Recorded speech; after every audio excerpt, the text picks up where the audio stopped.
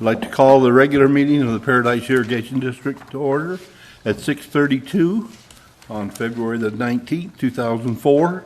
And would you please stand with me and salute the flag? I pledge allegiance to the flag of the United States of America and to the republic for which it stands, one nation, under God, indivisible, with liberty and justice for all.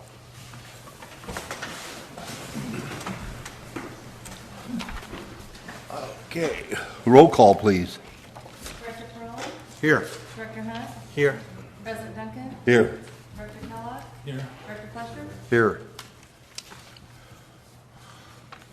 Okay. That's unanimous, right? Okay. Approval of the consent calendar. Is there anything on any on the consent calendar that you wish to discuss? So we will remove it from the calendar. It'll take me a minute to look at it. You? No. You? No. Doug? No. No. Page 18, Which It's- the reports? monthly, yeah, the monthly. Okay, we'll take B off of the consent agenda. Anything else?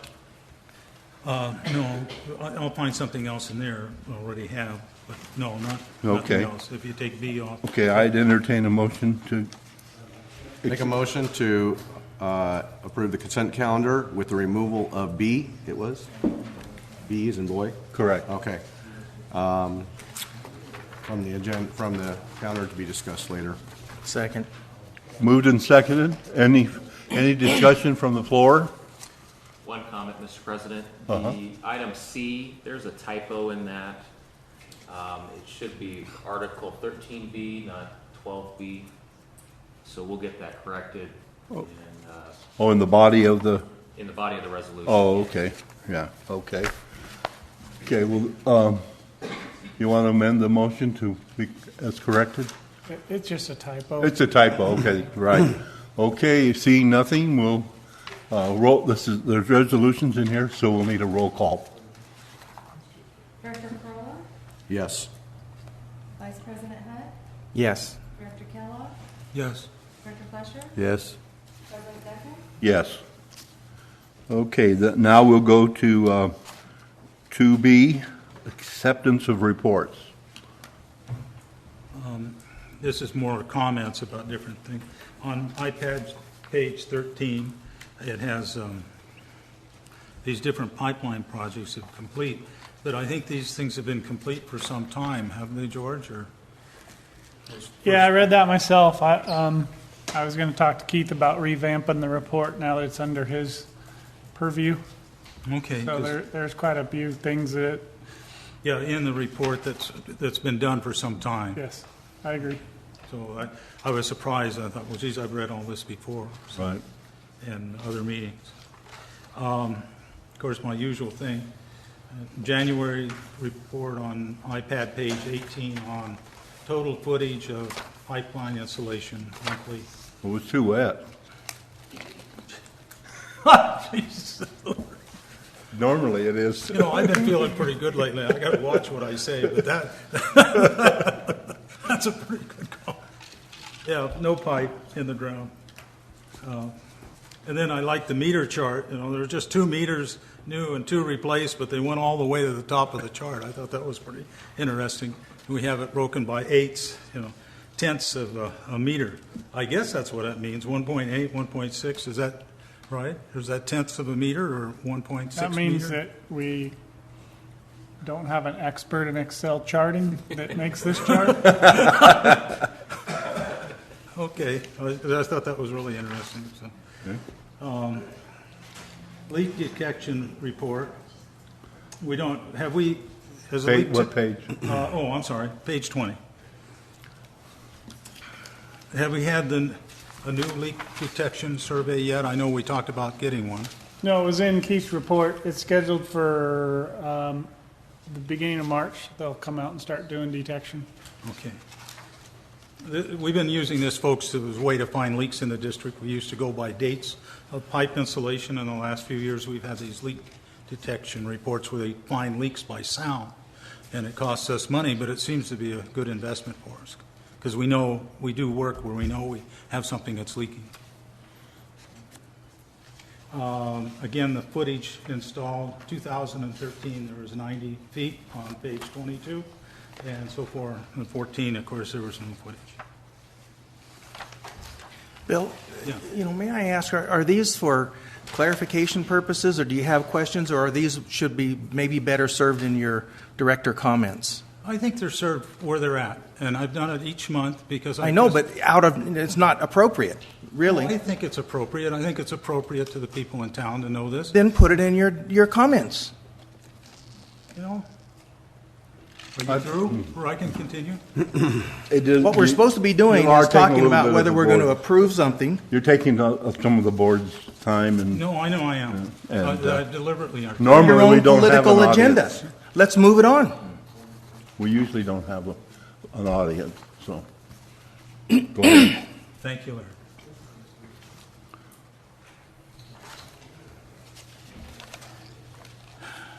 The budget on B Reservoir loan application, Page?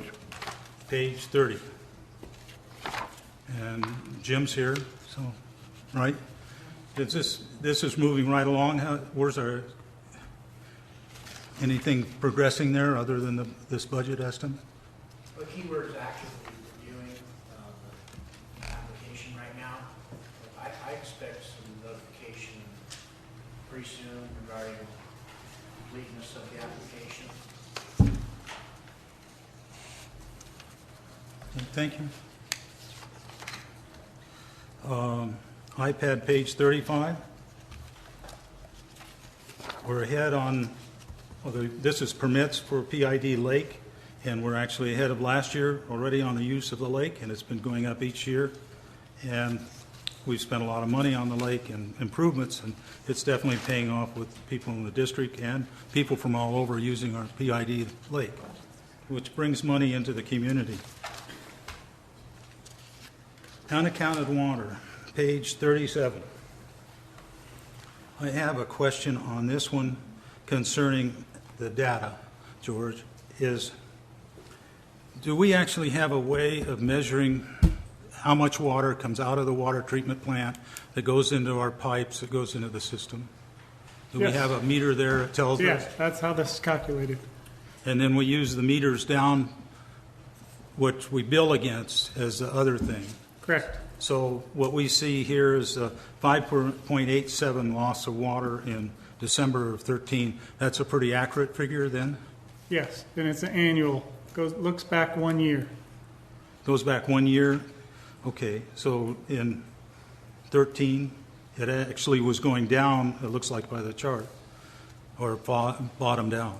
So, Yeah, and so that should be really good data because we're well into many years of the automated metering system being up and running, so the correlation's up to date.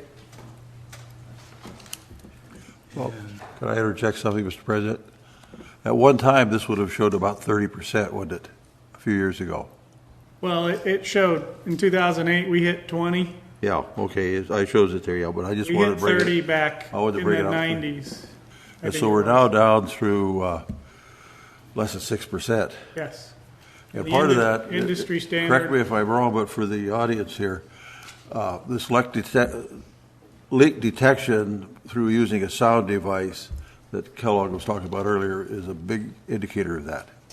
Yep, leak detection was a big part. The Billy Road pipeline replacement Yeah. was a big part, and our new meter reading system was a big part of that. So actually, 1/3 used to be, I remember when that was the case before I was on the board, 1/3 of the water that left the treatment plant never wound up in somebody's yard. We didn't get paid Accounted for it. for. We didn't get paid for it. They We may have did- got it, but they we may have never got it. got We didn't paid get paid for it. because the meters were off, too. Yeah, the meter well anyway is. no, I just want the audience and anybody else that's interested to know that we've been doing work to keep down the water loss in the system, and it's been working. This is not all critics. This is all part of informing other people. And so, the resolution, I'm done. Thank you. Okay. I'll entertain a motion. I move we approve 2B. I'll second that. Moved and seconded. Any further discussion? All those in favor say aye. Aye. Passes unanimous. Okay. Public participation. Individuals will be given an opportunity to address the board regarding matters not scheduled on the agenda, although the board cannot take action on any matter not on the agenda. Comments will be limited to 5 minutes per speaker. Opportunity for public comment on agenda items will be provided at the time they are discussed by the board, with comments limited to 5 minutes per agenda item. Is there anyone who'd like to speak? Okay, please go to the podium so that it'll be recorded. Give your name and address, please. Lauren Harvey, I just like to ask, there's a lot of people in the room tonight, if we could use the mics a little better so that the voice would come up. That's all I wanted to say. Thank you. Are you hearing me? I hope so. Well, I think you can hear Ken. I tried. Okay, anyone else?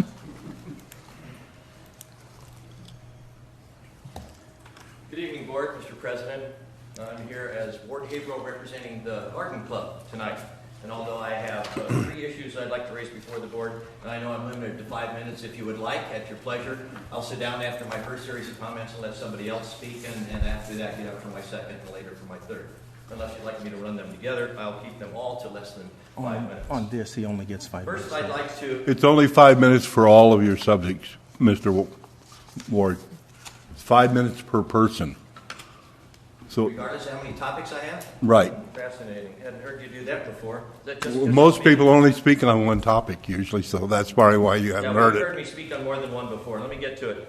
The Paradise Garden Club, for over 23 years, has annually conducted a garden tour for the benefit of the town of Paradise and the homeowners who display their 6 gardens. Unfortunately, this year we have a drought. As a garden club, we did not think it was fair to ask those 6 homeowners to properly maintain their yard through irrigation so that it would be beautiful and appropriate for us to have a tour. Therefore, we have suspended our tour for this year. Suspended. Next year, 2015, we will certainly have one, because there'll be plenty of water, right? This is a huge setback for our club. Every year, we use the funds that we earn through our garden tour to support the 5 $1,000 scholarships to students at Butte College horticulture program. So to not be able to do that is a big setback for us. However, we do have the weekend of the tour, June 7th and 8th, reserved at the Paradise Grange for a special event. And it will be called the Water-Wise Gardening Expo. And during that event, both of those days, we'll be partnering with other agencies, possibly PID, Fire Safe Council, the Excuse me. Extension, and others for information primarily about how to have a water-wise garden. It will be educational and include demonstrations. What's the date again? June 7 and 8. And- It will be on the Paradise Garden Club website as well as the Town of Paradise website. And where is it My at? second topic has to do with gray water, which I've raised as an issue here before, and could not get an endorsement from PID or the manager in reference to supporting or endorsing gray water for residential use. Last month it was told that it's up to the Town of Paradise to be able to approve that. I can tell you that the Town of Paradise is receiving numerous letters encouraging to do so. But I would also draw your attention to item 78 of your 101 list of conservation topics, which already suggests that you do in fact support gray water. Lastly, I'd like to address the issue regarding the letter that was submitted through the town and how we can get to the rest of the story, as Paul Harvey would say. And that has to do with my criticism of the Paradise Post, which apparently was misunderstood by some board members, and I don't know how you did that. Frankly, I'm a little concerned that you did that and didn't call me to get clarification. But here's the point. At the end of their article, had you read it carefully, you'd notice that the last item was a comment. That comma should have been a period, or it should have included what followed the comma. And what followed the comma in their draft was a resource reference to PID. I was here on a Tuesday for a meeting, right, and I brought this up. Wednesday, I was invited to the editorial board's regular weekly meeting to express my concerns on behalf of PID. So I represented PID there and said I was disappointed with the post. And they said PID's reference was in there. And I said, no, it wasn't. 4 editorial board members said PID's reference was in there. And I said, no, it wasn't. I took the paper out, I put it in front of them, and I said, show me. They looked at it and their jaws dropped. It was in the draft. It was not in what went to print. Now, Trevor knows I had a discussion with him about whether or not Rick would be here to answer on behalf of the Post. And guess what? News and editorials, they don't talk to each other. They're on 2 sides of the wall there. I got a very sincere apology from the managing editor, Rick Silva, to bring back to the board and to George that PID was left off from their original article on January 18th. So I'm bringing that back from the editorial board. But they also said they very much appreciated all the positive comments that was in my letter to the editor, which they printed, which apparently some people on the board thought was negative. I can't imagine how that happened. I received so much positive feedback on that, which I expressed in the previous meeting. Here's the thing. I'm a little disappointed if you thought there was something negative and you didn't call me. You're the most intelligent people running this organization. If you think there's somebody in the public saying something negative, the first thing you ought to do is get on the phone and call them and say, what's with this? So I'm a little disappointed in that. However, I do bring you that apology from the Paradise Post managing editor Rick Silva that they inadvertently dropped that off. They hope that that doesn't occur again, but things happen. Besides that, he'd asked if I would like to write an editor for the day column emphasizing the positive things that PID has done, and I said, yes, I would. And I have engaged a proofreader to follow up on what I'm going to include in that article, and he said he would do that. So here's the thing. I've already said a lot of positive things. I say them a lot of time around the community about what PID does. I can't imagine how anybody on this board would think I have anything negative to say. You've heard me stand here and sit in committee meetings and say lots of positive things about what's going on here. Somebody's got a backwards mentality to think that I'm doing something negative. That's the end of what I have to say to them. Okay, anyone else?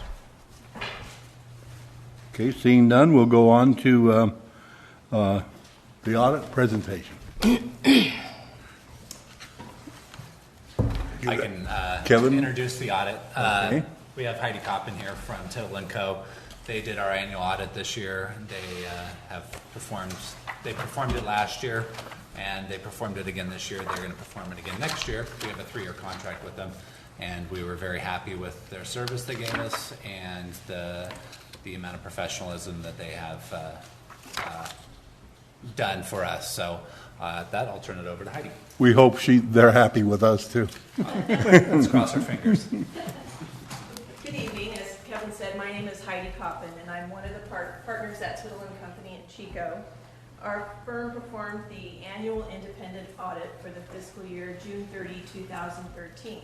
At first, I would like to say it's been a pleasure working with the staff and that Kevin Phillips did an excellent job of putting information together that we need for the audit. It's quite an extensive list of items that we go through and a lot of work on his part.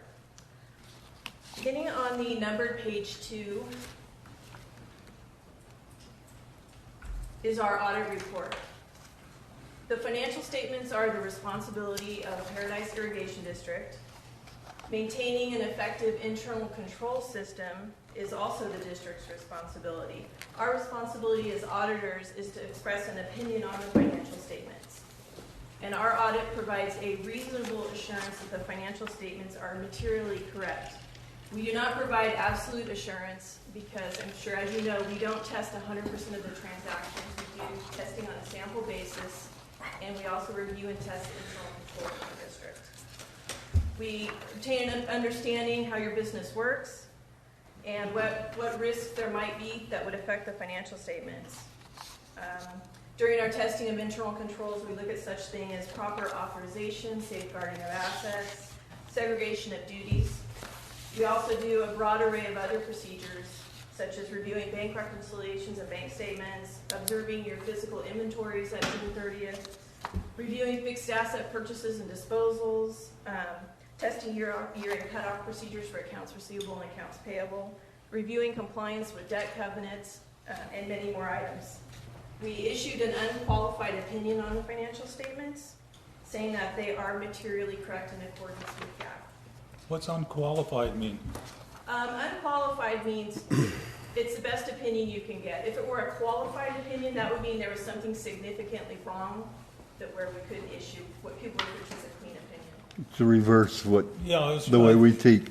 Somebody like me that might think the other ways. And also, we did not find any deficiencies in the internal control system. Tonight, I just wanted to take a couple minutes and talk a little bit more about internal controls and what the board's responsibilities are, since these are so important and something that we really focus on during our audit. Internal controls are activities or procedures that are designed to provide assurance that the operations are going as planned. Properly designed controls can reduce the likelihood of fraud or errors occurring and remaining undetected. The external auditors, such as Tittle and Company, we are not responsible for the internal controls. We do not design the internal controls. That is what the district's responsibility is. We do evaluate what the controls are, and if we see deficiencies in those, we will point them out. And we also test them to make sure they're operating effectively. Management, including the board, is responsible for making sure that those controls are in place. The board's responsibility for those internal controls is primarily oversight, authorization, and leadership. Generally, the board does not design the internal controls. That's management's job. The board relies on management to create those policies, to make sure the assets are safeguarded and the procedures are effective. The board does set the tone at the top, so it's important that management and the board work together to create the framework of the internal controls and that they're working well together. Internal controls do have limitations. They don't provide absolute assurance that something isn't going to slip through, but they will provide reasonable assurance that there won't be any errors, frauds, or operating inefficiencies. And again, for the board, it's really the tone at the top regarding those internal controls that will help them be successful. So hopefully that helps to kind of point out that it is management's responsibility to come up with the controls and the processes, and it's the board's responsibility to oversee those and make sure that risks are being identified and addressed. Do you have any suggestions on why improving what we do? No, as I said, we did not identify any deficiencies in internal controls or any recommendations. And I think with Kevin's background, he's, having been in public accounting, well aware of internal controls and the key ones. And we do sit down and go through all of those with management and Kevin, and if we found anything that we felt like needed to be improved on, we would point that out in the report. And we found nothing that we Thank you. think is lacking.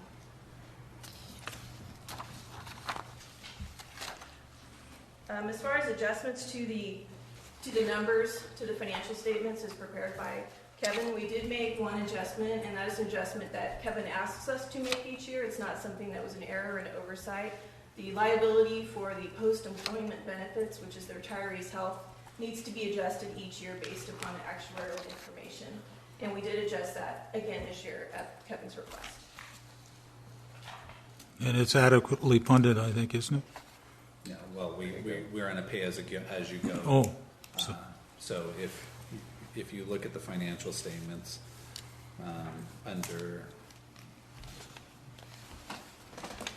our current liability for that is on iPad page 69, page 9 of the report, and it is currently $389,964. $1,000. You use an actuary table and We use an actuarial calculation? that comes up with. I noticed the first time they did it, they had the board of directors on there. Right, And we shouldn't be on there. That was a kind of a flyby. Okay. The site type of calculation, and we've had them do a more in-depth calculation in the last one. And again, they'll be doing a new calculation this coming fiscal year to update all of the information associated with the district. All right, that's all I had for you tonight. Now I may answer any questions. Anybody else? Any questions? No? I'd entertain a motion. I move that we approve the auditor's report. I'll second. Okay, it's been moved and seconded that we approve the audit report. Any discussion from the audience? None? Any discussion from the board? All those in favor say aye. Aye. Aye. Unanimous. Okay, now, George, you're going to give us, talk to us a little bit about the, Nope, first we have an investment update. oh, yeah, right, okay, yeah. Trying to jump ahead. Are you plugging in, Dan? Right.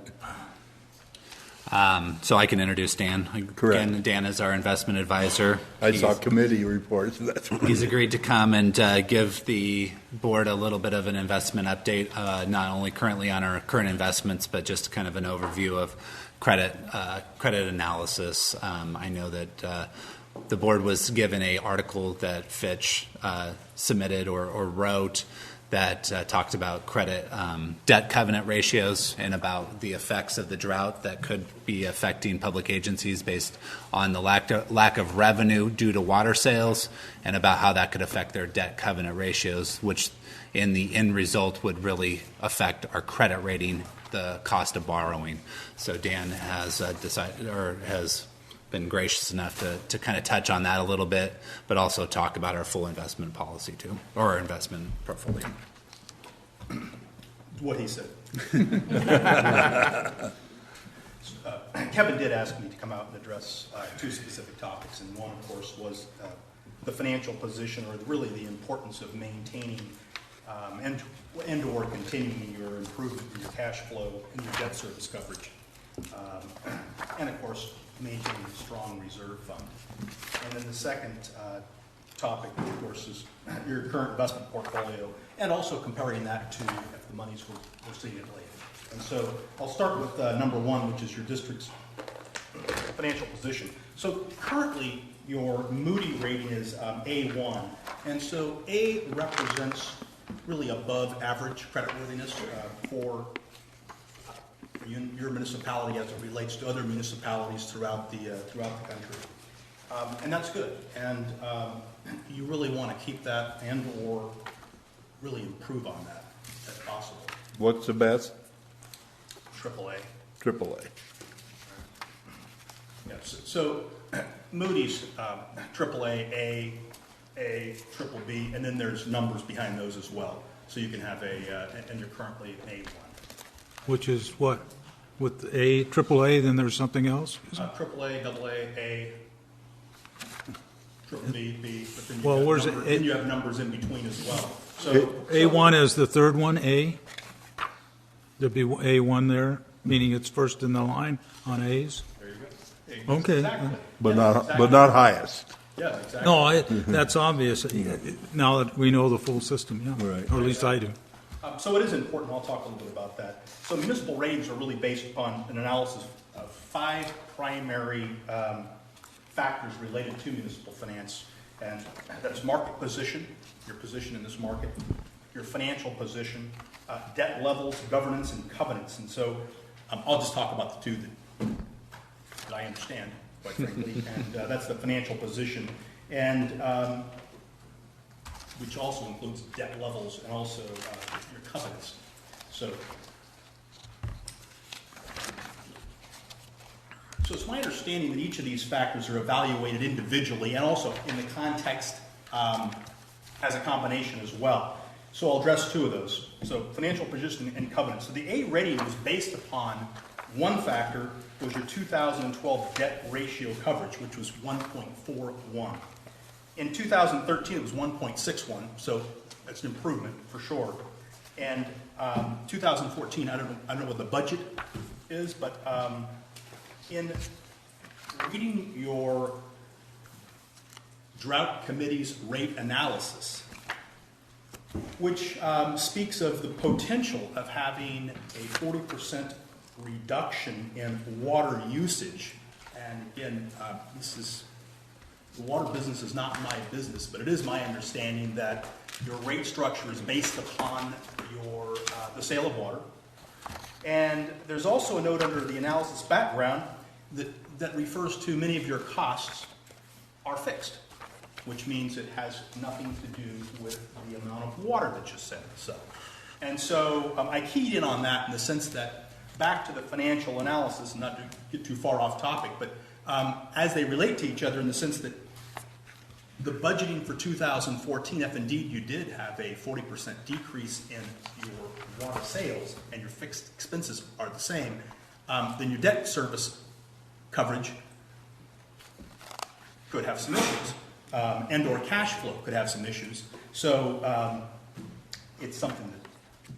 If we don't address that. Yes, exactly. So maintaining a strong cash flow and healthy reserves is really serves your customers, your water-based customers.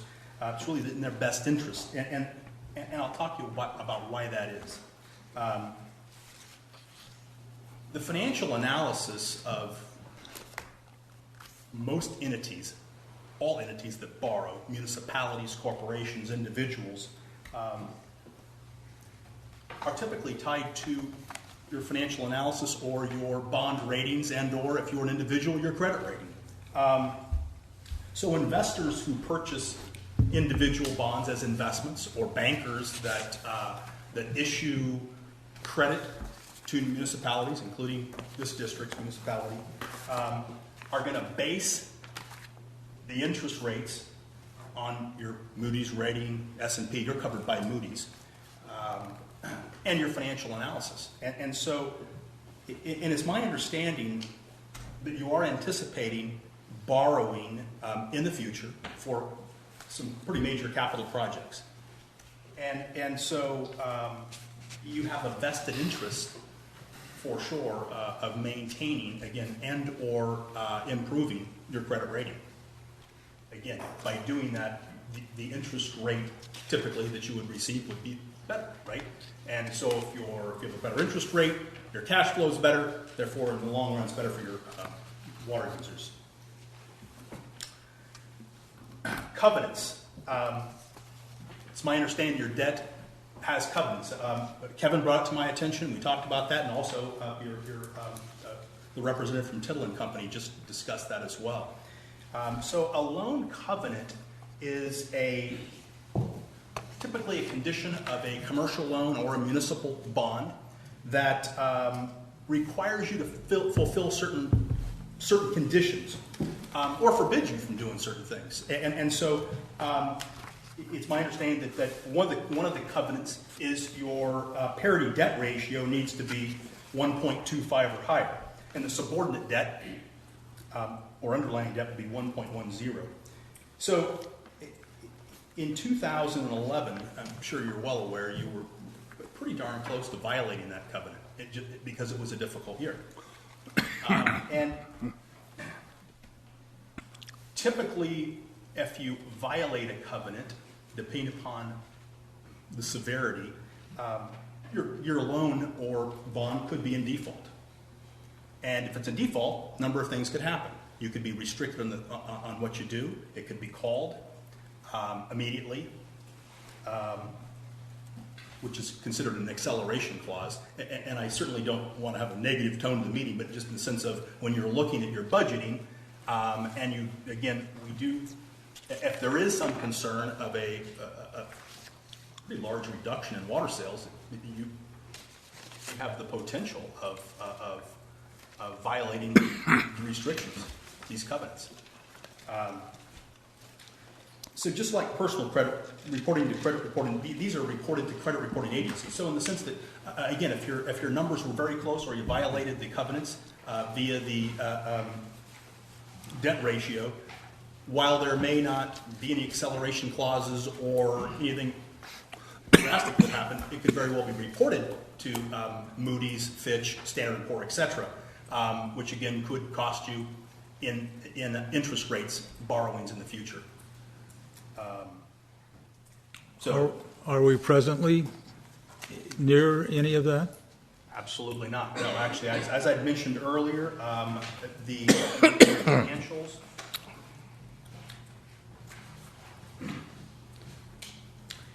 2013, your parity was 2.13, and your aggregate debt coverage was 1.61. And again, it was just really born from a conversation that I had with Kevin to speak on this topic, in the sense that, and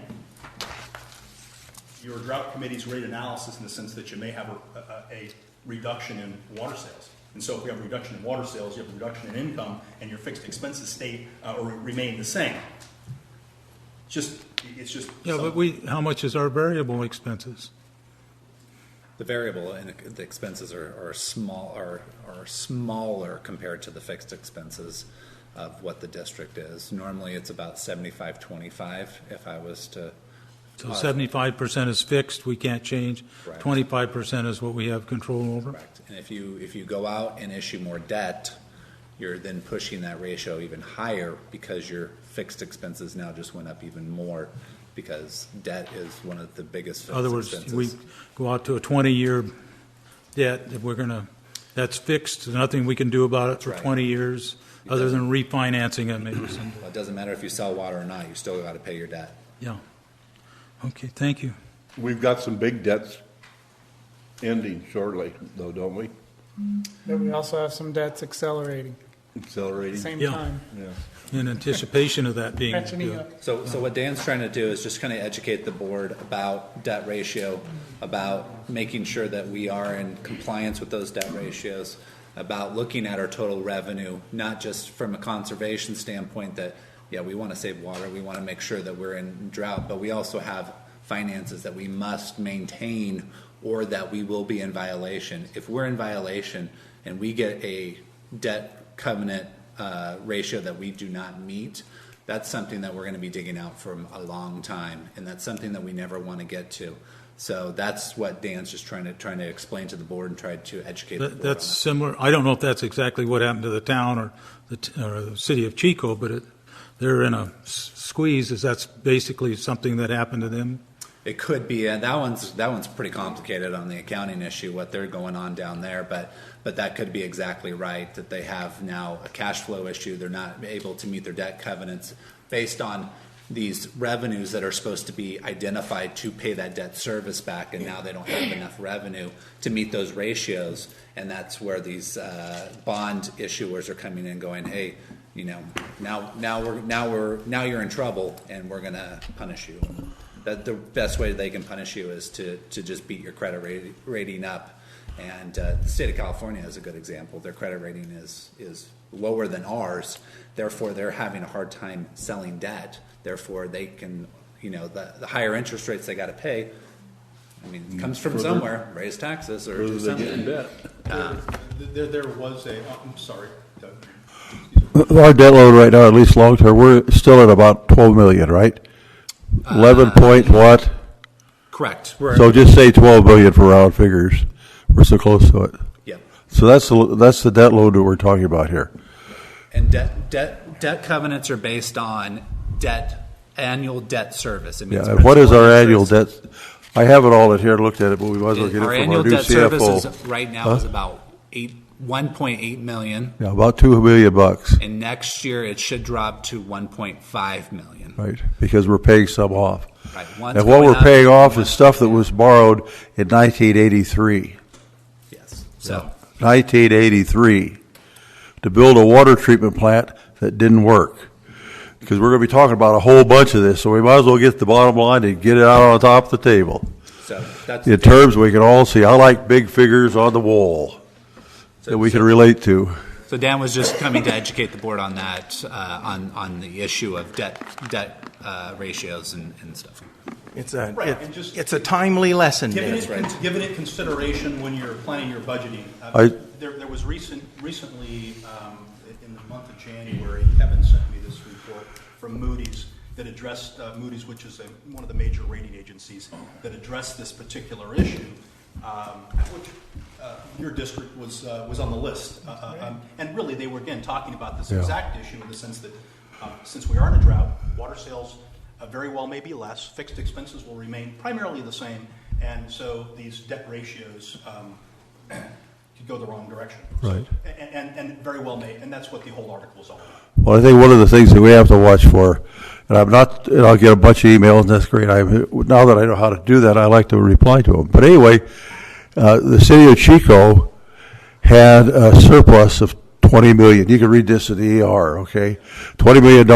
And I was doing a little project down there or two, and it's amazing how fast that surplus, if you don't have money coming in to replenish it, can be gone. And that's what basically happened to them. And then when they woke up to it, just like a lot of us have, when we had our money stuffed full, our pockets full, and all of a sudden, my God, there's nothing left in there. That's what happened to them. I think that's a very good point in the sense that it makes sense to have a healthy reserve. For Yes. many reasons. You need a certain. Particularly, going into a drought that we've got. So the second item that was that Kevin asked me to talk about was the current investment portfolio, and maybe again how it relates to if the monies were sitting in a LAIF account. Does everybody know what LAIF is? What was it? LAIF. Do you know what LAIF is?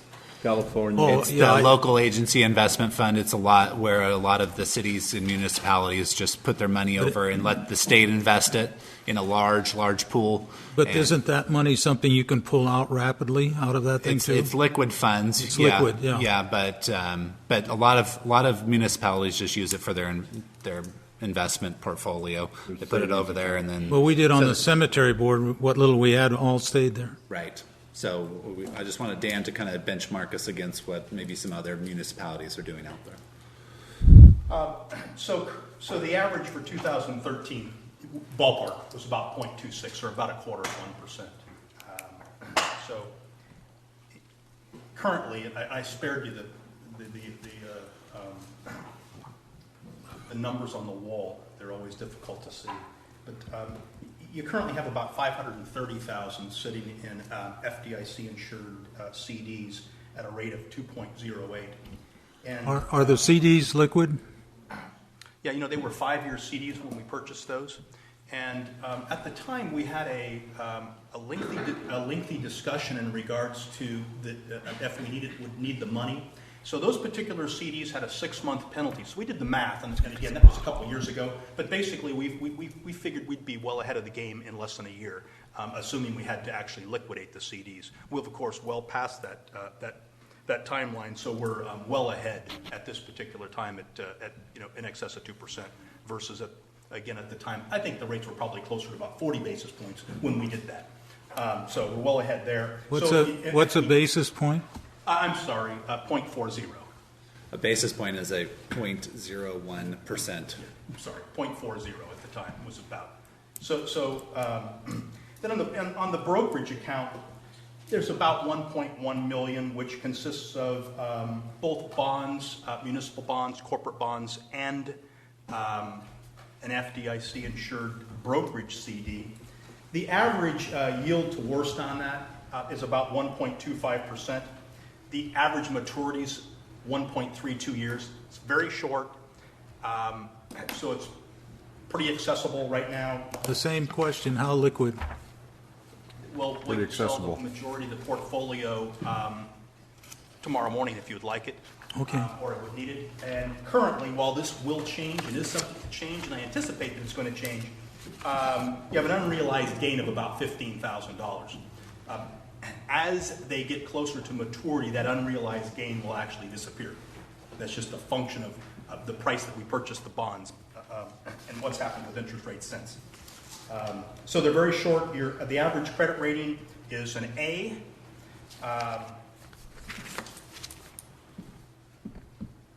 The cash flow on $1 million is about $31,000. But again, the effective yield to worst, which is yield to 1.25. So it's significantly ahead of the game for your surplus funds. And again, this represents about 1/3 of the total surplus funds. The remaining monies are they? The remaining monies are with we have $270,000 with Umpqua Bank that is based on 10 basis points or 0.1% more than what LAIF pays on a monthly basis. We have Rabobank. We have about $1.2 million with them, and again, that's earmarked at 1.1% more than what LAIF pays on a monthly basis. Those are all collateralized up to 110%, so they're all fully collateralized by securities that each one of those banks holds that sets it aside. And then we actually are carrying about $600,000 with Tri-Counties Bank in our just general checking account because we get credits back against our bank fees, and those credits are about 0.4%, so they're actually paying more than a lot of the investment accounts out there. So it makes sense to just kind of leave a high balance in there and kind of generate those credits because it's coming out of our bank account one way or another. So, Can I correct you, Dan? Whoops. They're reserve funds, not surplus funds. Thank you. So that's the end of my report. Unless someone has some questions. What Kevin just mentioned, how are we protected on that money in tri-counties? I know accounts are insured up to 100,000. yeah, Tri-Counties also collateralizes our balances with bonds or securities that they hold at the bank. Because we're a governmental account, they must collateralize our balances up to 110% of our balances. Oh, that's what you meant when you said it was collateralized on it. So we're protected on that 600,000 to 660,000. Correct. Okay, So I thank think you. the way it works, maybe Dan can explain this better, but if the bank failed, you could go acquire those securities in lieu of your money. Technically, Yes. No, it would technically, be quite a bit, but obviously it'd be quite a mess. But yes, exactly. Well, it would go That's the whole into, I mean, it would be a mess, but of course it would. we're all secure, then all of a sudden you said technically. well, what would happen is it would go into FDIC receivership, and then we would go negotiate with the FDIC to get our collateral securities. That is correct. Would our collateral still be 110%? Well, you'd Well, receive- we'd get 100% of our balances back, but they want that buffer in there for market variations. I understand. You'd only get what your deposit was. Yeah, right. Well, that's what I meant. You don't make Whatever the money. deposit was. Be to your advantage. We would be eligible for 110% of our deposits. You'd be eligible for 100% of your No, deposit. just They're backed 100%. by 110% collateralized. I understand. That's the reason for that. It's overprotected, but we don't get more. Yeah. I mean, I just. Well, if we go to the mat, Be we something might. you could, if there was an insolvency of a bank, you wouldn't be able to call them up the next morning and have them write you a check. I mean, but that's. Oh, we wouldn't take a check from them. Well, of course you wouldn't. That's exactly right. Yes. But the whole point of having collateralized deposits is in the event of that unlikely event. So there you go.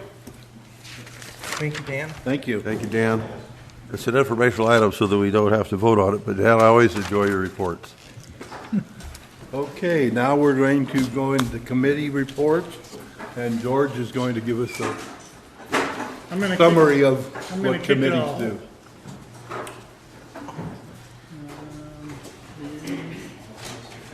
Boys are here long enough.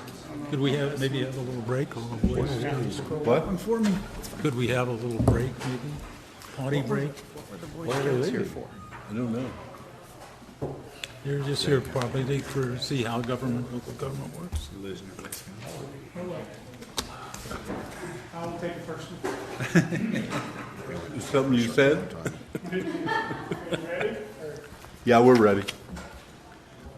Okay, first we hadn't had an opportunity to kind of wrap up all of our drought efforts to this point, and it's happening in different areas of the district, not only staff working on it. So I wanted to kind of go over so the board can have a full understanding of how we're attacking this. So in our conservation committee, they've been very busy working on our landscape workshop coming up within the month, but the first topic they'll attack in March is going to be focused on drought, primarily. So what we're looking the Conservation Committee to do is provide the customer relations consultant with some water-saving tips and ideas for use in our messaging materials. That's one task we'll want them to help work on. They're going to evaluate and provide recommendations to the board on water-saving devices that will come to the full board to determine if you want to provide free or at district cost, shower heads, what's a good one, different types of devices that I'm hoping they'll come with lots of ideas, and maybe we can have something available for our customers so they know right where find it. We don't have to just kind of point them around, you know, like shower heads, there's a lot of them out there now with a switch right on them. So if you get into a point where you want to rinse off and stop it while you soak up and then rinse off again, the valve's right there, your hot and cold settings are already set, and that's one example. Then they're gonna work on developing recommendations for mandatory water restrictions.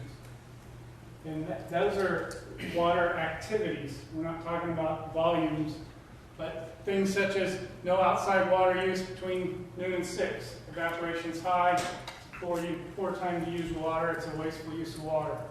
No use of water on any outdoor hard surface. We don't have the water available for washing down driveways, houses, and they'll work on some exceptions to those rules that may be applicable. Moratorium on washing of vehicles may be something we'll discuss and consider. And even odd and even day outdoor watering restrictions. Just a sample of things that they are going to talk about and present to the board as what they consider effective mandated watering restrictions. Customer Relations Committee has already started, and they're going to be developing our communication with our customers. We're hearing a lot from our customers. They want to know what's going on. They want to know what they can do to help, those kind of things. And we're developing those messages, and they will continue to work on those. We are looking at conservation message signs and bumper stickers for our customers' use. Example is something they could stick in their yard. If they want to let their yard go, you know, they can maybe have a part in our front yard, we're doing our part to save water, something like that. We're trying to develop a community-wide effort that we come together and attack this problem as a community, and as I'll talk about later, getting away from the 2 units out of this guy and 3 units out of that. We want to let people know we're all in this together, and we all want to join together to solve our issue. We're also looking at, and it was on the consent calendar, the funding for that, a special drought mailer. Every year we've been sending out an OR quality report. It'd be similar in that format. We try to give the public special information package over and above our bill inserts that tells them what our situation is. All of these things we've been working on, help them learn a little more about the situation.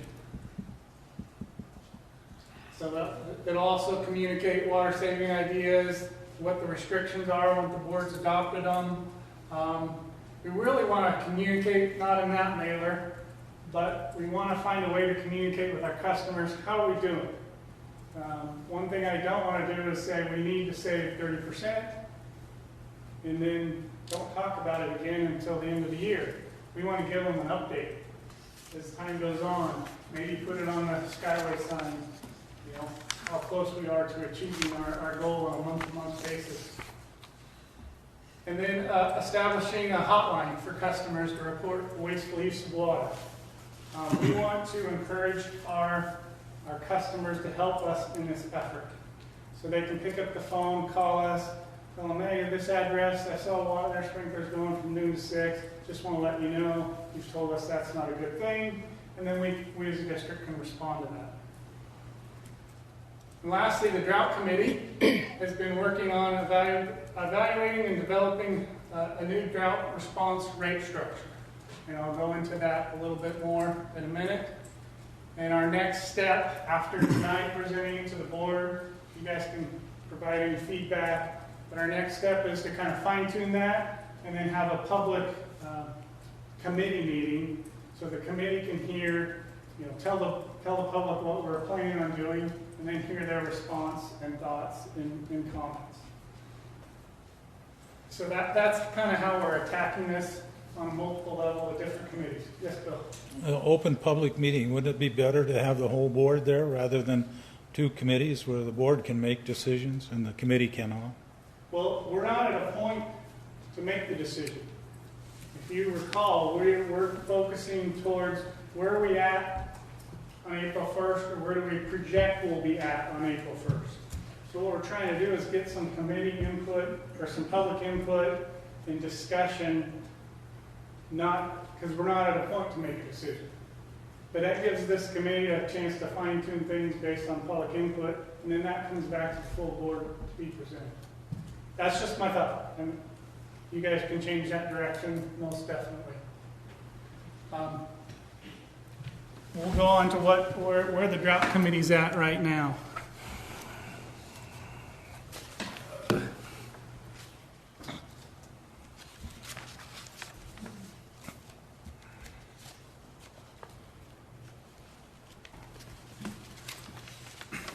Okay, this is a lot of text, and I'll talk a little bit about it.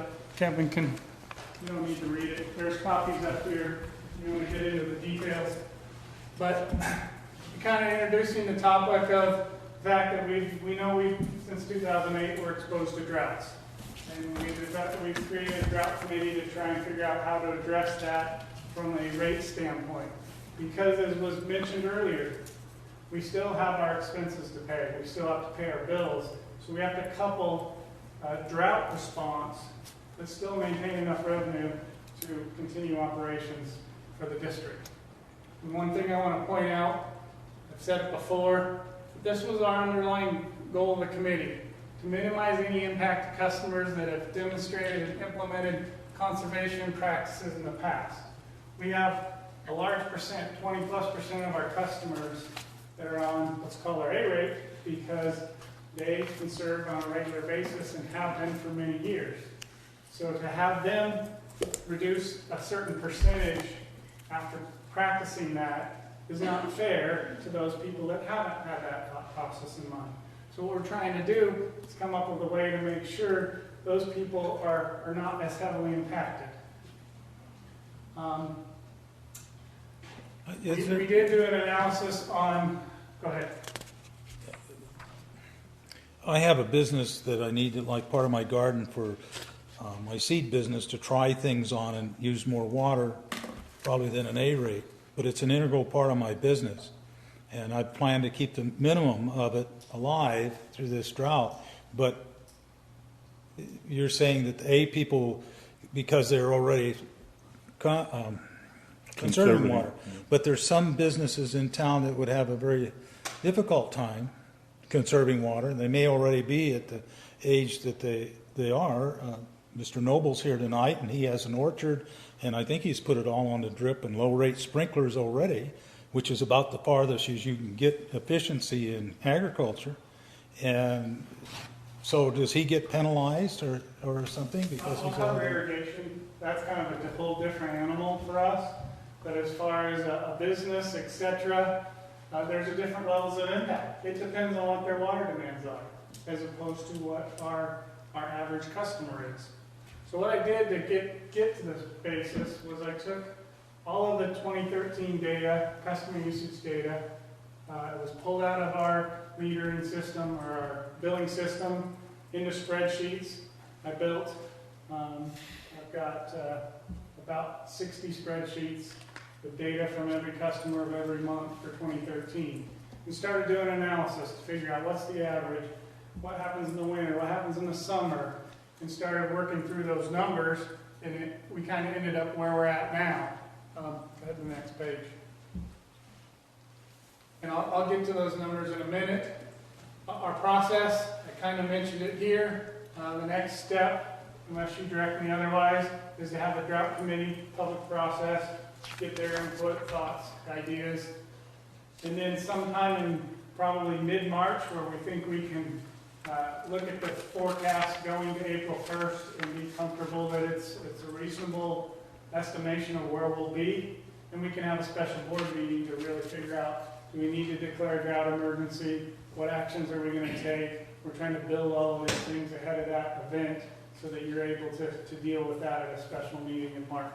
The rate increase that you referred to, what I got this afternoon. I should call it. Pardon? Should call a rate change. Well, I guess you're right. Some people get, from what I could gather on it real quick, was some people get a discount and other people get higher bills. But to me, it's a rate change, I guess. Okay. But that won't come to the board until April? March. Mid-March. March, yes. In a special Mid-March, it will meeting. come to the board. Yes. It can come earlier in March too. No, I'd rather it came later, actually. Oh, no, we got to do it by April 1. Yeah, I understand. So we got to do it in March, Why do we have to do it by April 1? because that's when we decide what the, That's what we've historically shown, that we can't count on precipitation after April 1st. So in our urban water management plans we've adopted over the last 15 years, that's what we've found to establish. That's the date we need to look at. So that's kind of the process. One of the things we realized in evaluating all this data is, and we knew it intuitively before, that our revenue stream is heavily weighted on service charge revenue. So no matter whether you use 1 drop or 1,000,000 drops, you pay your monthly service charge. And about 70% of our revenue stream came from that service charge, and only 30% was based on the consumption of the customer. Oops. So what that means is there's not a lot of financial incentive for our customers to make conservation efforts daily, much less in a drought, because they can save a considerable amount of water, and their water bill doesn't really go down. So that's one of the things we found. Let's just flip to the rate sheet. So it's hard to see on the board, and like I said, there's papers here that show it. Back up one. You can see these are our main customers. The largest majority of our customers are right here, RA and RB rates.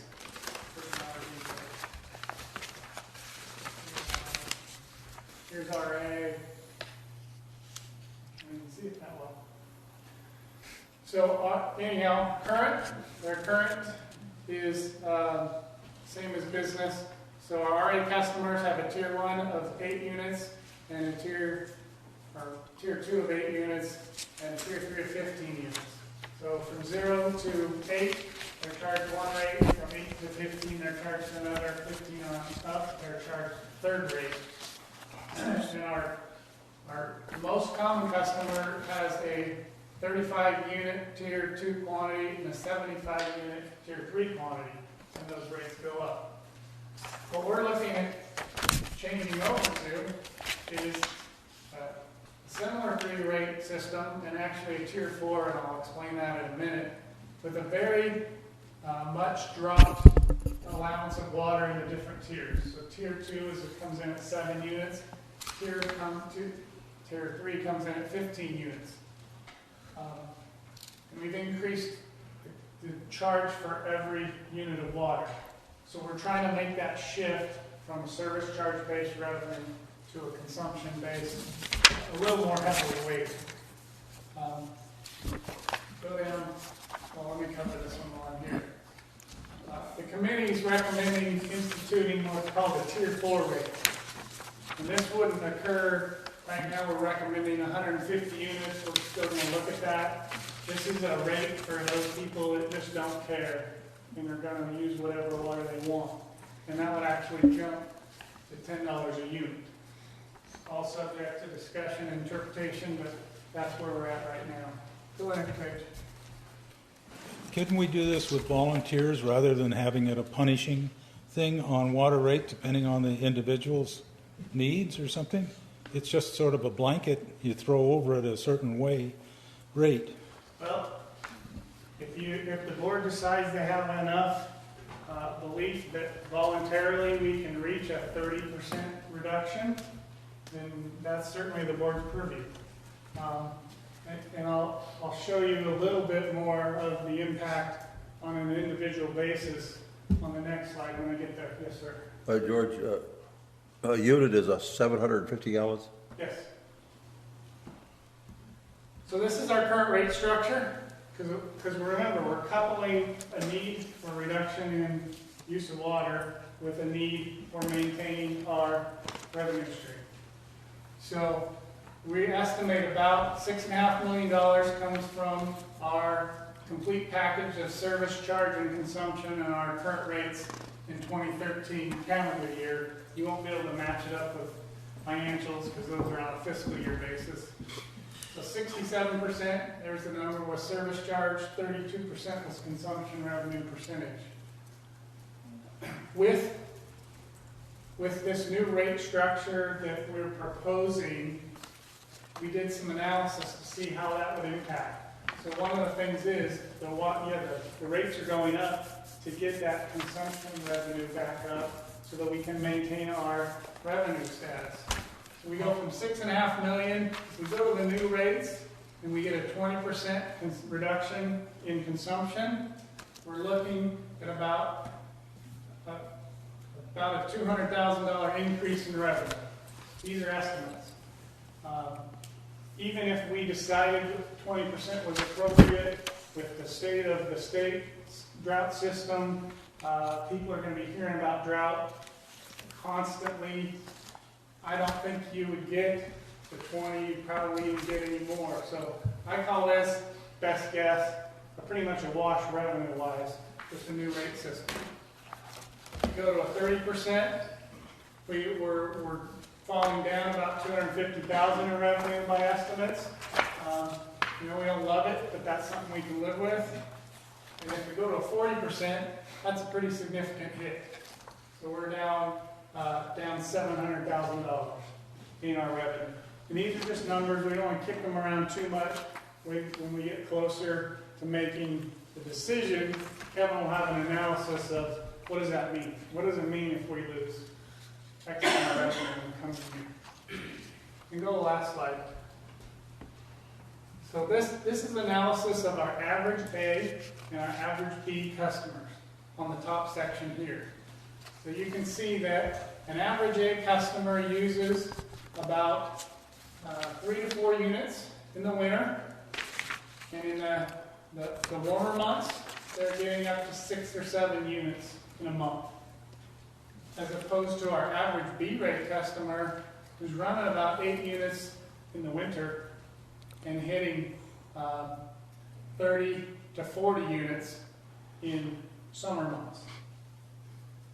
But if you look at that average customer with this new proposed rate structure, on an annual basis, they're going from a $625 bill to the proposed rate of $650 for an entire year for that average B-rate customer. So the benefit is they have the ability to get that back down to $625 by making conservation efforts. Conservation is not factored in here at all. So your average residential customer can make some adjustments, and even though their per unit charge goes up, they're going to be able to save some money or be flat. And that is because part of the proposal is to change the service charge from $30.37 a month down to $22.95 a month for our residential B customers. So what we're doing is we're giving some fixed money back, we're increasing the rates on the consumption because we want to give them that incentive to make those changes in their water use habits. It may pay for them to go out and buy a brand new timer that has better controls and maybe has some soil sensors that puts the right amount of water on. So getting the rates so that they get a payback when they make a conservation effort is all part of this process. So that's where we're at, and I'll answer any questions. Our rates are those, it doesn't have a page number, drought committee rate analysis, but you have R1 to 12? Yeah, 12. What are those rates on? Those are the residential. Huh? Those are the residential irrigation one. Residential A, these are business. 1, 2, 3, 4, 5, 6. Those are businesses with larger and larger meters. This is local agencies with larger and larger meters. These are irrigation rates with larger and larger meters. So the larger meter you have, the higher service charge you pay. But in actuality, the way this is structured, they're all equivalent. Because if you have a larger meter, your service charge, and it provides twice as much capacity as a residential meter, then your service charge will be twice as much as the residential service charge. So they're all equivalent. And Okay. their tiers quantities go up equivalently. sorry to ask all these questions, but I didn't get this till 3 o'clock this afternoon and haven't had a chance to really look at it at all. When I was on the cemetery board, we put a well in because PID had raised the rates almost double. It wasn't anything like this. And it actually paid for the well in 3 years. Now, as far as I understand, there's no restrictions in this town if you want to drill a well. In other words, whether you get water or not, but you can drill your own well. There are some The restrictions. biggest restriction in drilling a well is you need a radius around that well that has no septic fields or no proposed septic fields. So the number of parcels in our town that have a big enough parcel to be able to drill a well is not very high. Plus, you can't be near a live stream. Don't you have, There's lots of other lots of other restrictions. That's the most restrictive is septic fields in the town. This is a We live, drilled the well near a live stream, and the live stream occasionally in the summer turned a wee bit yellow, and we put a sanitary seal around it for about 30 feet to make sure it didn't come over, but nobody got after us for it. So. Other questions? Like I said, this is just information I own. Yeah, I think we should make clear that at the bottom there, the committee talked about residential irrigation, and that was in these drought times. We only have, 8 people that are on those, that special category that we have in place, and we're saying just eliminate it. What category is that? That's the people who had less than 2 acres, or right at 2 acres or larger, under irrigation. With the residents. With the residents on it. No, I wouldn't want to get rid of that because I hope to get it for people to help them. But I would hope that under conservation, the people are telling me they're already conserving water, besides collecting rainwater and doing all sorts of different things in the district. That reminds me of an important message we need to get out to the public based on some comments that I've heard. This is our first shot, and we want to go after it as a community-wide effort. Now, we're going to monitor how we're doing as a community, so if we're not reaching those goals, this board may have to take further actions and start doing more of a percentage per customer reduction. But I want to let people know, if we ever contemplate that, it'll be based on the consumption of 2013. So there's some people that are trying to use more water right now, so they'll have a bigger allotment if they get cut back. That's not going to work because we're going to base it off of their 2013. Well, I know they're selling a lot of water storage tanks. I know Tractor Supply is, and they're going everywhere. But,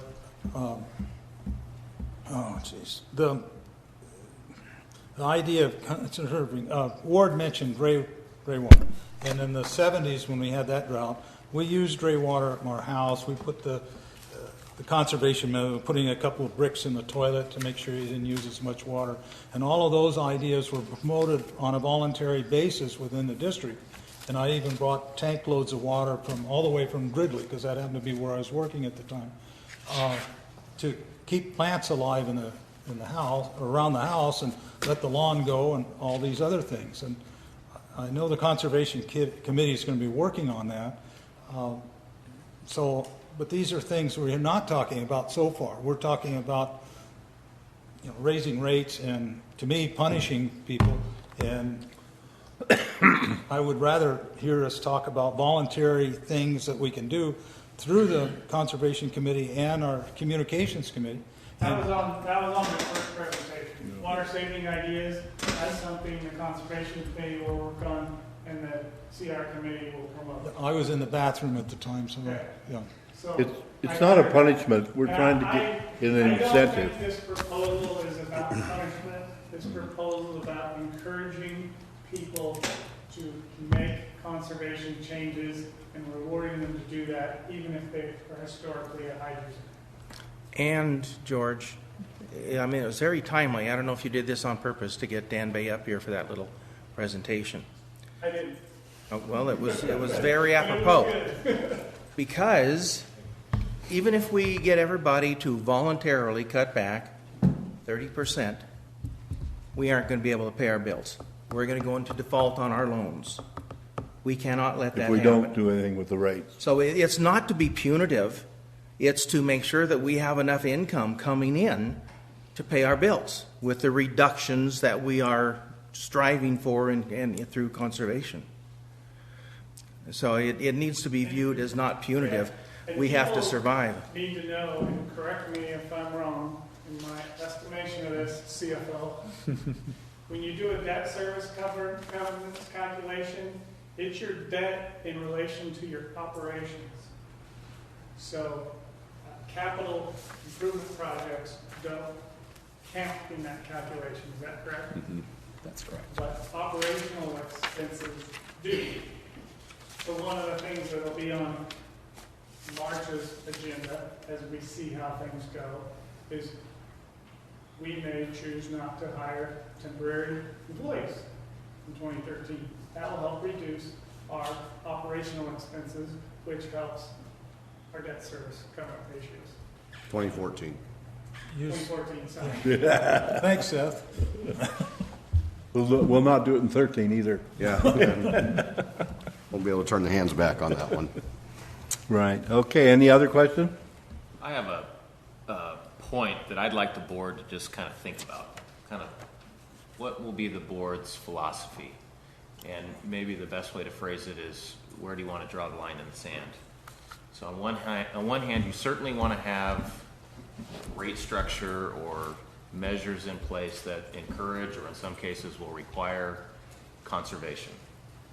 And in a year like this, where you've got the potential, there's a statewide drought emergency already declared by the governor, we've got the potential for a local drought emergency, that's certainly something that is going to have to be done.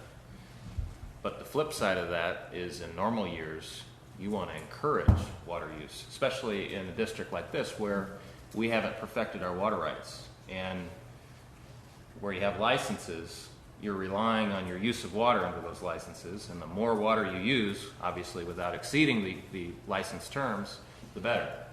So on one hand, conservation; on the other hand, in non-drought years, you want to encourage the use of your water supply to firm up your water right for future years. And that's something that would benefit Paradise, hopefully next year, 20 years, and 50 years, and so on down the road. Yeah, and there is water code provisions for counting conservation as use, but as we found in our interaction with the Water Rights Board, it's not a science. Yeah. And getting them to buy into that and buy into a number has been an uphill battle and probably will be until we get it resolved. Will this proposed rate structure be a temporary thing during drought year? And then if we have I think we're that's flush with water? What Dustin is pointing out, it might not. What I would recommend is the drought declaration, emergency declaration, and implementing these drought rates. But going forward, we're going to have a similar structure, but we're going to have a relief on the Quantities, exactly. So that Yes. they're not as restrictive as they are in During a this. drought year. Exactly. Okay. If I was to Something interpret, I didn't cover, when I talked about the mandatory practices that need to stop the noon 6 watering, I would be recommending that we more strongly implement. In the past, we've had wide water use regulations that allowed for 2 times the consumption charge at the Tier 3 rate. So that's something that the board will have to decide. Do we do this for all of these? So basically, if somebody's washing their driveway, they get a warning, and they ignore you, and they do it again, and they get a warning, well, the third time, or whatever you set as policy, then they get a notice. Okay, all of your May consumption is going to be billed at Tier 3 rates because you ignored our mandatory restrictions. So that'll be a big part of reaching our goals. Okay. I was getting, on Dustin's comments, doing a little bit of reading on it, well, let's say we start using water wisely, which we certainly want to do, even if the lake's spilling. But all of a sudden, instead of 7,000 acre feet a year, we start traditionally using, just pulling figure, 5,000 acre feet. And we have a pattern of that. Pretty soon, when we're going after these water rights and all of this stuff, all they could say, well, you don't need 7,000 anymore, you're using 5. So right off the top, no matter how highfalutin people we hire and pay them an astronomical amount of money, which is in the budget here, they'd say, you get 5,000 acre feet. Oh, I think they would take a drought into. No, I'm talking about consideration. on a permanent fashion. Right. Forget the drought. The reservoirs spill in, and all of a sudden we start, which is wise water use, right? But instead of using 7,000 acre feet, we start using 5 religiously. Am I making sense now? Yeah, I don't think it'll happen. No, I don't think so either, but that's what he's alluding to. Right. That's what you're alluding to, Dustin. That's why we want, with this is probably But going he to also be prefaces temporary. he prefaces remarks saying, and other people out here that won't agree with it, that when we have plenty of water, we want people to use it. That's what you were saying, right, Dustin? Right, yeah. Yeah, see? Within reason, I mean. Within reason, You don't yeah. want people I'm not talking wasting about water. washing the streets down or all of that, but Well, in what little I read about this, it said temporary that might become permanent. Part of it might become permanent, but not necessarily. See, I don't think it all structure, will. the structure, but We're the into quantities. committee reporting, aren't we? Yeah. Then maybe we shouldn't be discussing Defer all this these con- details yes. until we get to those topics. And the committee's getting feedback from the board, which will help them kind of. Oh, yeah, figure out where they definitely. wanna go. We just simply haven't, at least I didn't get this until this afternoon. Right. And None of us did. said, well, geez, my idea was we ought to put this on for, call a special meeting to go through this because it's so involved. But since it's on the agenda, it's here, as far as I'm concerned, I have to ask all these questions and some of them are going to be rather dumb. But Well, this is otherwise, just- I don't know. This is just committee report, so we're not going to make any decision now. Okay. You'll have plenty of time when we make a decision. Okay, so this is just for information. Information Information only. only. Okay, I'm through. Well, last thing I should say is when we start talking about going to license on our oldest water rights permit, that's one of the benefits. 'Cause once you go to license, you lock those numbers in. Don't have to worry about it, right? Okay, the next committee report is Butte Local Agency Formation, and that's me. We met on the 6th of February, and we immediately went into closed session and considering litigation, and on a 3-2 vote, we decided not to do anything, so there was nothing to report. And the reason, we usually have 7 people, but there were only 5 there. So that happened. So then we came out and we had another public hearing for the city of Chico, the Stewart Avenue annexation, which is, let's see, it was just one piece of property, which we approved. And then we appointed a budget committee, of which I'm on. And we're meeting the 28th of February. And then we're accepting a final report for Chapman, Mulberry, and Stewart Avenues annexation study. And we're moving forward with, they're an island, and we're moving forward to see if we can get them annexed. But if they don't want to do it, they still can stop us. We can't do it without their approval. And that was basically it for there. Then the next day I had my Cal-LAFCO meeting, which is the California of LAFCOs. And they raised rates for Cal-LAFCO 1.5%. And Butte got a great big $35 per year increase, so it wasn't much money. And I think last year when they raised the rate, our rate went down because it's based on our revenue. So if our revenue goes down, then our dues go down. I like that. So that was my LAFCO. Okay, the next report is water conservation, Chairperson Fletcher. yes. George, do you have this on your computer? So people can see this. Maybe. Well, while he's trying to bring it up, we are actually in our second year of functioning as a conservation committee, and we're putting on the 27th of this month, which is next week, a pretty large landscape irrigation workshop, and if you can bring it up, you can see a better picture of it. And it's interesting, it's one that we planned. I don't have it on here. Well, anyway, when the lake was still working. And what it is for our larger users, is what it says here, for landscape professionals. And we've included in this particular workshop our larger users like the school district, FRH, that's for the River Hospital. We'll be going over there, can't believe. Well, anyway, finally got an acronym in front of it. Parks and Rec and the Cemetery District. And then our larger landscaper professionals. And as I said when we first started talking about this, and Jim over here, Noble, and we've got a really great program put together, working on it quite extensively. And we've got Michael Speece, who's on our committee, is going to be putting a workshop on in a simple guide to sprinkler auditing and conservation watering.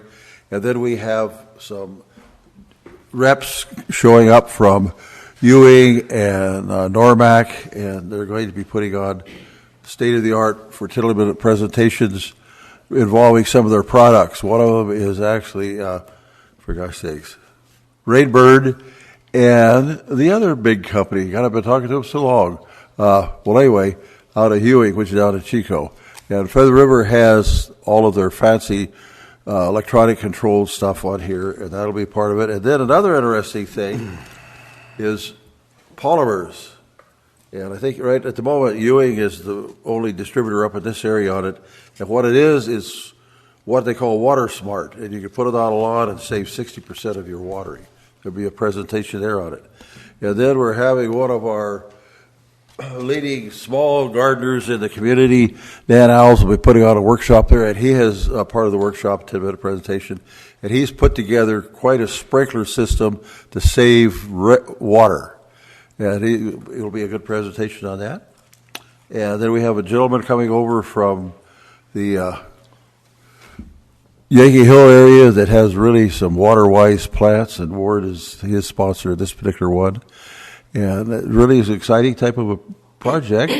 And we didn't figure that we would be in a drought, other than George and I always agree we're in a drought, but the reservoir was spilling when we put this on. That's why we zeroed this first time on our larger users, because of the fact that we could make an impress there. And Hunter is the company I'm talking about. Do you use Hunter products, Jim, and some of your timing devices, all this? Well, there's a lot of stuff to be learned that's going to come out of this on the 27th, right here in this room. There really will be. And it's amazing, since I've been working on this, I'm finding all kinds of stuff out. And the industry is changing constantly. And the people that we're having to come up here are leaders of the state on this particular one here.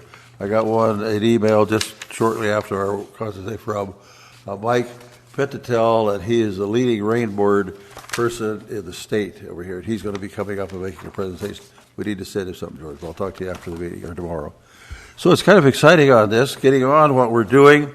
I know I've had some questions. We have a demonstration garden up here that we worked up as you normally would, and we planted the cover crop on it, and a lot of it survived, really. A lot of it died because of the lack of rain after it came up. And as a cover crop, we call it a plow down, and it's supposed to survive by rain.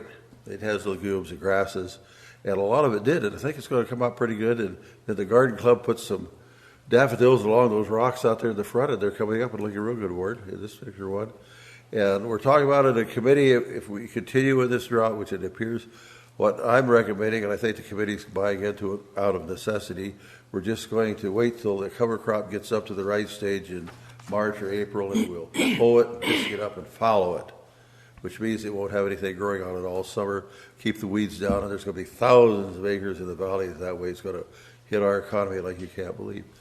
And then George was saying some of the stuff we're going to be working on in the drought, and perhaps Ward's a very valuable member of our committee out here. I imagine we're going to have to do something, what you've talked about, George, here earlier, before June, but perhaps we could team up with the Garden Club in June and help make this thing a success. And we also have some of our local suppliers on hand and all of that. And so it's a very exciting thing. We're having a dry run tomorrow with quite a number of the people.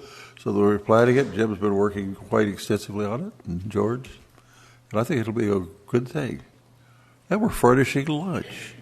But you know, the lunch is as big a draw as I thought it would be. But maybe when they get here, it'll be fine. Anyway, any questions? Ward, is there anything you want to add? George? You covered it. You got it? It's gonna be a great program. Should be a real good program. It is, unfortunately, it's filled up, right? It is full. Yeah, pretty full. We wanted 30 to 35 people plus the presenters, and we're planning on putting some together for the the small landowner, whatever you want to call it, out here. And so that would be where we could really team up with, if it's up to the committee, with the garden club or something. But I would think, George, what you're talking about, we're going to want to be doing that in March or April. Some of the stuff you talked about on there. That'll be your March agenda. But I would imagine that we could put a couple of them on and kind of highlight it in June, with some of the products. And I know we can get a lot of people from the industry representatives would be very happy to participate. I don't know, you may have worked on some already. And the other thing we're talking about going into is plant selection. And, we just don't have enough time for a lot of that. But, so anyway. Trevor, you're invited to the one. Do you have a question? Did the board wish for me to wait to have a comment on the manager's report till this is done, this section's done? Or? You wait till We haven't done the manager's report. When we do the manager's report. I wanted to comment on what he just talked about. Yeah, you wait until Okay, thank you. you'll be better. Yeah. Okay, Community Relations Committee, Chairperson Hunt. We met on February 5th. The major focus was, we talked about the roles and function of the committee, being to educate the public about what and how we're doing it here at the PID. Second item, to develop plans to implement the delivery of the message to the public. And then the directors, Bill and I, committee members, would evaluate the recommendations that come back in from our consultants, Mark and Tanya, and then make recommendations to the board about our communication plans. So that's the way we see our function and our role going forward. We decided that at this point, because of the drought situation, we're going to have the community relations meet just prior to the board meeting here. So we can review the information that comes in from our consultants and be prepared to make recommendations to the full board for whatever communication topics are coming up. And then again, just after the board meeting, we would have another community relations meeting to discuss the implementation of whatever the board recommends, or if the board pushed it back to the drawing table for us, then we'd hash out the details and come up with another recommendation. We talked about the drought direct mailer, which we took care of in item 2G in the consent agenda, approving a $10,000 budget for getting that conservation outreach going. We talk, or upcoming in the later on in the agenda is agenda item 9A, the Aquahawk alerting. We had discussed that, and as such, we're bringing it to the board, and it'll be talked about when we get to item 9A. And I think I had one other thing I wanted to report about this. The corporation yard open house planning, once again, that's an agenda item that's going to be back, and we had discussed that, and so it's being brought to the board tonight, and we'll give you a recommendation when we get to that item. Bill, is there anything else you'd like to fill in about the meeting? No, I think we got along real well, except I couldn't get him to quit early. But other than that, we did fine. You know the sound when people run their fingernail on the blackboard? Yeah. That's the sound I get when I hear people say we're going to educate the public. I don't like that word, because they're smarter than us in a lot of things. Can we get a inform blackboard in here? I like the word inform. I like the word educate. Well, I think it fits both of your personalities. How's that? Okay. Next item is Paradise Lake, and I'm the chairperson for that. We met on the 12th of February, and let's see, we had old business, kayak rental option, but the member who was supposed to handle that was no longer on the committee, so we turned it over to Greg. Good. So we didn't get anything on that. And that past member will remain nameless. Right, right. I don't mention names. And then Excuse me. we had the grant. You want to talk about the grant application? I was going to cover it in my manager. Oh, okay, good. Okay. And yeah, in the Prop 42. And then we approved the purchase of the fish today in the consent agenda. And I wanted to add that there's $700 and some in there that we're going to buy trophy fish, and that came from the Paper recycle, the can recycle. can recycle. Well, The can recycle. That's where that came from. I thought it was paper. Can, what? All kinds of recycled It was stuff. recyclables. It was just recycle dry. Plastic and cans. Anything Things CRB, that- aluminum, clear plastic, glass. No paper. No Don't get paper. money for paper currently on recycling. You guys take care of the paper, Rotary or The Rotary. X group or whatever it is. Okay, and then we're working on the Kids Fishing Day, which is going to be April the 19th. Okay, good. I'm glad you remembered. Okay, and we did get a grant from Butte County for next year of $2,000 for the purchase of catchable trout. And that was basically it. Can you think of anything? Oh, you covered it well. Okay. Any questions from the board? Didn't it rain on Kids Fishing Day 2 years ago? It has on some days, but I don't know about 2 years ago. Was it 2 or 3? It has. And many snowed a lot too. Yeah. I would love That's for- why I was I complaining would about love. April see, 1st. April 1st. See, Oh, I've seen it snow on sneak a April. point in here. I've seen it rain. I've seen it snow on April 15th. Well, I was married April 7th up here, and it rained, snowed, and hailed. We've still been married 50 years, but it wasn't looking How very many people good. were here then? In town? Oh, I think there's probably almost as much as there are here now. Really? Yeah, about 7,000 or 8,000 then. Well, there's 27,000 There are now. 27,000. Yeah, now. Well, it only been growing at 2% per year, so I know. it must have been a lot more than 10,000 then. I don't know. I was at the age I didn't pay any attention how many That was people less was here. people, there's a different weather. Yeah, right. The Oh, problem. yeah, people. Yeah, oh well. Okay, the ad hoc drought committee already had its report. Well, one other thing, Oh, perhaps. did you want to? Well, Bill brought it up, and I think maybe we should consider as to whether we want to have receive the public input as a committee or receive the public input in a special board meeting so all of the board members can receive that at the same time. I just thought it might be good to get direction from the other board members on how we. I don't think it has to have any action on it, but yeah, we'd all get the same information at the same time and have questions of the people that come, and they could ask us.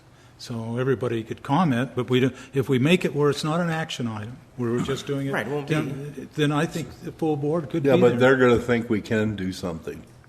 Well, If- we'll with just the tell full them we board. can't. Yeah, but we just With tell the them we're not committee, gonna you do can it. always say, no, we can't do anything. Yeah, I know. That's why I'm sort of in favor of I the can go committee. either way, but I wouldn't Yeah, you mind could call it a hearing. workshop, not a board meeting.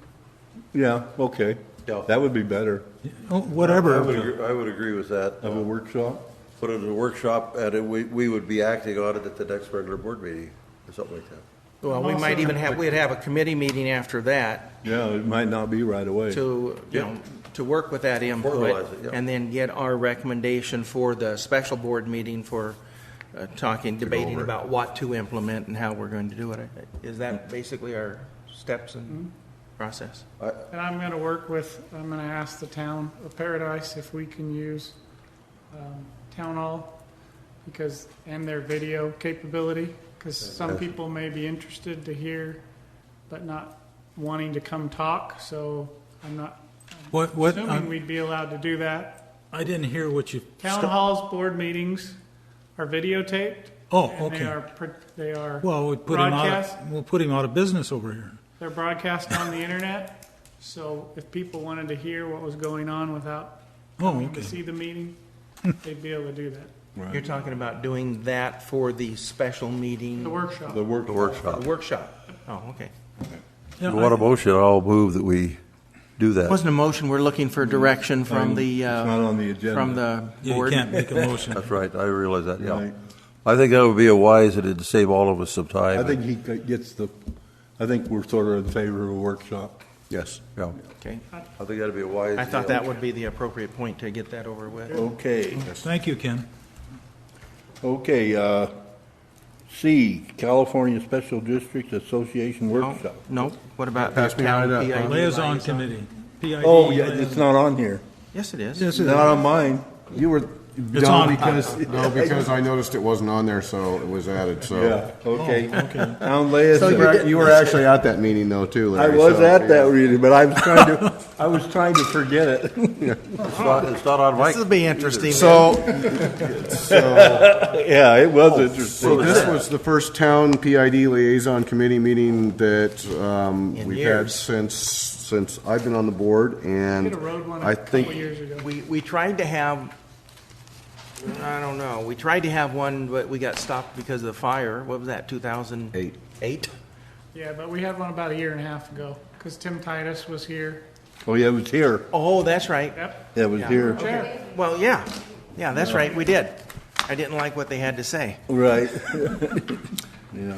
I forgot Okay, that was. you wanna I go- forgot that. I know. I forgot that was a liaison meeting. So Okay, I had to leave a little early because I had a tax appointment. Larry So didn't you get- want to give the report? Larry didn't give any points on that one. Yes. So so anyway, I was taking notes. So we had three major topics that we were looking at, which was drought and fire conditions, PID Corporation Yard Project, and road standards. Drought and fire conditions, we talked about current and projected storage for 2014, estimated reductions for 2014, which is what we've been talking about tonight. George did a small drought committee report, current efforts for conservation.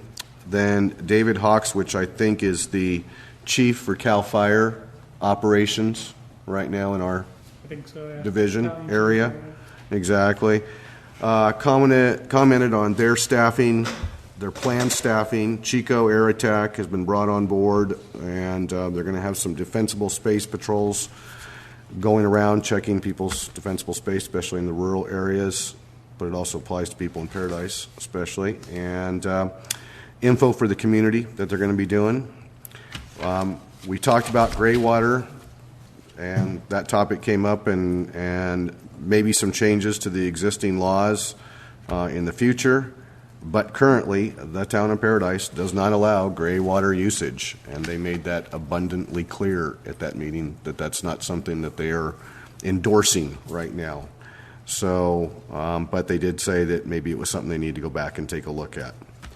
We talked about with a suggestion from George for new residents that are building new homes to defer their new landscape can be put into a bond and then placed at a later date, can be installed when water is more available. And that was a great suggestion, although we don't have a ton of building going on.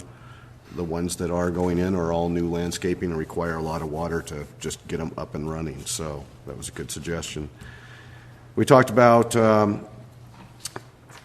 future proposed drought supplies for PID, Lake Orville, Miocene, Wells. There's even some other ones on the board there too. So we gave them a kind of a brief overlay of what we're looking at for drought supplies.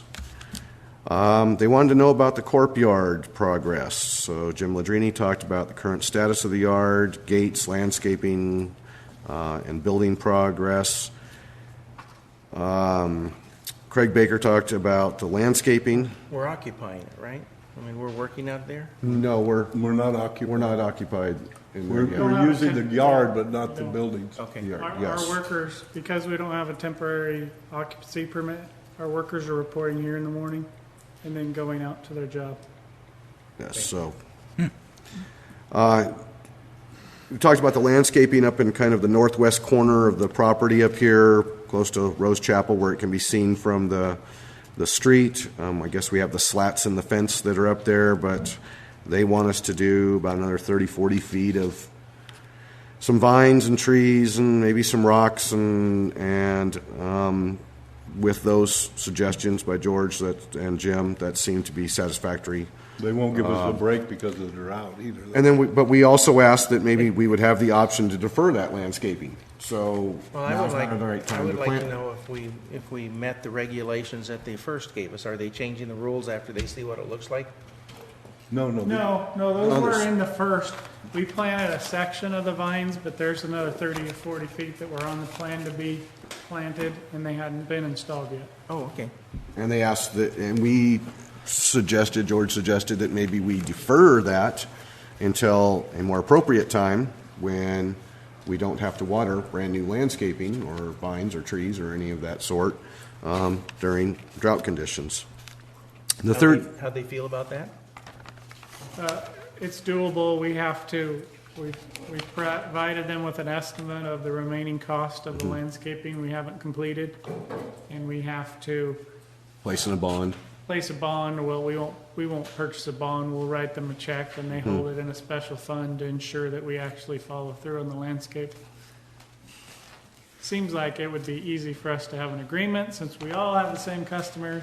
Their citizens are our customers, but they have their rules. And it was in an agreement with the planning commission. Yeah, Unless we want to pay money to appeal the planning Get amended, commission's yeah. decision, it's just not worth it. Yeah. Yep. And it wasn't a very large amount in the first place. Grand. Yeah, so. If we want to appeal the planning commission, it costs us $10,000. No. That's the bond. Huh? The bond. Okay, the bond, It's either $300 or $600. okay, $300 to But instead of $600. going through those hoops, we'll let them have I their thought red the town tape. was really having hard Make our times, but anyway. Yes. Yeah. So, third subject was road conditions. This seemed to spark some real interesting topics and conversations. So, town engineer talked about the new road standards that the town of Paradise has for anyone cutting into Paradise-owned roadways and to prevent any road degradation. So, I see a lot of degradation to the roads in Paradise. I don't know if it's always caused by people cutting into them. Proposed that they would like a change to what's their current standards and even up them to a higher standard on there. They made a request of PID to final pave the temporary patches that we currently have right now around town. It was my understanding that we have been working on that. Weather? Well, this all started because they have a November 1st date where all patches are supposed to be completed. And we didn't meet that date because we re-diverted all our crews to do projects to get ahead of all of their overlays, the Pearson Road project and all of those We things. diverted our crews to help them. Yes, and then we got a letter saying you didn't meet your November deadline. They don't seem to understand that. Some do, some don't. Some don't, exactly. The patches aren't failing, they would like their final pave. So it seemed to me from the conversation that a lot of this is handled on a gentleman's handshake basis. Someone calls Keith and Keith says okay, and they say okay, and then so what they do is, but there's nothing really in writing, and they're just making requests of each other. And so I think what really came out of this is we need to identify the problems and devise a quick solve process to get the problems taken care of. George had some responses to the town's requests and standards proposed by the engineer, and I'll let you talk to him if you want to get the full story on that.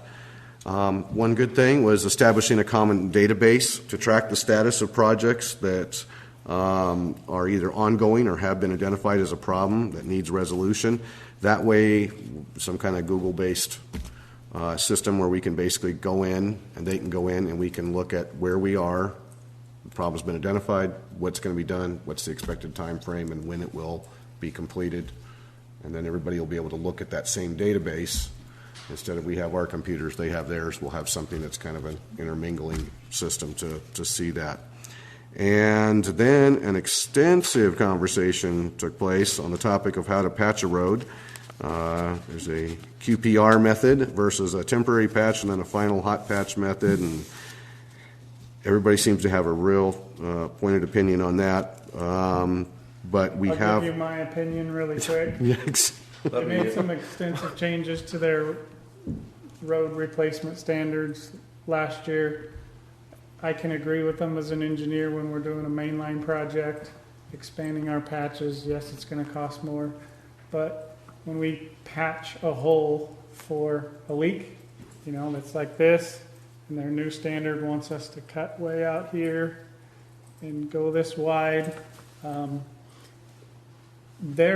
Their whole new standard is based on the idea that contractors, when they do cut into pavement, they put temporary paving down, which is the old kind of temporary paving that lasts about 3 weeks and then it starts coming apart. It's a cold patch. Well, for the last year and a half, PID abandoned that because it takes us so much effort to go back and keep it up. We purchase a permanent cold patch. And we put that in place, and we've never gotten a call back. When they called us to update the list of where we'd cut into the roads, there were some areas you couldn't even find the patch because it just blended in fine and there was no impact. So that's one of our main requests, is allowing us to, when we go fix a leak, we fix the leak, we bring it back, we cut it, nice clean square around it, and we put this cold patch and be done with it and walk away and not have to come back and put hot mix down. And That's kind of the crux. and it saves us some money too, right? Saves us effort. Effort, yeah. The And material. so they suggested that we give that money to them. Yeah, Well, it'd be put into a fund. Right. For future, since we were saving so much money, it would be suggested that we put that into a fund too. That started a 10-minute preaching session. This by goes me. back up to my item E here. George responded to the town's requests, and like I said, you can get a full story on that. Let me interject a little tidbit. One morning at coffee, shortly after that, Councilman Bolin ran me down, or didn't run me down. He came over, and he was very complimentary of Keith and one of his, or two of his staff people that went down there, because they were demonstrating what you were talking about, and they all dug a hole in one of the parking lot, wherever, and they passed it like you were talking about. And he was really appreciative of them coming down and doing it, and I think they got into some common ground. You may have had them go down there, George. I would be a bit surprised, but Yeah, we're getting there. Councilman Bolin was really impressed with that. We'll see Our staff. The thing that's aggravating is our patches last. It's their road that deteriorates after we patch. I think this is where, that goes back up to item E again. And so we kind of reverted back to that one a few times. So basically, I think one of the biggest things going forward is cooperation and communication is going to be the key with the town on future road projects. We need to know what they want of us prior to going in, and this common database might give us a better idea. Didn't they talk about having to do the whole lane? Yes. Their intersection on that, yes, was a larger. So have they changed their rules now? Are they requiring us to repave a whole lane? Yeah. No, they have not changed the Well, then, rules. That when is they, the when they make requirement. their rule changes, then we'll abide by them. They're considering it based on this cooperative liaison committee meeting. I think it was Well, I thought they had suggested already by. It appears to me. No, they changed it wider, yes. Yeah. Yeah, we Now did they're that. considering some relief to patches. Some relief on that? We suggested that we are all members of the town and we all serve the same people, and that even though we might save a couple of dollars or maybe not save a couple of dollars doing our new patch system, that those dollars are not just available, that they go back into our funds to take care of the people of Paradise. And I think that idea was met with a little bit of resistance, but was later accepted as Jim Ladrini got in there, gave a short little spiel on how that doesn't actually save money. So, thank you for letting me indulge myself. That will be the one and only town PID liaison committee meeting. Might be good that I wasn't On part of this that any anymore? longer. Exactly, yeah. You missed the good one, yeah. When it finally came up, it was the good one, so. And that's the end of the report. Okay, C, California Special Districts Association Workshop, How to Be an Effective Board Member. Report from Fletcher and Hunt. You want to start or me? Whatever. I'll start. Okay. Okay. Well, you got to remember, I love to go to meetings. In fact, I had a tooth pulled this morning. I wouldn't let the dentist do it until he guaranteed me that I would miss not my last meeting.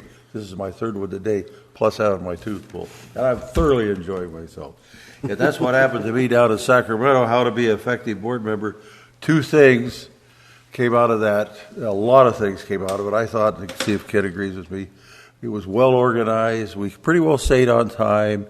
Beautiful old-time surroundings, the Elks Hall down there where we had the thing. That was impressive to me. And it certainly gave me some ideas how to be a more functional, kind of keep my mouth shut type of a board member and try to figure out when to speak and not to speak. And I've been working on that, and I hope I'm succeeding.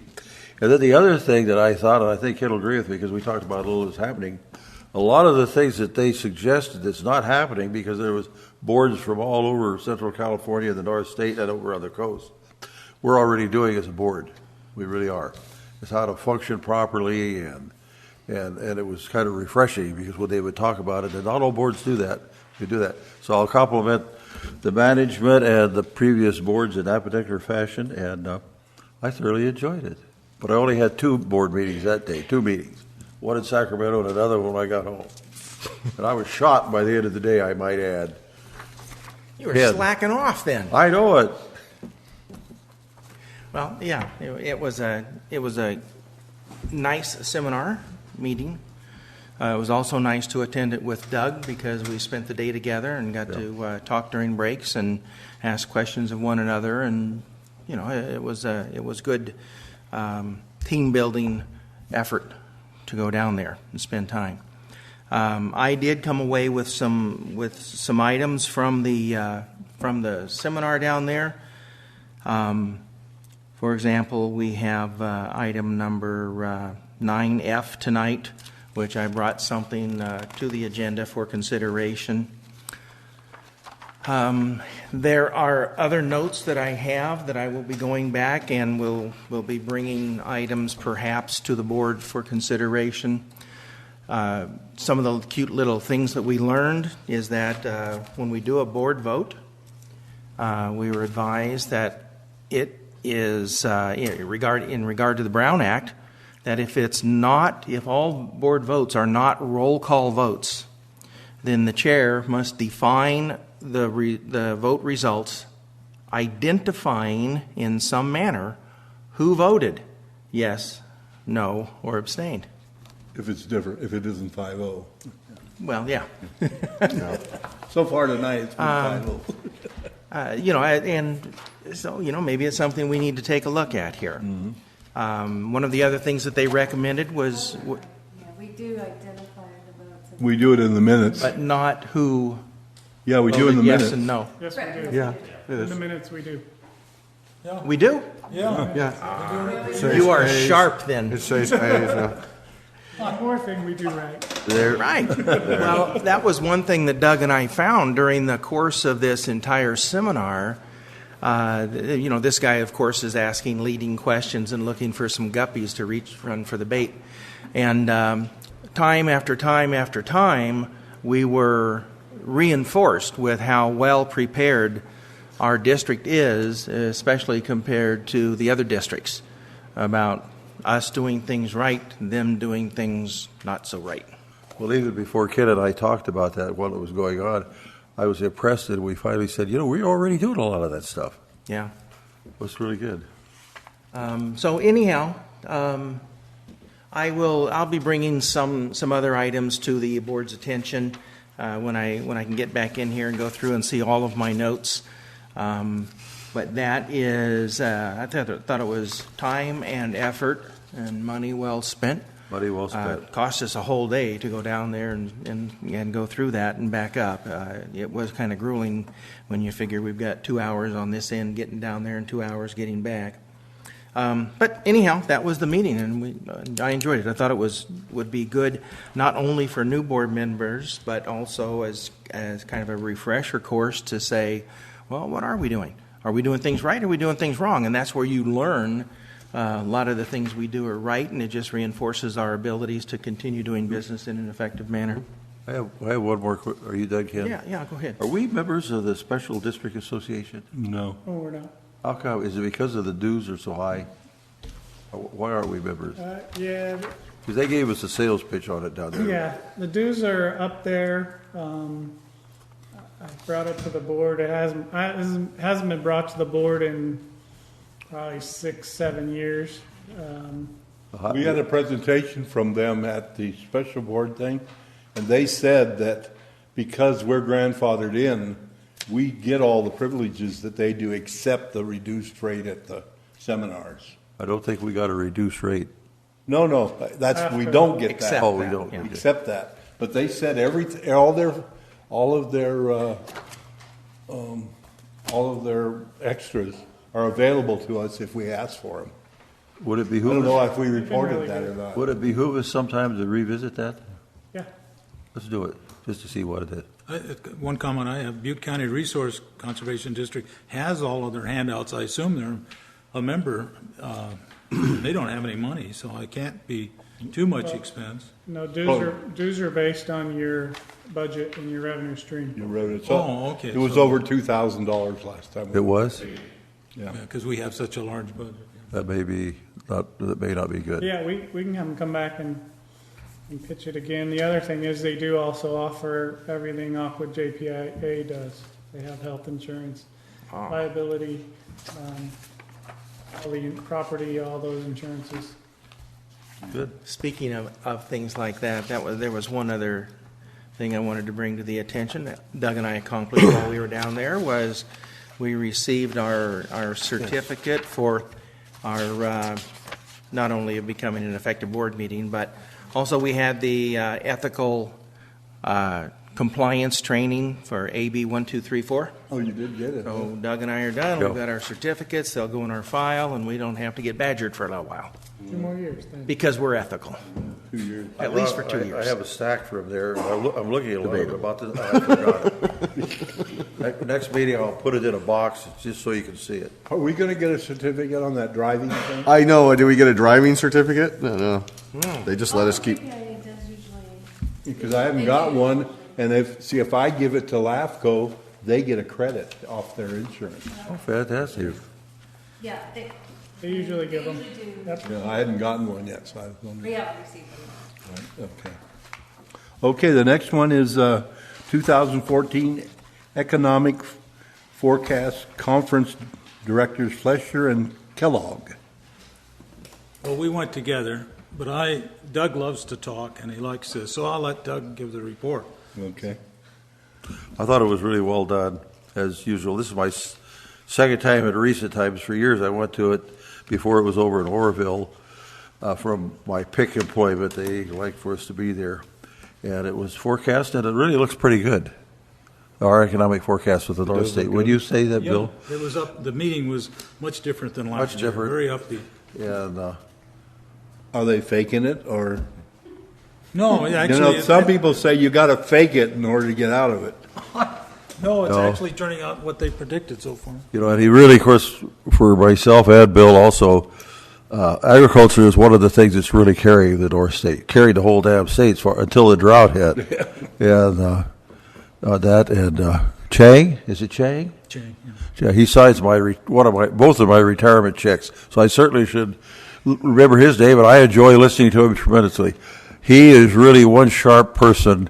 And then they had an economist from Sonoma State that goes around and does all this stuff, and he's really another sharp young man in this category. So it was well done. You might ask John how he kept 3,000 Chico State University W-2 forms missed and misplaced in their office. That's before that. That's after. Yeah. After the conference. They didn't- Right. But I'll bet you there may have been some heads roll on that one. Big penalty. It caused me a problem with one of the loans I had going Really? through. Oh Yes. dear. Well, the year I went there, he said that their budget was real close. It was only $7 million off. Really? And that was close. Close. Yeah. That's Entire close. yearly budget. Yeah, our budget.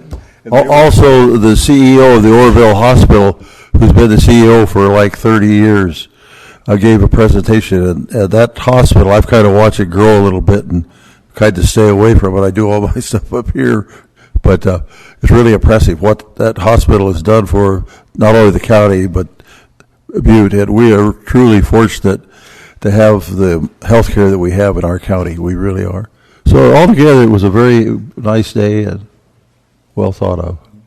Thank you. Anything to add, Bill? No, I agree. Okay. Okay, the next is a report from Director Kellogg regarding discussion with Legal Counsel. What it is we have a policy for directors that if a director wants to speak to our legal counsel, he's supposed to inform the manager, general manager, or the president that he's going to do it. And then after he does it, he's supposed to come back and give us a report. And so that's what this report is for. So, did we follow that policy in this instance? No, and we didn't. We didn't. But we're now finishing it. I didn't realize you guys did the policy, so I missed it. You know, they always say, "Well, you guys set these policies. You should know what they are." But man, we have so many of them. You don't can't read those every remember night them. at home? You know, I don't take them home with me. But anyway, so I read the policy because I said to Bill when he called me, I said, "Well, I think you were supposed to do it before." And he said, "Well, I didn't know." So then I read the policy. That's when I found out that you're supposed to do a report. So that's why he has the report. What I did is I called Dustin and talked to him. Then I told Larry that I talked to him. So I reversed it. But Larry asked me, what did I talk about? And I said, I didn't. I just kept talking and didn't answer him. And so when he called me and asked for this report, I said, you know, one of the problems with this bylaw thing is that I'd already talked to Doug about the same thing. So if I talked to another board member, I'd violate the Brown Act. If I told Go to him the what I general talked about. manager. No, not the general manager. But you could. Yeah. But I told him that what he could do is just say, I talked to him about something that I can't discuss with you because I've already talked to another director. That's all he had to tell me. Yeah, but I didn't think about it until after we talked the first time. Can I make a suggestion? If that's the case in the future, you could confer with the director you'd already spoke with and see if it warrants going to legal counsel.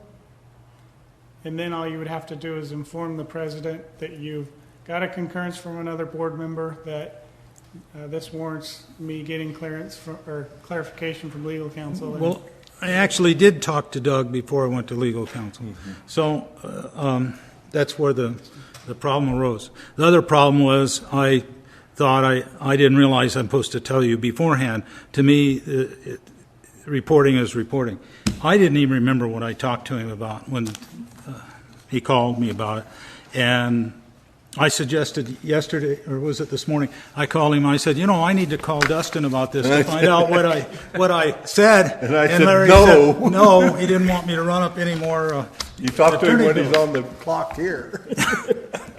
Yeah, so that's why, so that's how ignorant I was of the own thing. This happened on, according to Dustin's bill, on January the 7th, the 14th, and I called and talked to Phillips about Phillips' agreements and email with the director to read Phillips' agreement, and then it goes on to conference of George Barber afterwards. So he had my time, because I remember kidding him about it, was 10 minutes flat, what I talked about. And so that was it. And it kept me from basically what I wanted. I got to find out. It kept me from being a fool, which I occasionally am in these board meetings, but this time it kept me from doing that. So was it. I didn't, because of what Dustin told me, I dropped the issue. It had to do with Dustin's 9% from the management units, remember, over a 3-year period. Kevin's, not Dustin's. Kevin, yeah. Pardon me, Kevin. Dustin, I'll get it out here in a we minute. don't give him raises. No, Kevin's raise, and Right. no COLA for me. Right. But see, we got to be careful on these because we're spending district's money, and so therefore, if we can refrain from talking to Dustin about it, it would be best for the district. The thing is, he's not going to say no, because when you call him, he's not going to say, yeah, you can't talk to me. He'll talk to you, so therefore the meter starts. Well, as far as I'm concerned, it was 10 minutes with Dustin helped me do a better job as a director. Okay. I would like to ask that in the future, we follow the rules that we have set forth, otherwise rules have no meaning. Well, I feel that, honestly, that this rule has no meaning. So, but I'll abide by it. We've adopted it as a board, though, so we need to follow that Well, I policy. wanted to ask one question since you're asking. What's the downside of not following a bylaw exactly like it's written down to the director or whoever does? Well, I think the downside, who are you asking? Go ahead. No, I was going to ask Dustin. Yeah. Oh, Dustin. Since he's on Ask company Dustin? time I as it wasn't going to ask that. I wasn't going to answer that question. You're asking the legal effect of violating a policy? is, violating a bylaw policy. Depends on a policy. A policy that has a basis in law, for example, a policy that reflects the Brown Act, could be a Brown Act violation. A policy that's just a policy to help regulate district affairs, in most cases, that has no teeth. So the most the board could do is censure a fellow board member. You know, it's typically done by resolution. Just basically, it would be an agenda item. Director so-and-so, we would like you to really toe the line here. And it's a public document, so it's a public censure. So, does that answer your question? I think it's just a general rule of thumb. We should just follow the rules. It's just simple. I'll ask, It's my wife just calls me simple. a rule breaker, okay? I just No, I we understand set what forth you're saying. some things as when in regards to legal counsel. I just think in the future we should do that because we are spending district's money, the people's money of the district. I agree with Step on that. We should abide by the rules whenever we can. If we don't like the rules, then we attempt to change them. Right. If we accidentally violate, that's one thing. If we didn't Well, yeah. realize we were doing it, but it's something that we Because want I to. understand when we put that rule in, and I was on the board at that time, we would call you if you're available. If you're not, then we call George. But we don't have to tell you what we're going to ask the attorney. We just say we need to talk to the attorney about Paradise Irrigation business. Well, the idea is that you Do talk. You can, if you're comfortable telling us what it is. Yeah. Then perhaps we can help to get you your answer without involving legal counsel. I hope I never have where I don't feel comfortable telling whoever's president or you know. Well, the reason If I for were the to say it safety would- valve, the reason for the safety valve, of course, to go around them is that if, in case it involves George directly, you know, Then it it gives would all let- the then board it would go to members a Larry. safety valve of going Well, there. then a person would just say, I can't discuss it with you. Right. And we would not be Exactly. turned down. to Just call tell him- them, call need him. to talk to the Because I attorney. can't turn you down. Can't discuss No, it. but neither can George. Yeah. Okay, But the- so we got that out on the table, you know. Right. Well, see, we did, in the past, we had a director who was the president that kept doing this and he ran the bills up huge. Huge, yeah. And Bigger than we have now? yes. Oh, yeah. Well, he did something that cost us $25,000. Gee Wow. willikers. Yeah. He really did it up wrong. Yeah. So that's why people have these rules around. Some of you people from the audience, I think, while I was there, I've been watching since the middle of August, summer of 12 is when I first started attending the meetings. I know it's through my head in. And I am really impressed with our counsel, Dustin Cooper. He is really, how he popped up and answered that question. Right. If there is such a thing as a sharp attorney, he falls in that bracket. Thank you. Okay, is that it? Okay, we're going to take a 10-minute break. Come back at. Can we deduct a little off the bill Come for that back at compliment? 5 We'll even write you a recommendation. It's pretty big. 10 minutes are up. Email me the address of what I need to do. Okay. Okay, the next item on the agenda is the. General manager. You're the general manager. That's me. I was thinking there was another word there. The general manager. General district manager, is that what you The want general to add in? district manager. District General Manager is the official title. The what? District General Manager. Yeah, I knew it was Do a not- It three doesn't word. make sense to have Do not a diminish him. District General Manager of the district. No, this one ain't, this didn't get me jump started. Okay. All right, before I get into my report, I want to that open. introduce Good smell. John Gulsarian to the board. He's with the Butte County Emergency, what is it? Office of Emergency Management. And he's going to introduce himself and kind of tell you what the county's actions are and how that relates to us relative to a drought. Good evening, Douglas Stearns, County Office of Emergency Management. As most of you know, the governor declared a drought disaster like January 17th. Can you pick them up? Are you getting it? Yeah, maybe better come over here. A little better, hopefully so. So when the governor declares an emergency disaster or the county declares a disaster, we follow the standardized emergency management system. And that's just the rules for how California responds to a disaster. So what does it affect you is if you as a special district or local government declare an emergency, you're supposed to send it to the operational area coordinator, the county. I'm the operational area coordinator at the Office of Emergency Management. All I do with the declaration is put a little check in a block and I forward it to the Cal OES immediately. But before you do that, we want to have a few discussions prior to declaring, just to make sure we have some verbiage done right in that, and the timing of declaring.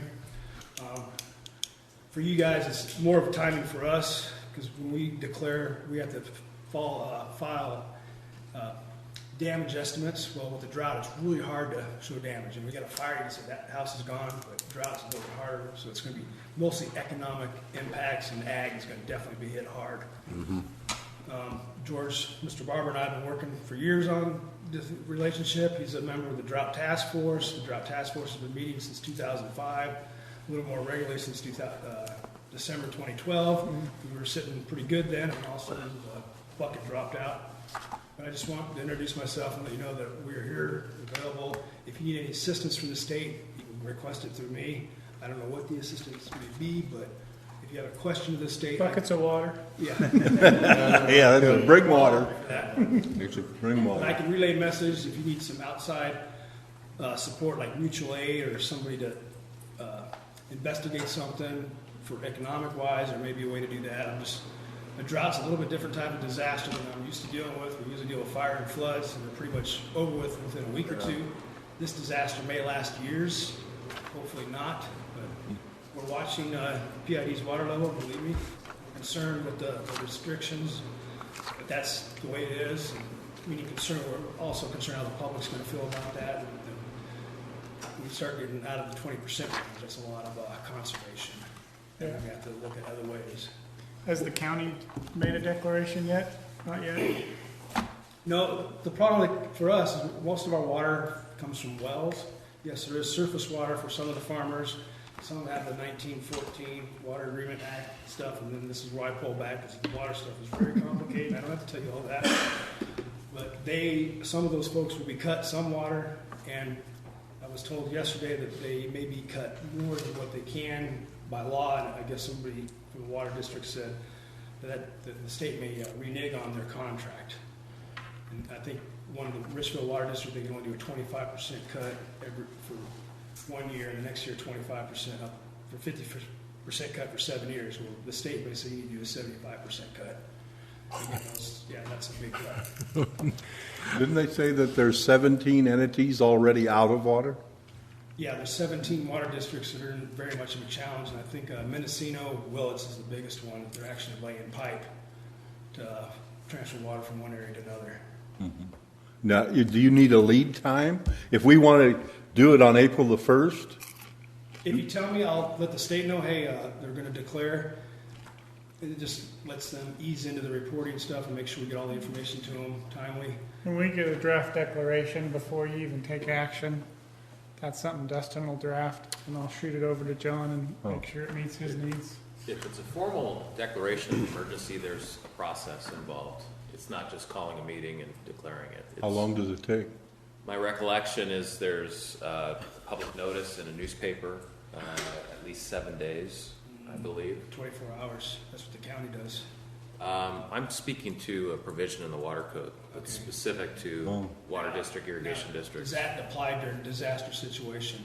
In other words, we've already declared a disaster, the state has. Yeah, I think it's specific to water, and as you already mentioned, drought is not like the sudden unexpected event that an earthquake or a fire is. So I think, I could prepare a memo for the board and outline this rather than going off memory, but there is a process. I'm confident with that. Yeah, there is a process, just like I have to go through that process. I'm sure there's a process for you all. But to be ahead of it is the game right now. Mm-hmm, exactly. That's what I wanted to do. Okay. I'm available to help, and George is where. George knows where you are. Oh, yeah, we know I live. Okay. Thank you, John. Thank you for coming. Yes, thank you. Nice meeting you, John. A couple of things, one that's not on my report. I had staff develop this and deliver it to you as a sample bill. There's been some confusion. We've been getting a lot of people coming to the counter that didn't quite understand our new delinquency policy. And so there's a bit of confusion, and this kind of simplifies it. Most of them are thinking still that they get 25 days after the read date. And so they're thinking they only have a couple days to pay their bill without going delinquent.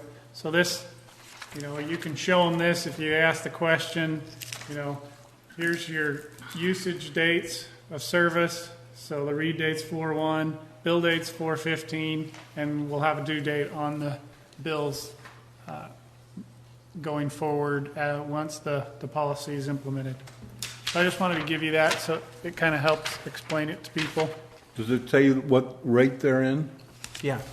Tier 1. Tier 1, what rate? Oh, you mean They only use 4 units of water, so they're one of our better Must be customers. RA, Well, it could be RB for winter usage. RB. But it doesn't say that on here, is it? Going to? It doesn't. Okay, because I was wondering what rates I was in. We're planning on collapsing a lot of those anyhow. Collapses. Hopefully. Well, I have a fourplex, and I said I was going to make it into a duplex so I could cut back on the service charge. And the girls in the office took me serious. They asked me when I was going to do it. I reached out to the Butte County Resource Conservation District because if you remember, they're under contract to help us with a forest assessment. And I hadn't been getting reports at all on that. And they were waiting until we completed the fire break we're working right now. That's the section that's above Magalia Dam and below the treatment plant. That works about, what do you think, 60% complete. A lot of piles. We're chipping all we can. Burning was limited until recently. We can finally start burning again. So we've got a March 1st deadline? March 31st. So Greg's working hard to get all that work done before the grant expiration date. Can I ask a question on the chipping? Does that go back to the forest floor, or does it? Yeah. Okay. Or do we, Wherever it's convenient, or do we? push it off into the side of the road. We spread it. Yeah, I was actually gonna You're bring, acclimating to paradise nicely. But I was actually gonna bring this up. I was up to the lake last weekend and I saw that we had blown chips out into the lake bed where there's, plenty of room out there now because it's dry. But I was wondering, are we supposed to do that? Does it make any difference? Is it a problem? And, It actually provides erosion control. all right. But we definitely spread it because if you pile it, it Yeah, can I saw. combust. It was all spread around. I was up there not to look at anything except driving across the Magalia Reservoir. And after our lake committee meeting, Greg said he was getting ready to start to burn some piles. It's finally got one now, where it was safe. Yeah, that hillside above the treatment plant, I noticed there was some piles burned there. And, I kind of questioned why we were worrying about all of that when we had stuff up above the lake there in the watershed, actually. But it was a great idea doing that. And you could see when they got that fire safe zone built there, that if we have a fire coming up Butte Creek Canyon, that'll sure help stop it before it hits the water treatment plant. So that was good thinking on doing that one. I kind of questioned it a long time ago. I just wanted you to know that after looking at it, it was a good thing. Made sense. Yep. Being an associate director on the Butte County Resource Board, I got after Kelly for that. I asked her why hadn't the board done anything, and she came back to the next meeting and apologized and said it was up to her to instigate it. She was waiting, she thought, for George and the Fire Safe Council to call her or do something, and she said, well, I need to, and evidently she's trying. Is she started now, I assume? She indicated she reached out to Callie Jane at Fire Safe Council and she's getting started. Good. And as far as these burn piles, one thing from the NRCS or from the Butte County Resource Conservation District, you can get ideas on what to seed into that ash before rain hits it on grasses, natives, or just annual rye, but whatever they would recommend for seeding. Unfortunately, we're a government agency, so we can't get any money for doing it, but it would be a nice way to keep the ash and from eroding. Some of those ash piles, if they're on a slope, when you had burned them, then it's set up for quite a bit of soil erosion because they don't do much protection. They melt with the first rain. So, at any rate, somebody could rake seed into it after the fire's dead and out to give some erosion protection. The boat launch grant is, it was good news. It was placed in the governor's budget. That's step one. That let us know that the boating and waterway staff finished their process and recommended the project. So it goes into the governor's budget. If it stays in the governor's budget, then it goes to the Boating and Waterways Commission, and they're the ones that determine which projects move forward when. That's quite a process too, but it's always good news that we got all of our reports. Jim put a lot of effort in onto how much our usage are and stuff. Was okayed by staff, and it's moving forward. So that was very good news. I'm going to hit some other items. We keep wrestling with trying to find grants in response to the drought, and we haven't been successful yet. The one that looked like we fit the bill, Neil put some numbers together, and our consultant evaluated them, and she said, I just don't recommend you spending the money for me to develop this grant project based on past funding. We just didn't have the water savings that was similar to what had been funded in the past, so she felt it was a wasted effort to proceed with that. And so we're still looking for other new opportunities as they come forward. Process water recycle project, we did have a meeting with the new staff up at the treatment plant, and one of the owners came as well, and it was a productive meeting. They took our comments well, and they're cleaning up that report. There were some issues with it that we had, and so they're addressing those. At the same time, the constructed wetlands consultant has been on site. They've done their review, and they are working on their report in conjunction with Lee and Rowe. So we're looking at a couple more weeks or so before we get to see that. And at that point, we'll bring forward the reports to the board. We'll let you know where everything stands. I think Dustin will support me in this, that the board won't be picking a project at that point because we'll have to do CEQA before you should be making any recommendations on which project to move forward with. Thanks to Jim Passanisi, he's helped me out on the CEQA work. We're trying to put a negative declaration together in-house. We may have to go out and get some biological and cultural resource help from consultants like we did on the Corp Yard. Those are just things it's difficult for staff to do. We could rely on some past evaluations, but with all the options, we're kind of getting some of the projects go outside of the area of the treatment plant, and that's where it gets a little harder for us to rely on other studies that have been done in the past. So we'll continue discussing that and see what our options are going forward. Corporation Yard is moving along well.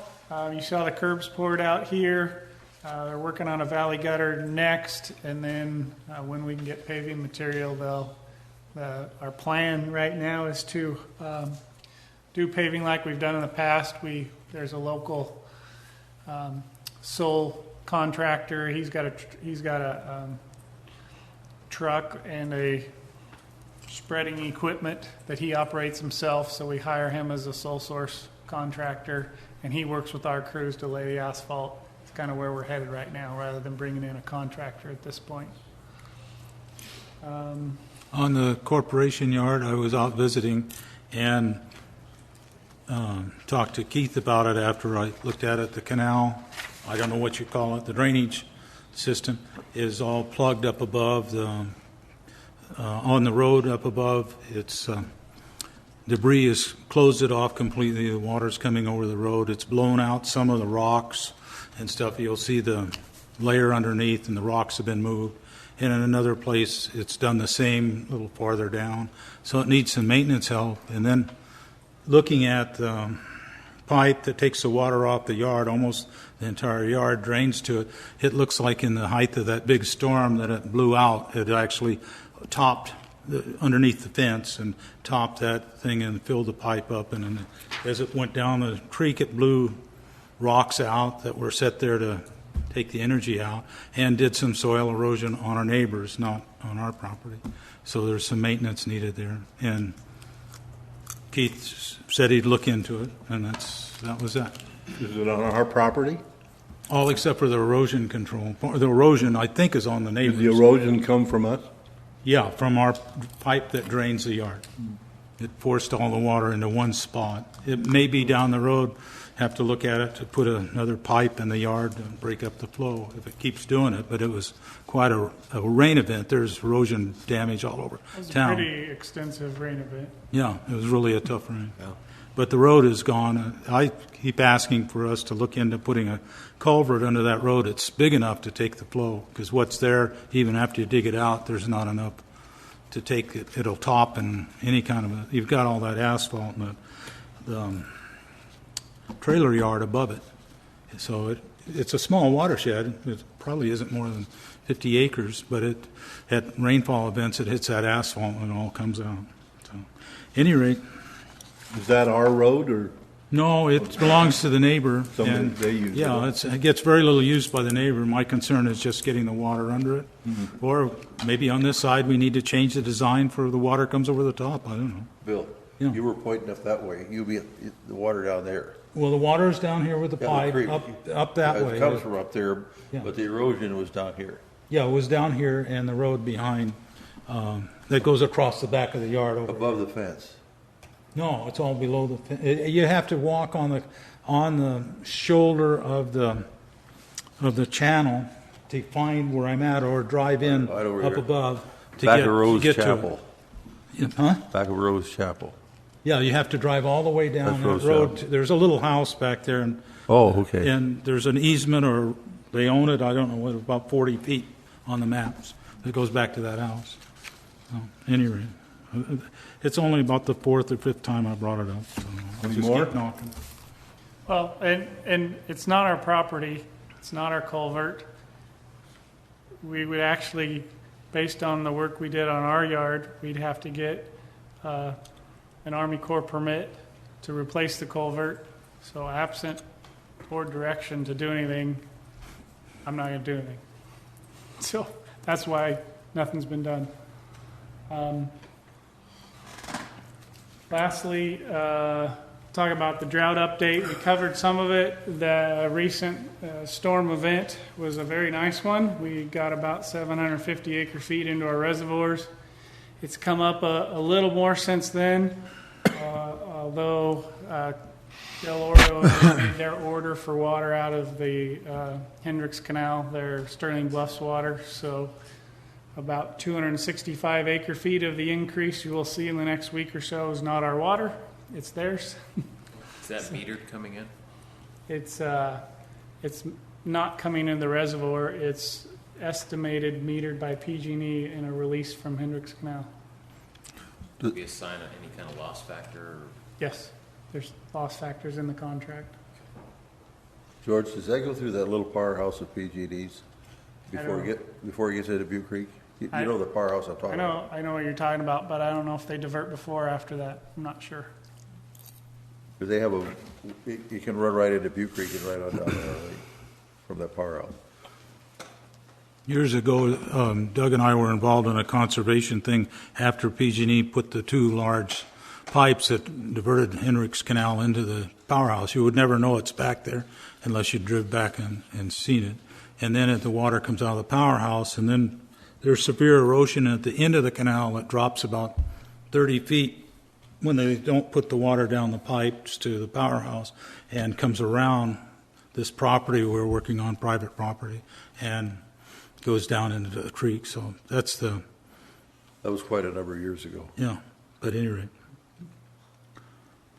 And then most of the other stuff we covered. I'll go over my charts, though. There's a little blip from the storm at Paradise Reservoir. So we got ourselves ahead of 2009, but the 45-day outlook is still, it's not bad as it looked before, but hopefully we'll get some storms that'll form that aren't showing themselves yet. So George, that looked like it was about a 4-foot rise? Yeah, 3 something. Close to 4? Yeah. 750 acre feet.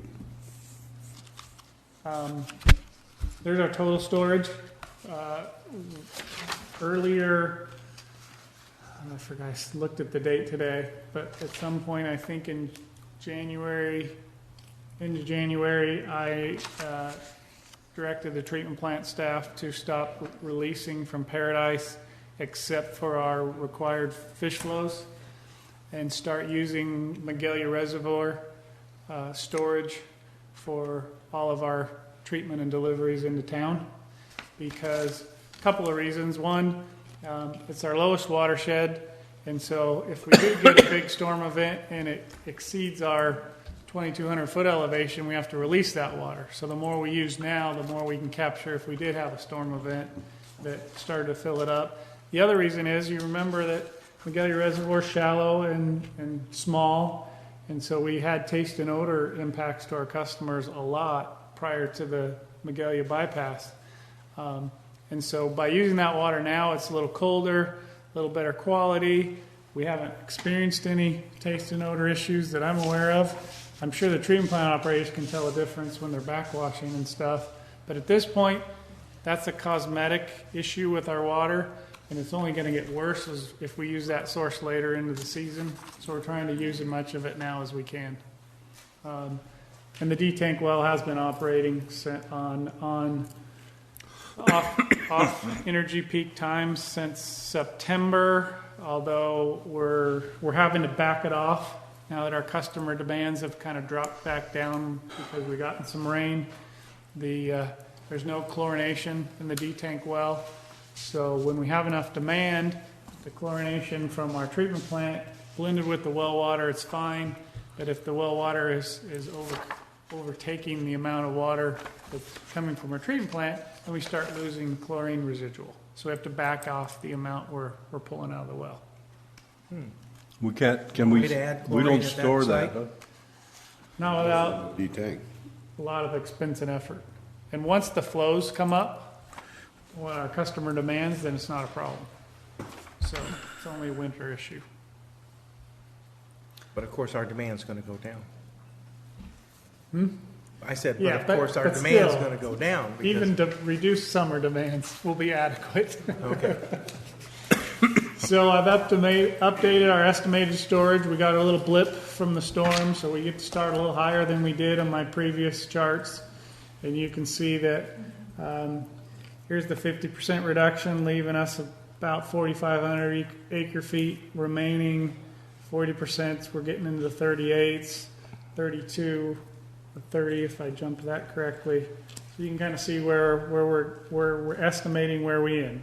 So when you ultimately have to make a decision, this chart will be part of your guidance, and you'll have to decide whether you think we're going to get any rain in the fall or not, which would help a little bit on the tail end with your crystal balls. Looking at your chart on page 95, it looks like we're similar to 2011 on the, if I got the right color. On the, 2009. 2009. This one right here is 2009. Remember how wet that spring was? Yeah.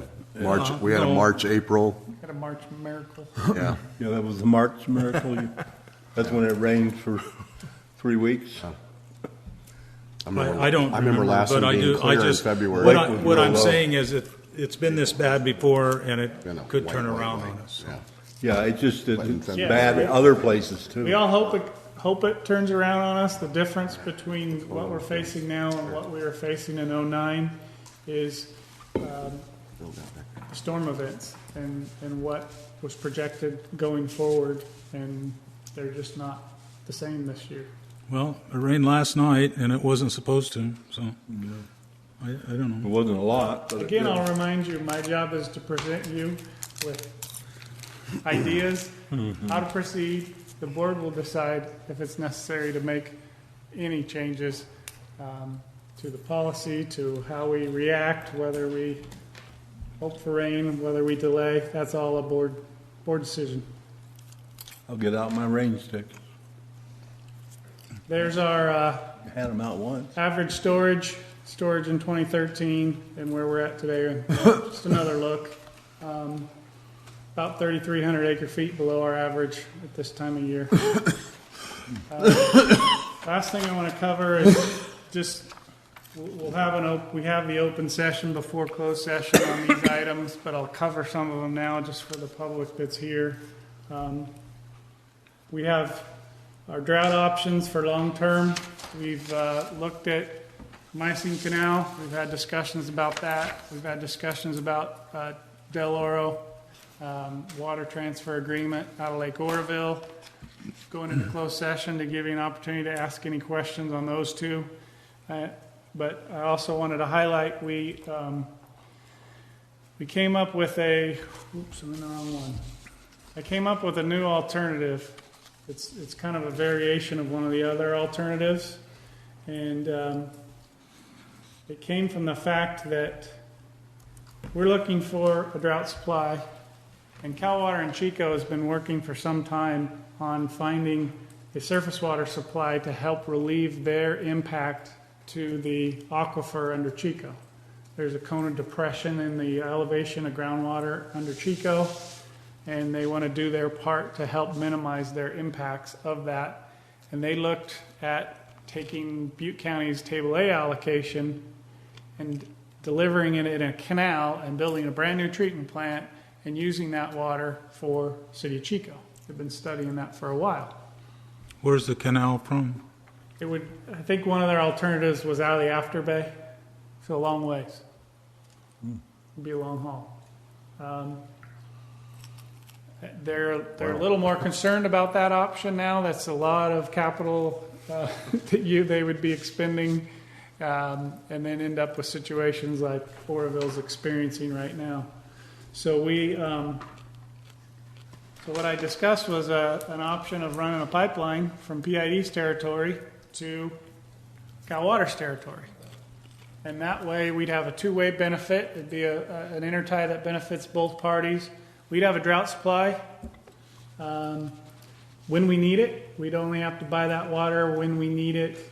Not hedging bets like some of the other options, but we'd be able to take our excess treatment capacity and any excess supply capacity we have and purchase water from us in normal years and in wetter years. So it helps what Dustin was referring to when we need to exercise our water right. Well, it would be an opportunity to exercise that water right in normal years and in wet years without being concerned about our reducing that amount in dry years. And so this is just a quick map, an alignment up Skyway. It's about 11 miles. We're looking right now at 16-inch pipeline. We did a quick design. Neil did a lot of work just to show them what our needs were. And then we sat down and met with Cal Water staff to explain what our needs are. They took that information and they're working on their side of what their needs might be.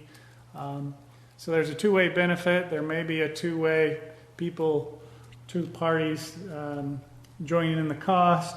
There may be an opportunity for drought emergency, drought funding, or just general funding from different sources. I checked with the health department to ask them about their thoughts on water quality issues or anything They encouraged us to input it into their potential funding database. So we've done that. And it's just another option that previously we looked at going down Neal Road. We'd be drilling a well and we'd be taking that water up, but there's no benefit back to the aquifer. By partnering with Chico, there's a benefit back to the aquifer. So those people that would be concerned about our impact on that aquifer would actually, that would address that, because by us delivering them surface water, it relieves their need to pump a certain amount of groundwater. So has a lot of potential. A lot of people asked about putting it in the same trench as the town sewer, and that's not allowed. High pressure sewer and high pressure water need a good separation, so we can't join with the town and share in trench costs. One of the couple of the hurdles is power. Right, if you're familiar with the drive, right down here there's a couple water tanks and a subdivision. That's pretty much the end of PG&E power. Even though you see some lines crossing over here, those are transmission mains that they're not going to supply power off of. And then you go all the way up here before you actually hit PG&E power again. So we've looked at 3 different alternatives. That I'll explain the numbers for it in closed session. They vary in the number of pump stations. When we deliver water downhill, there's hydro opportunity. So the more we space those out, the more potential power generation is available. Right now, we've estimated that these intermediary pump stations would be powered with generators, rather than paying to bring PG&E in. That's still an option, but when you're talking about miles of service line, it could be pretty pricey. So that's our shot right now. Like I said, it's early in discussions. I just wanted to release it to the public and you folks tonight. Where your line ends out here, that's a Skyway crossing, I believe. Yeah, right Italian there. Cottage. But anyway, is that where the well would be, the original supply well? No. No well. No, we would actually, they would have, that's what they're looking at. They'd have to do some possible pipeline enhancements in their territory, and then we'd utilize their existing wells for when we need Okay, water. because So there wouldn't be any when- new wells drilled. When I managed Chico State's Farm in the early 60s, we had 4 wells there that were 1,500. There was one that was 3,500, and others that I virtually being the manager, made quite a study.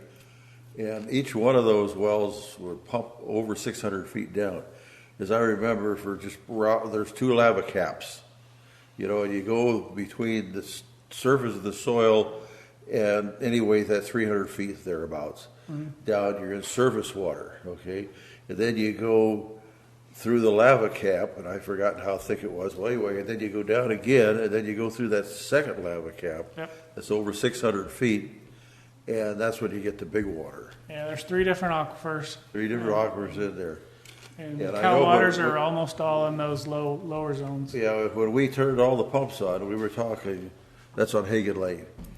When we turned them all on, and this was 1960 to 65 when I was there, all that water that was in that first aquifer, surface water is what we called it, When we turned them all on, we were pulling 6,000 gallons a minute. That's quite a stream of water, at least it was to me.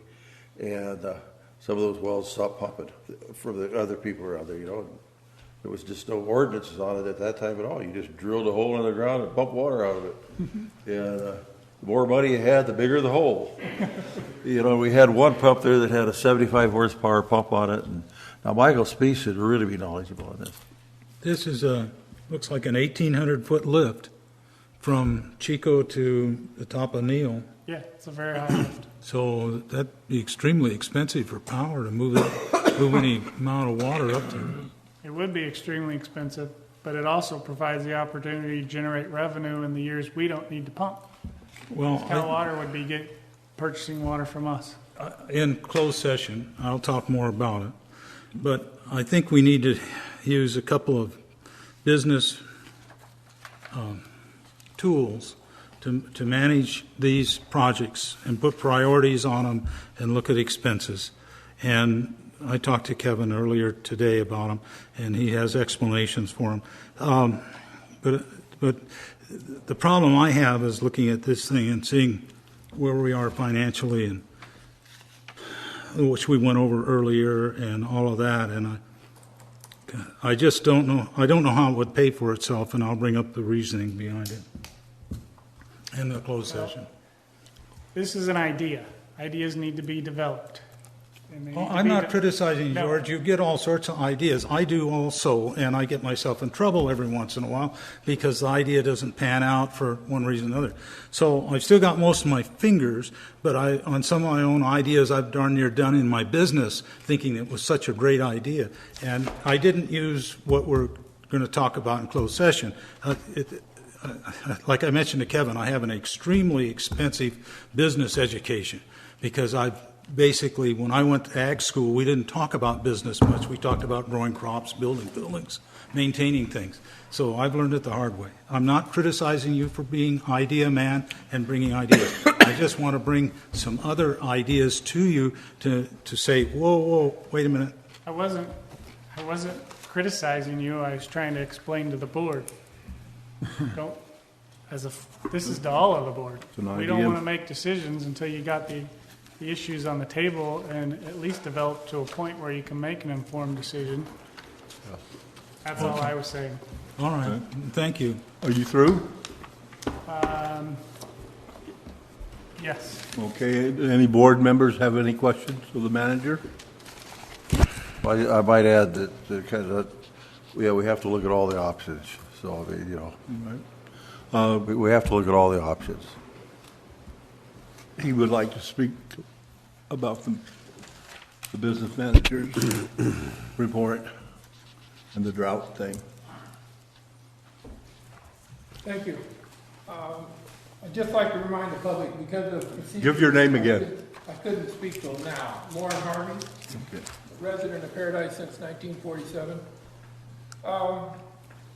When George spoke about the drought, we got into the discussion, which was a necessary discussion about how much money PID requires to make their fixed rate cost of business. And that, gentlemen, I'd like to remind you, is one of the reasons why I, as a public member, and other public members are concerned about the raises and the pays that you increase for members of PID, because during good times, everybody gets a big Christmas present. But during bad times, the public has to make up for those raises and those salaries that the people that work for us at PID incur. We have to make that up in the cost. And as George eloquently explained, we have to make that up regardless. So I'd just like to remind the board that we would really appreciate it, from my point of view and the public that I know, if you would be a little more less generous with the raises and a little tougher in the labor negotiations going forward, now that you have the experience of the drought to show us all that money just doesn't grow on trees. Thank you. Maybe we should have a public member to the negotiating committee with the union. No. Oh, I know you would say no. And Okay, the next item is the legal. Any other public comment? Yeah, speak up. Ward Haverhill, for the record, did you consider permeable concrete for the paving in the courtyard? The reason I ask you, because it's one of the most highly recommended LEED certified green alternatives and is supported by the water districts where they're doing paving, because it goes back through the soil and not running off. Is it the board's pleasure that I answer the question? What? I don't understand it myself. You know what permeable concrete is? Where are you talking about using In it? the courtyard paving? He was describing the paving in the courtyard. Oh, the corp yard? Oh, Right okay. there. Yeah, okay. I didn't understand what you're saying. Okay, yeah, we were talking about the corp yard, so go ahead. No consideration? Oh yeah, we considered it a lot. Okay. And actually, our septic leach field is under there, and the town did not want us to have permeable pavement. over that was one of the considerations, and cost was the other. Okay, we'll go on to, anyone else want to ask the manager anything? Okay, we'll go on to the legal report. I'll be brief because there's items that I'll Thanks for coming. Thanks, John. There's items that I'll address later in greater detail, but this I'll just comment briefly. The drought is spreading me pretty thin. Attending a lot of meetings, I've been appointed to a couple task forces to kind of brainstorm ideas to alleviate the effects of the drought. Really a critical situation. I think since our last meeting, as that gentleman mentioned, there was a governor proclamation. Didn't go as far as it should have, in many people's opinion. The problem is the governor can only act to suspend or modify state laws, and so much of what affects water in today's day and age is federal laws, Endangered Species Act in particular. So, I'm sitting in a lot of meetings, and I'm hearing from a lot of different agencies, both my clients and other entities that are trying to struggle with how do you deal with unprecedented situations. So, PID actually is in a better situation than most. Something to be proud of. So if you have any questions on any specific issues, I represent a lot of the ag districts. They're facing very challenging times.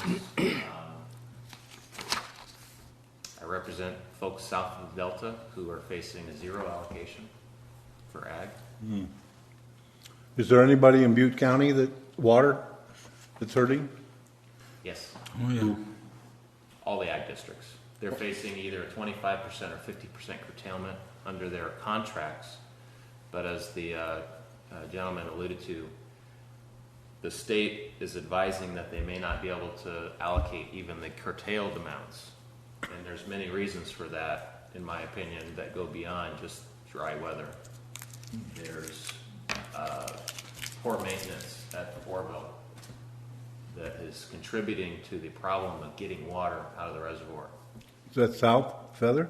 No. Oh, what is Oregon? DWR. Who? DWR. Oh, DWR, okay. Is South having any problems? South Feather? Yeah. No. They're Up of most water rich. Yeah, they're almost drought immune. It would be a catastrophe of a scale never seen for them to be really hurting because The way their stuff funnels down. right, and they have a lot of storage. Lots of storage. So, Lots of storage, yeah. Okay. Any other questions, legal? I'm aware, just to add to what Dustin said, not so much questions, because I've been to the ag meetings lately. There's like a backlog on the west side of well over 60 wells that they want to drill. Every real well driller is going to make a small fortune this spring. And there's districts over there, and one of them in Orland has told their members that they'll get 2 shots of water. That's before this last storm, and last night's storm actually rained over there quite a bit in their watersheds, and some of it's on a Black Butte Reservoir and then Stony Ford Reservoir and so forth. So they're telling them 1 or 2 irrigations, and they're going to be making decisions. I'm sure what happened the last time this happened was in the 70s. They will give limited amount of water to permanent crops, trees. Other crops will get zilch, and there will be a lot of rice land empty. And what I have to prepare for in my business is that I'm not going to sell as much seed because we just simply don't have the water to farm it. And this is going on all over the state. So, and that means me, that means the fertilizer companies, the chemical companies, the tractor dealers, and the money that these people have been making really good money the last few years, it doesn't matter now. No water, you're not going to get much of a crop. So the whole economy up here is going to feel a pinch. Maybe already starting, I don't know, because it looks like building starts are down. And these guys were investing in all sorts of things with their money they were making, because it's been some of the most profitable agriculture years we've ever had. I would say milk's going to go up 60 cents a quart. To give you an idea, I'm very concerned, and thankfully we're in a different aquifer for our one operable well, but everybody's going to be using wells. And there's going to be some impacts, I think. I'm concerned about that. Some cave-ins? No. Well failures. They're going to run out of water, Larry. Yeah, but if you run out of water, We're going to drain the water table down. it's empty, then the, No, it won't. It won't do that. it won't do it? Yeah. To give you an idea, Butte County is estimating that just between Western Canal and Richvale, they could pump as much as 100,000 acre feet of groundwater. And that's two of, Because there's, because they're facing. that aquifer that has that much water in it. Yeah. We're about to find out, Doug. About to find out. Yeah, well, I've been involved in a few studies like that, and it's kind of frightening. Like, for those of you that haven't been around big wells like that, like, we had a couple there at the farm that, you know, this big around, and they were at below the 600-foot level. They go down into the third aquifer, and you start pumping out of there, and the top aquifers go dry. You know, but what happens, the water comes up, and Speece could actually answer this better than I can, because he's there all the time now. And it's 65 when I left there and stopped worrying about it. We were pumping at 200 feet for round figures, you know. So we had, you know, turbine type wells with bowls on it, and we were pumping at 200 feet. But all those in those top aquifers, they went dry, you know. And then they lowered them down, and they could only go down so far, and they hit another water cap, you know. So it's a frightening situation. Yeah. That's all I have. Okay. Any other questions of the legal? Yeah, while we're asking, but I was going to do it, but say if Richville is, with Butte County, okay, is cut 25%, how many acres is that equivalent to?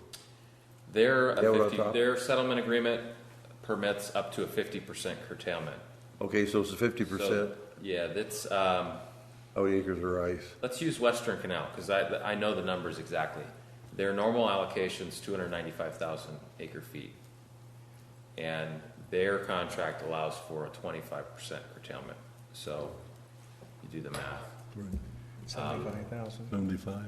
Just to show you the economic impact, 2 years ago, or maybe 1 year, 2 years ago, the agricultural, I think I talked about, it was here, at the Farmer's Gate was $655 million, and that magnifies 7 times.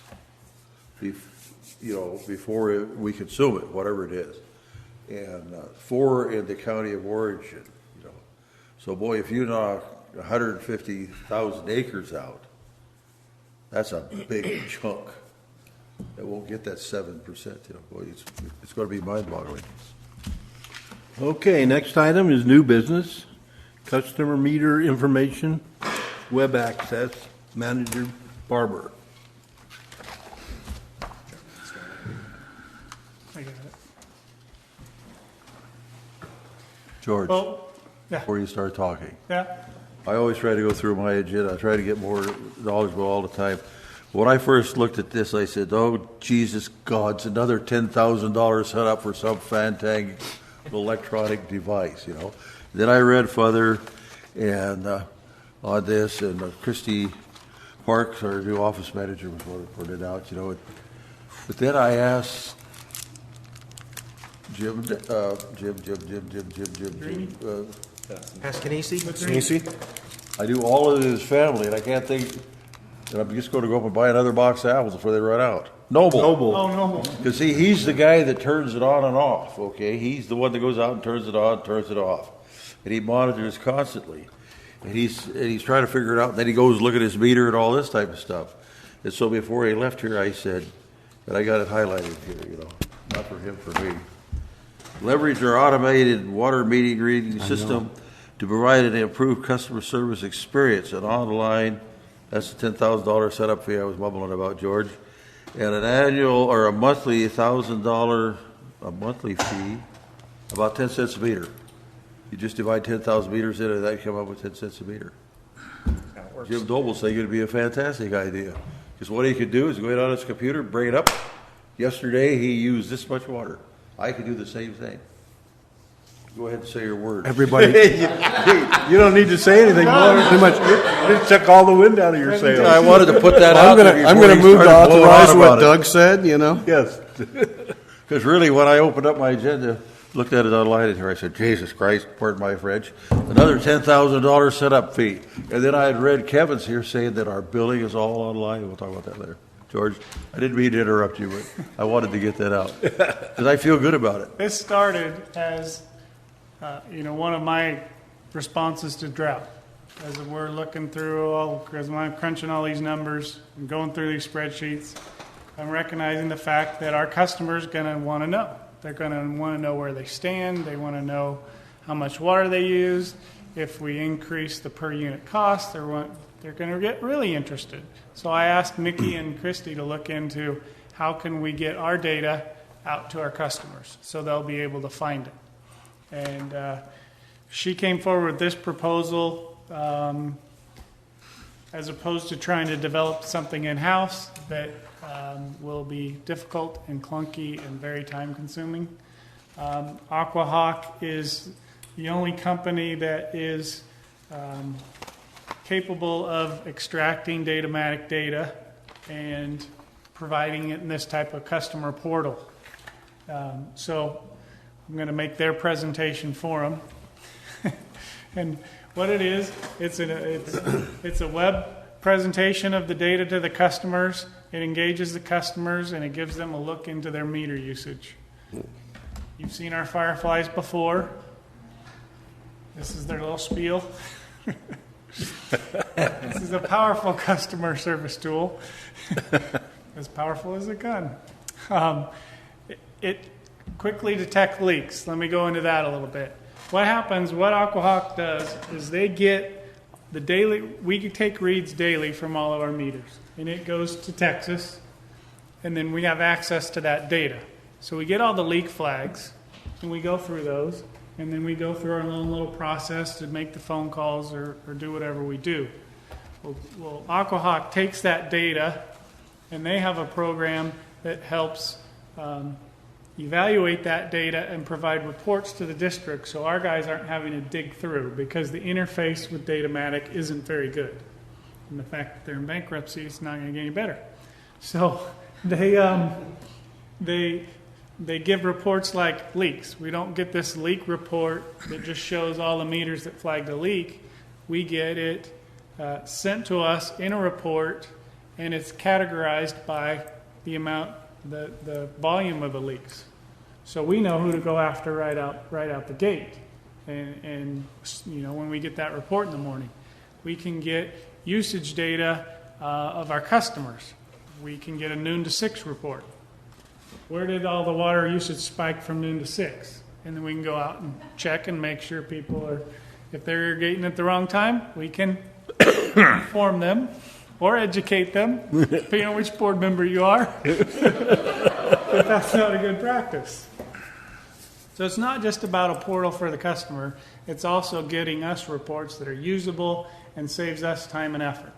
Like it says here, actionable information, not just data.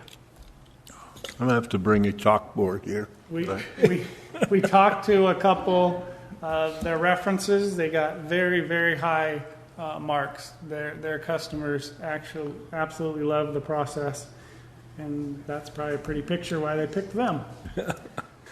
Because of the bear? Because of the bear. This one. This was Hey.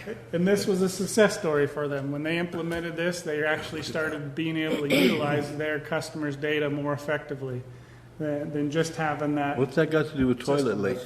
Let's take old You live in paradise and you don't realize Leaks you can have The golf course? Let's take Jim Noble's or old Doug Flesher. I wonder how much water I used yesterday. I go my account number, whatever it is, and all of this stuff that's coming out of the sky will be right there for me to look at. Yep. Okay. You'll set up a name and password. You get access to your meters data. And I get it daily. Not only that, What these people are minute by minute. These people hear this Aqua company is just using the information that our other outfit is bringing in, right? Yeah, and it's making it more easier to use. Well, it looks like They're correlating the it looks like information. we're going to be talking about that in closed session, but anyway, go ahead, Ken. The customer side benefit, not only do they get to look at the data, they can see their history, they can see what they've been using, they can see how much water actually gets used when they turn the irrigation system on. But they can also set alerts. So if they want to know when they're going to go into Tier 2, they can say, tell me when I'm approaching Tier 2. Yeah. And they'll get an email or a text message. That's fantastic. Whatever their choice is, and it'll tell them. So they can make an action to reduce their consumption. They can set it to dollar amount.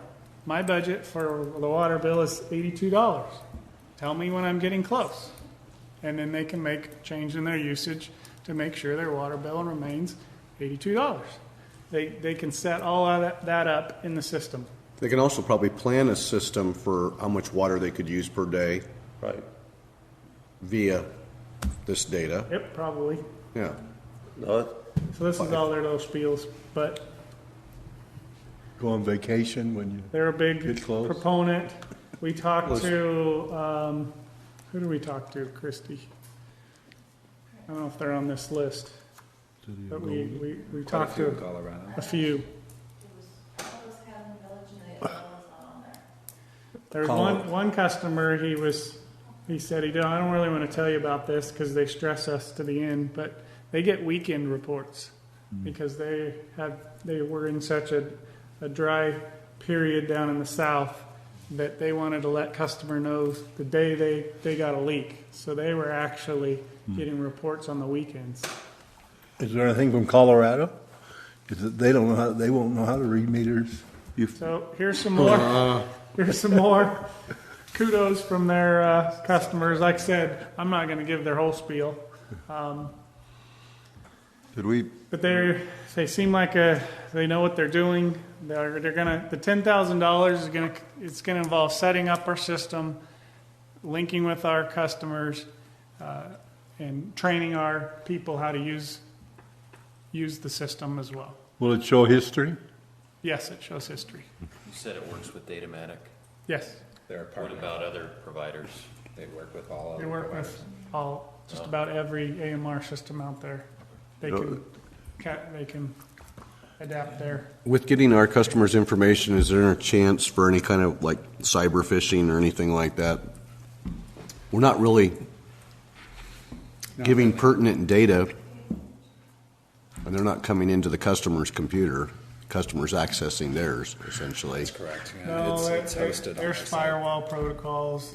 All of those things are dealt with. But we're trying to get it linked so that when a customer isn't having to go two directions, and they said they'll. Customer's work with not us going into their over system here and to pay the controlling. bill They're and just over here merely to see the looking. data. It's like a read-only page. You're not changing anything. You're just Yes. read-only. Yep, you know. read only and set their alerts. Exactly. They can't change their usage. Yeah, well, I know, but I mean, there's nothing any way that they could have access to information. Just to their meter. You could go in. Let me ask you about that then. Because I heard that. You said I would get a log on and password to access my data. Yes. I thought that the water used here is public record data, No, not necessarily. not the billing. But usage. But the Utility usage. usage data, there's an Utility exception usage to the data. Public Records Act. There's what? There's an exception to the Public Records Act. And what is it?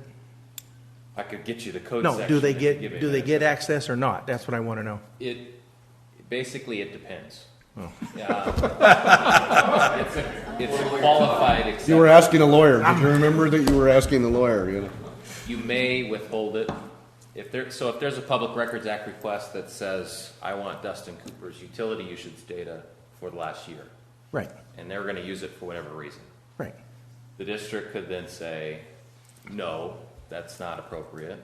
Or Why should the district second make part that of the decision? statute- The second part of the statute says kind of a balancing. If the need or the public interest in disclosing it is outweighed by the privacy concern, then the district could disclose And it. who makes that decision? The district. So the district makes both decisions. Yes. And why does the You're district right. get to make that decision? Doesn't sound like the district should. Well, maybe we should have a different policy to. Perhaps the set board forth. should then, that's the district. Yeah, but. Okay, I so can get what you the I'm code getting provision. around to then is, especially in drought situation, customers may want to know what their neighbors are doing. Why should we prevent them from knowing that, and protecting a water hog, if there's one? Let that information come forth. And so anybody could get on, they see their neighbor, they got all this green grass, there's water going all the time. They get on their little tool here and bump, and they see how much they're using, and this is how much I'm using. Why not? Do you happen to know a couple families named the Hatfields and the McCoys? Is there some chance way back, that you met those families? Related to them. Both sides. Yeah, I think that's an area we probably want to go into, but if the board chose, so we'll deal with that. When I was on the Okay. town But the other council, thing, the more realistic, is we want to link it so they're in one spot. So either they're paying their bill online, and then they click the button to shoot over to see what their usage is, or vice versa, and not Have to we're back out trying to and give go them back one- in another yeah, route. Yeah. Yeah, and so we're kind of linking those two issues. you could also go in there and hack somebody's. That's what I was Password. asking. See, that's what I was asking. Is there some way to get in there and cyberfish any information? There's always a Mark's way. got a question. I just want to make a comment as your community relations consultant, one of them, anyway, half of the team. Our big goal here is to partner with the community and to get the community engaged in not just PID but also conservation of water and that sort of thing. I can't really think of a better way than to hand them access to their own water usage, to engage them and get them to be aware of what's actually going on in their household. So it seems to me to be a very positive tool from a community relations standpoint. What do you think about giving them their neighbors' information? Yeah, I was thinking what we could do is we could do it by neighborhood, I think. That might make some sense, statistically. Yeah. In your neighborhood, in a radius of a quarter mile or something, here's what people are doing on the average, and here's how you compare it to that, if we had to go to that. And those are reports this system could develop. Well, What's my house? Less than a mile from Pearson and Pence. And after it rained this morning in driving to work, 5 residences with water on this morning. And it was like, really? It's like, why you have it on some kind of timer right now anyway? We just had a big rain event. Ground's still moist. We haven't had any 80-degree days. Foliage is doing just fine, And there were sprinkler systems going. And I bet that wasn't all of them, so. Pass out a bunch of those door hangers over here. Yeah, it just, but it just. We get customers probably every day, if not multiple customers. You got this fancy new meter system. When am I going to be able to get online? PG&E, I can get online and see. I think my that's a usage. very good. When can I get on and see my stuff? They're clamoring for it. It's not for every customer we have, but it's for a lot of customers. Well, I remember when we had the sale on it, this was going to happen down the line. Exactly. But I thought it was going to be done, but I didn't know it was going to cost us $2,200. $22,000. That first year. First year. $20,000 a year. Yeah, Yeah, and that's- just to let you know, it's a one-time setup fee. We can cancel at any time. You're going to lose your one-time setup fee, so you're not locked into a contract on this. It does empower. This is probably the most powerful tool that you can empower a customer to allow them to monitor not only their usage but their bill. It does set up trends, so if they're trending towards a bill that's going to be higher than what they have set their limit to, it'll notify them. But it's a powerful tool for us if we do get into a drought. This is going to be a police way that we can police water. I mean, it's either this, you have people driving around looking for people wasting water. This is something that you can use in-house And the other Big thing Brother too, is watching. and that's really the case. But the other thing too is it does empower the customer service side of our field representatives too. You can bring this out. They can have a tablet. They can pull up the person's water use out there right here and go, here's But what I you're didn't doing. use that much water. Yep. Here Well, you let's go. look Something's back. going on at this time that's signing you up for this, and that's get you empowered in your water usage right there too. So it has multiple benefits to this. The company seems very eager to not only gain our business, but to customize the system to how we want it to be used. You ask them a question, can we do this? Sure, we can do this. We just got to customize it to fit how we want to do it. They're interactive with us and how we want the system to work to better use for ourselves, but also for the customers. So. I have one more question. Can I just add? Sure. We also see some customer service benefits to our side. We regularly get customers that are late payers.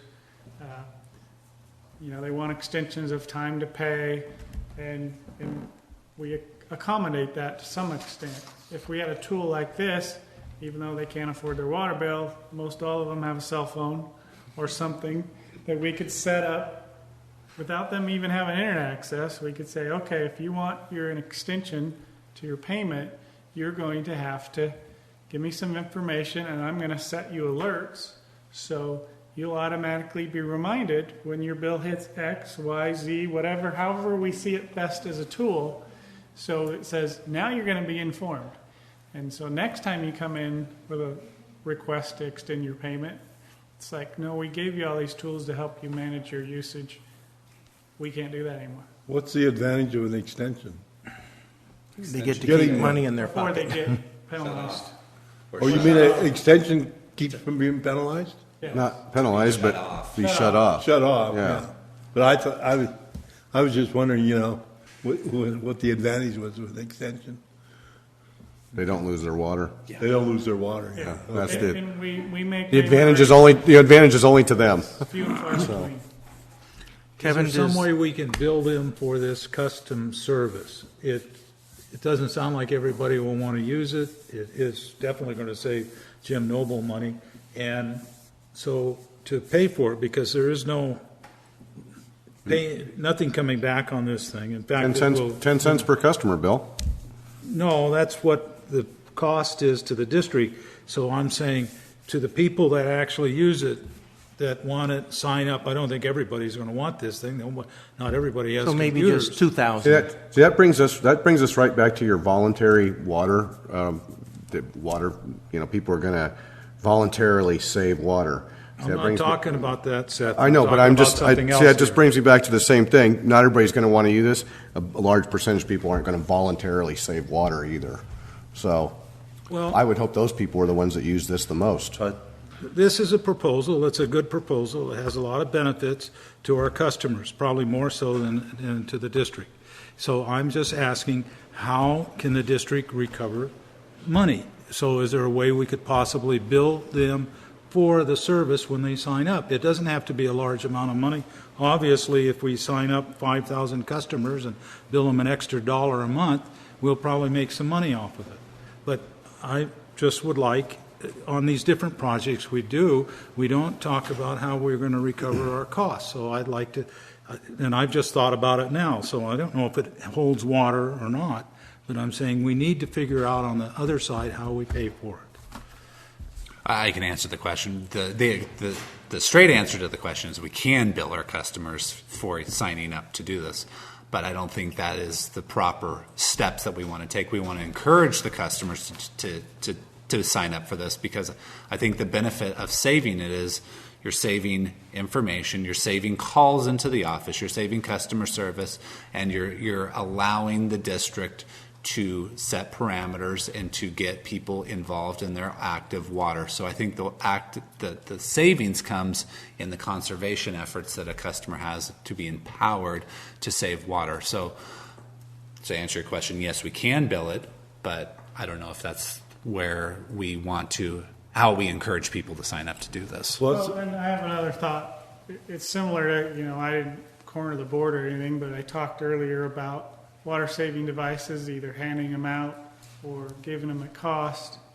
You know, one way to pay for this, because this is a conservation tool, is you go, okay, Tier 3 should be $2.05 a unit, because those high-end users should be paying to help support our conservation efforts.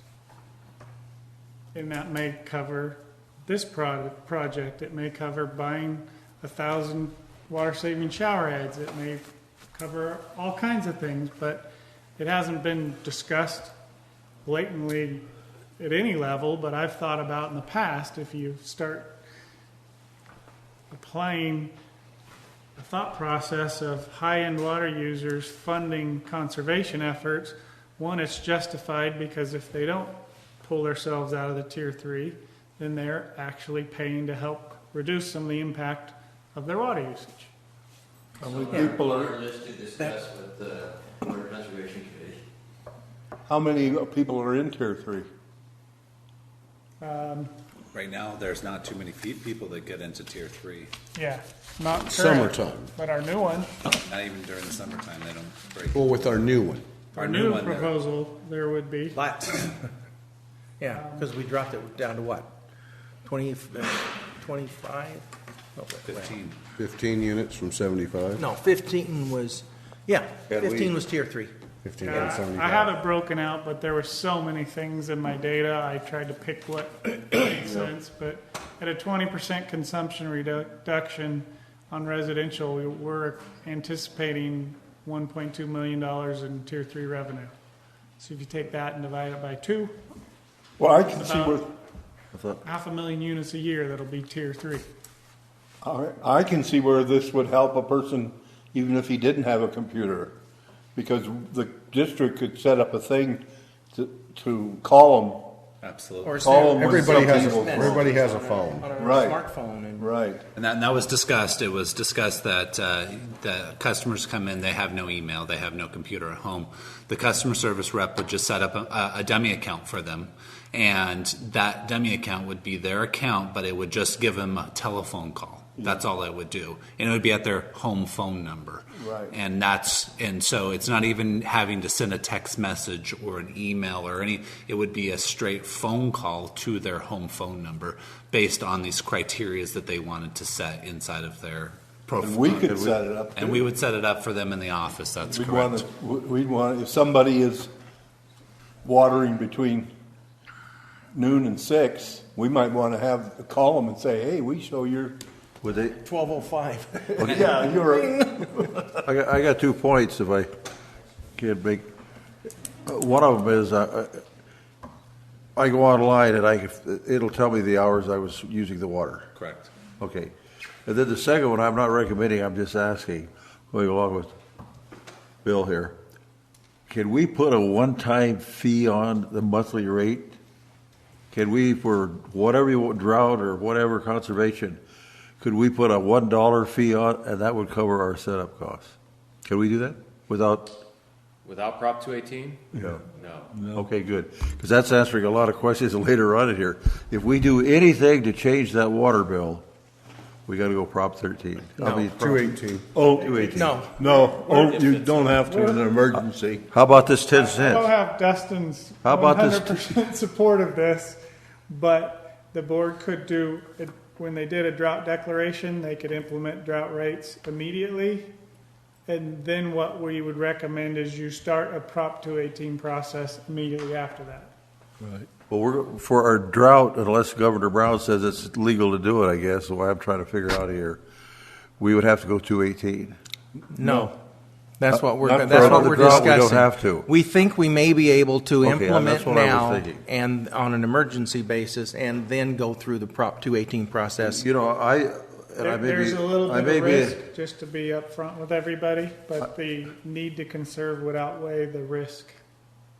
Yeah, we've We- done that before. we We did- meaning my firm and other clients of ours. That is, let's take an irrigation district, for example. Most irrigation districts will bill in advance for the entire irrigation season. Well, we may have a need to raise the rate, but we're up against time limit, right? Irrigation's going to start, bills are going out. So what we've done in the past, and this has always been successful, it's never been challenged, is we've put out, in that case it's an application, say, this is the increase, it's subject to Prop 218, we're going to go through the process, but in the interim, we're going to bill you at what we propose the new rate be. Yeah. So that's kind of what George is Yeah. suggesting. If we get to a situation where it's legitimately an emergency, then it's hard to say, okay, timeout emergency, we're going to go spend 3 months to go through Prop 218. Prop 18, yeah. Right. By that time, we've lost 3 months of conservation potentially. Well, I prefaced my remarks when I interrupted George before he ever started, thinking that we would save some time, but that's sure what by the boards did that.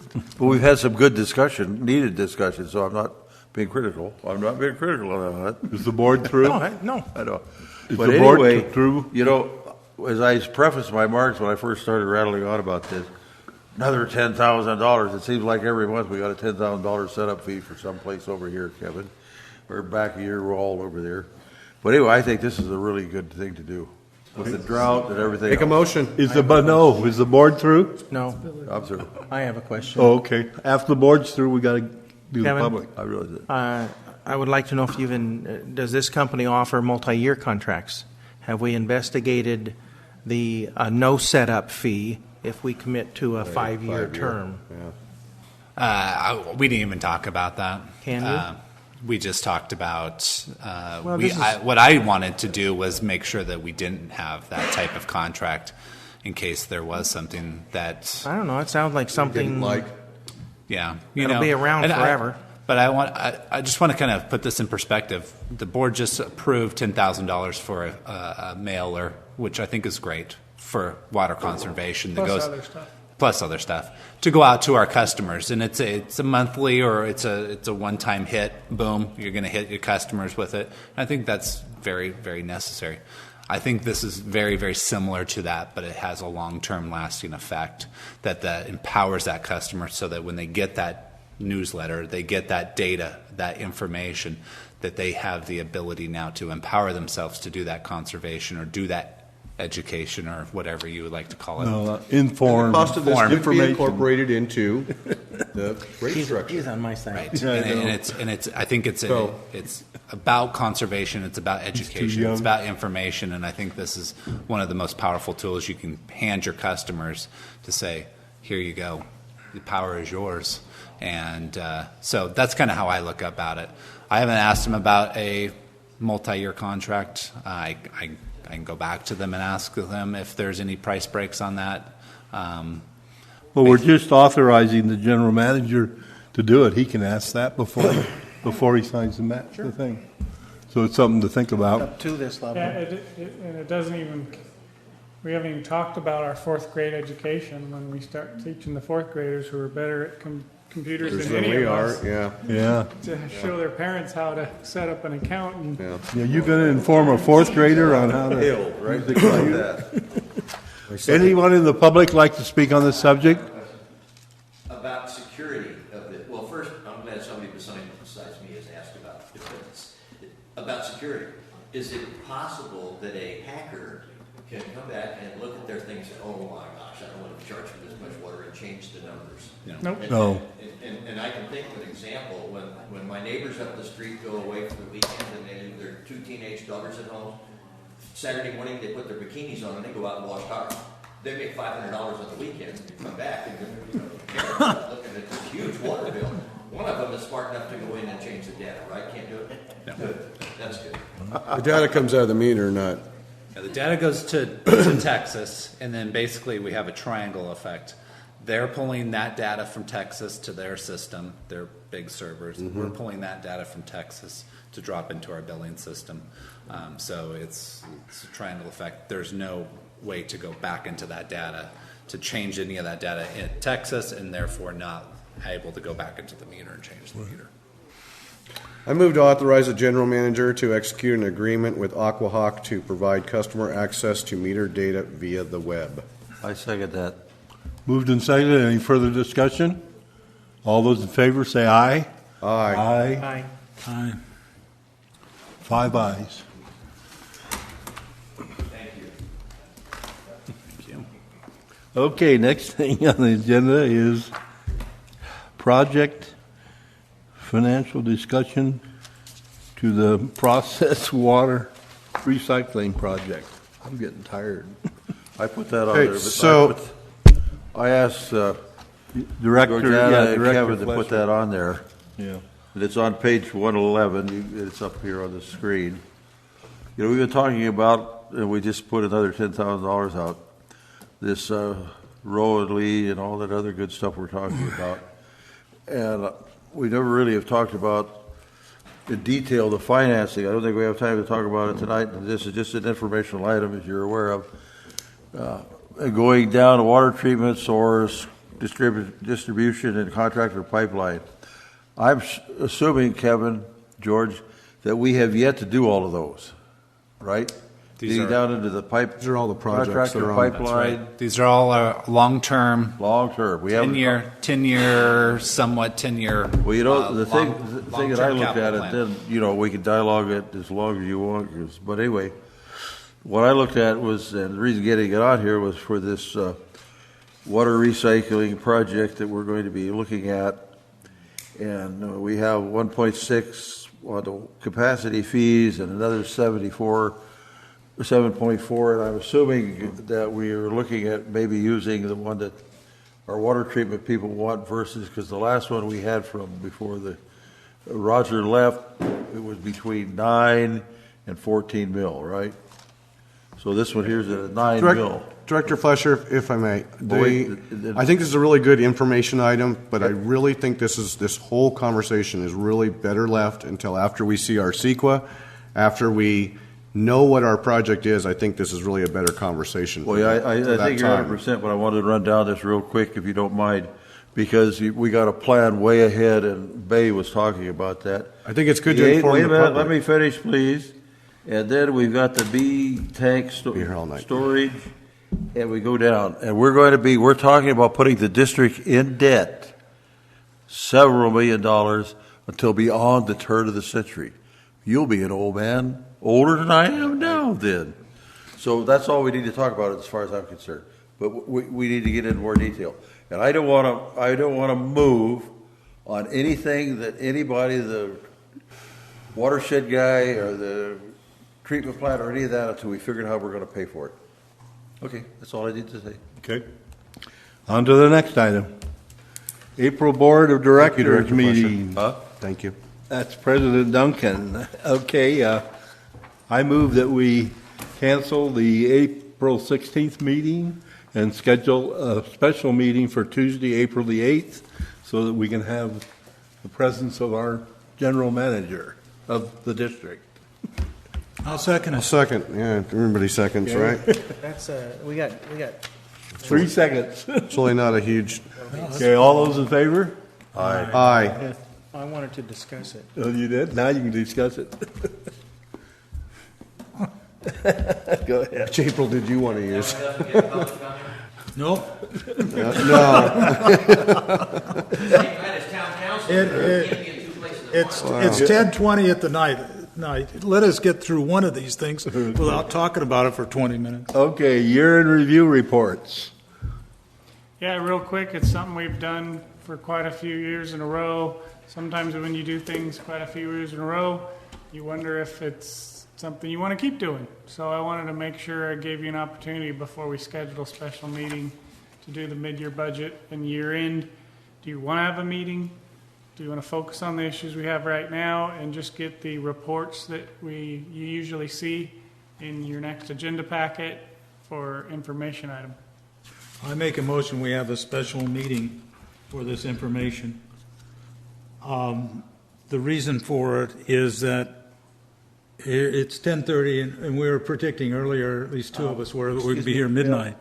I'll second that. Okay, thank So you. now you can go ahead. Okay. Any discussion? Well, Bill started, that's why I wanted to That say. you want to stop the discussion, okay. Public discussion? All those in favor, say aye. Aye. Passes 5-0. Okay. Corporation Yard Open House and Ribbon Cutting Manager, General Manager, George Barber. Yeah, we're looking at, I talked to to the Thanks, Jim. Paradise Chamber of Commerce, and we've got a tentative date set for June 4th to have a ribbon cutting, open house. Plan to have all our guys that work there plan on attending to show off their new facilities. Wanted to make it an event, but to be able to do that, I need the board's approval to move forward with working with JPIA to do this. The idea is not us feeding people, not us, like many events, we end up paying our guys to cook food and hand it out for free, etc. I've reached out first to the Clampers.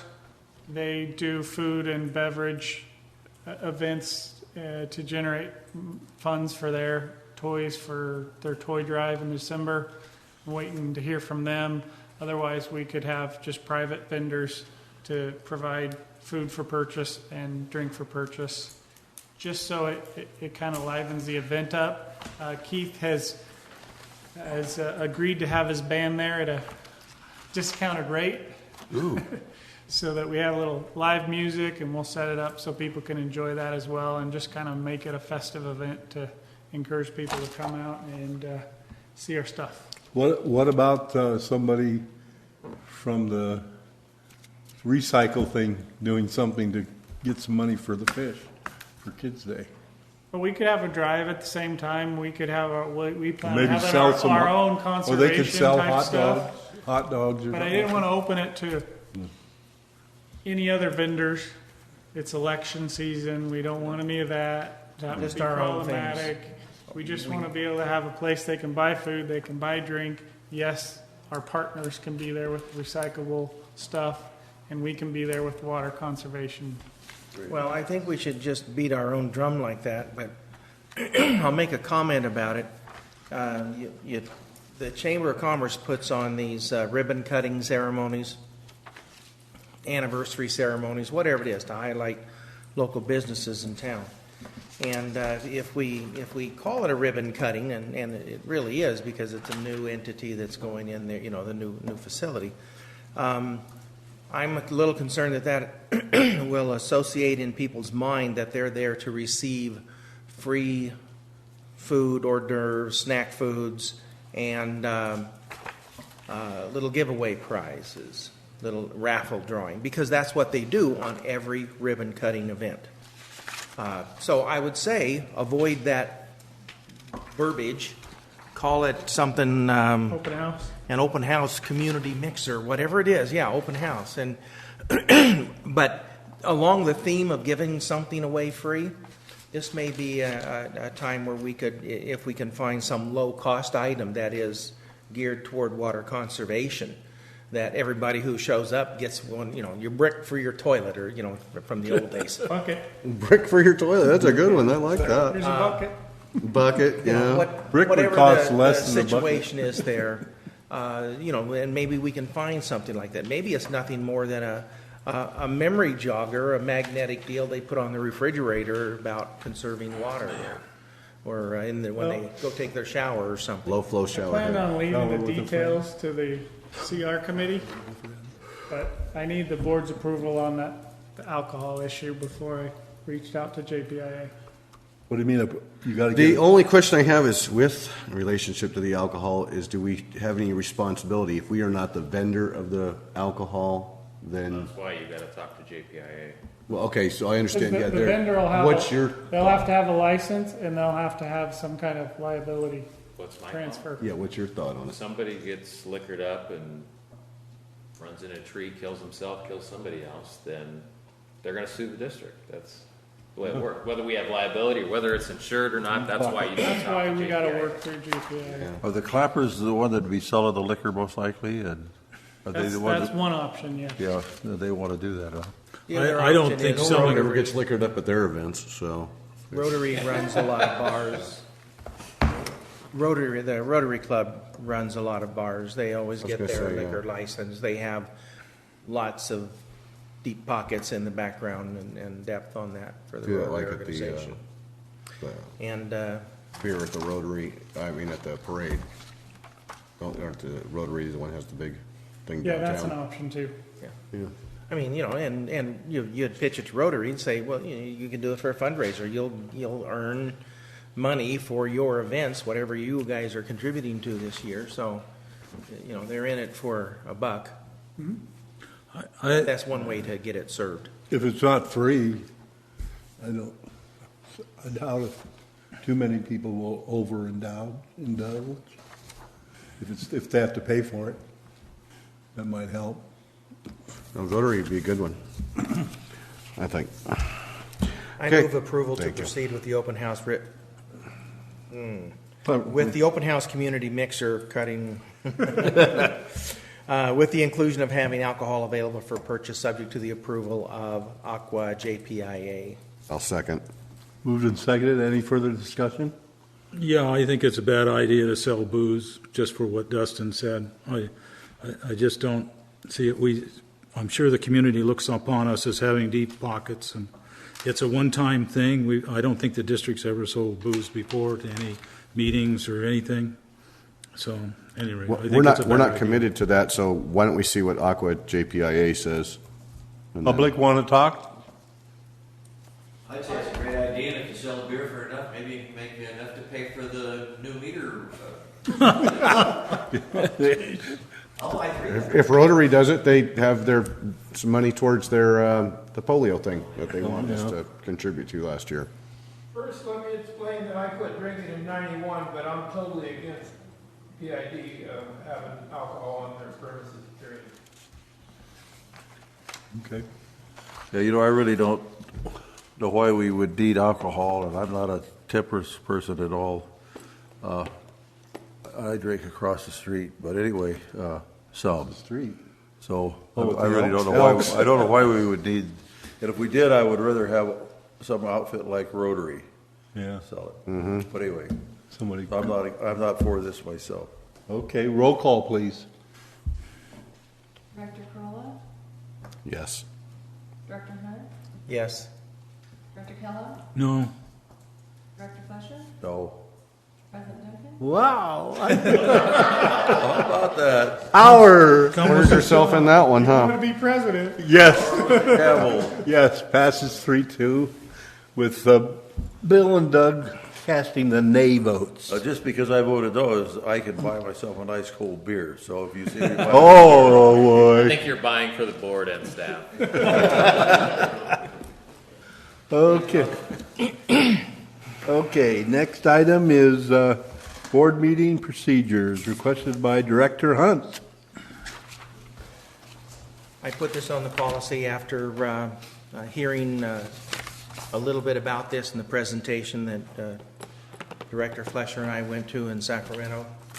I think it was more or less presented that the speaker there said that there was a person who became president of their water district, and she walked in and said, okay, this is the way we're going to do business this year. It's my presidential year, and we're going to run business in this manner because I want it to move through quickly and methodically and without any special treatment. We're even-handed. This is the way we're going to handle every issue going on.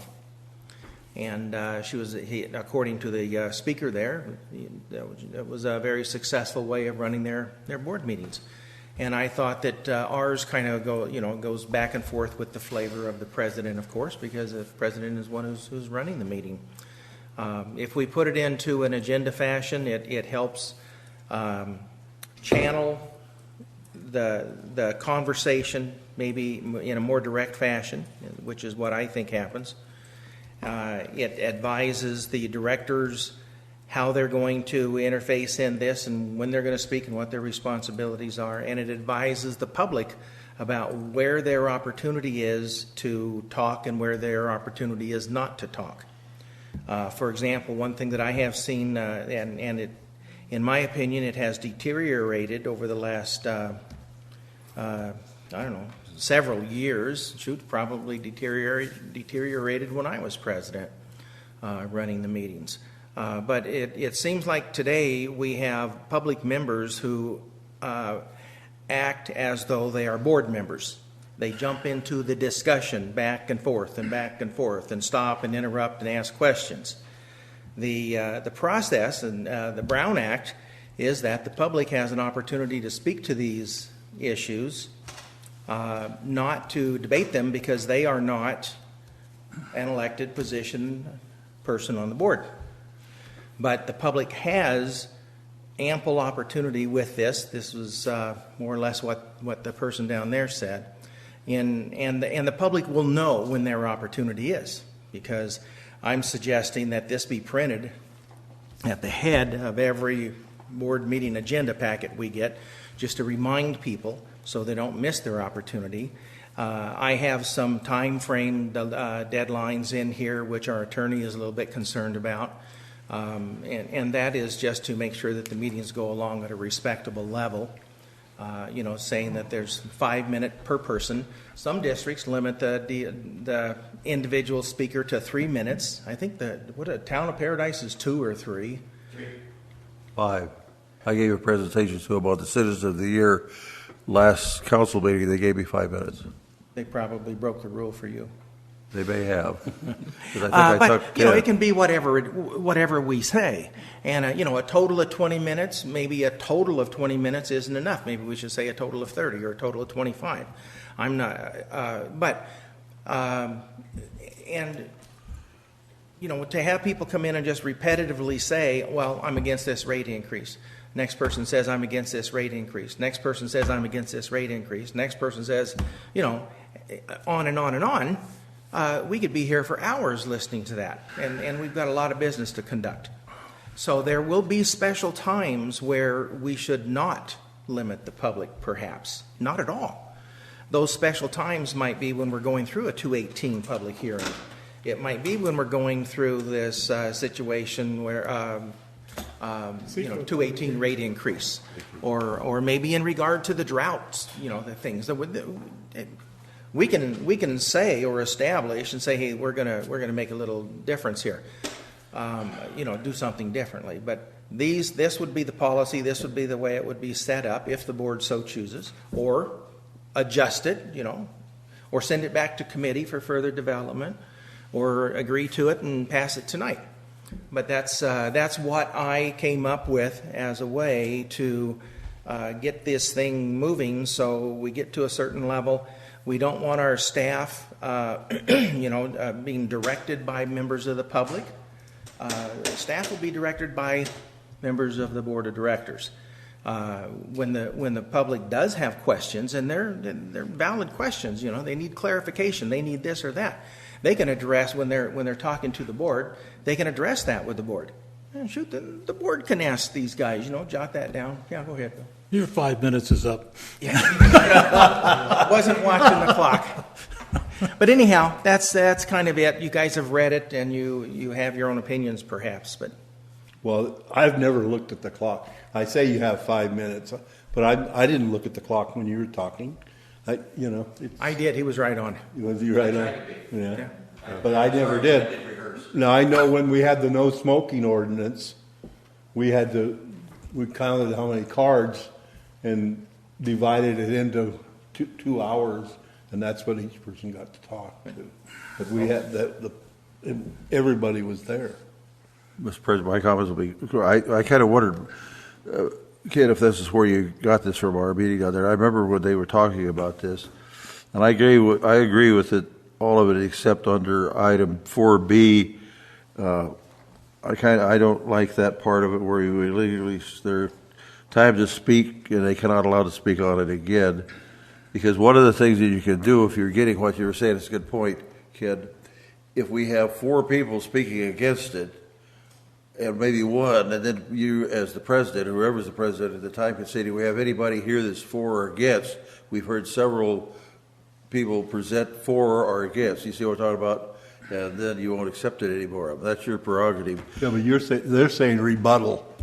We don't want to get into I think this is saying no rebuttal. No, there's no rebuttal on this one. Well, it doesn't say that, but it's saying relinquish their time to usually speak. if you've yeah, but in other words, the subject, you come back. Let's take Ward, good friend of my Ward.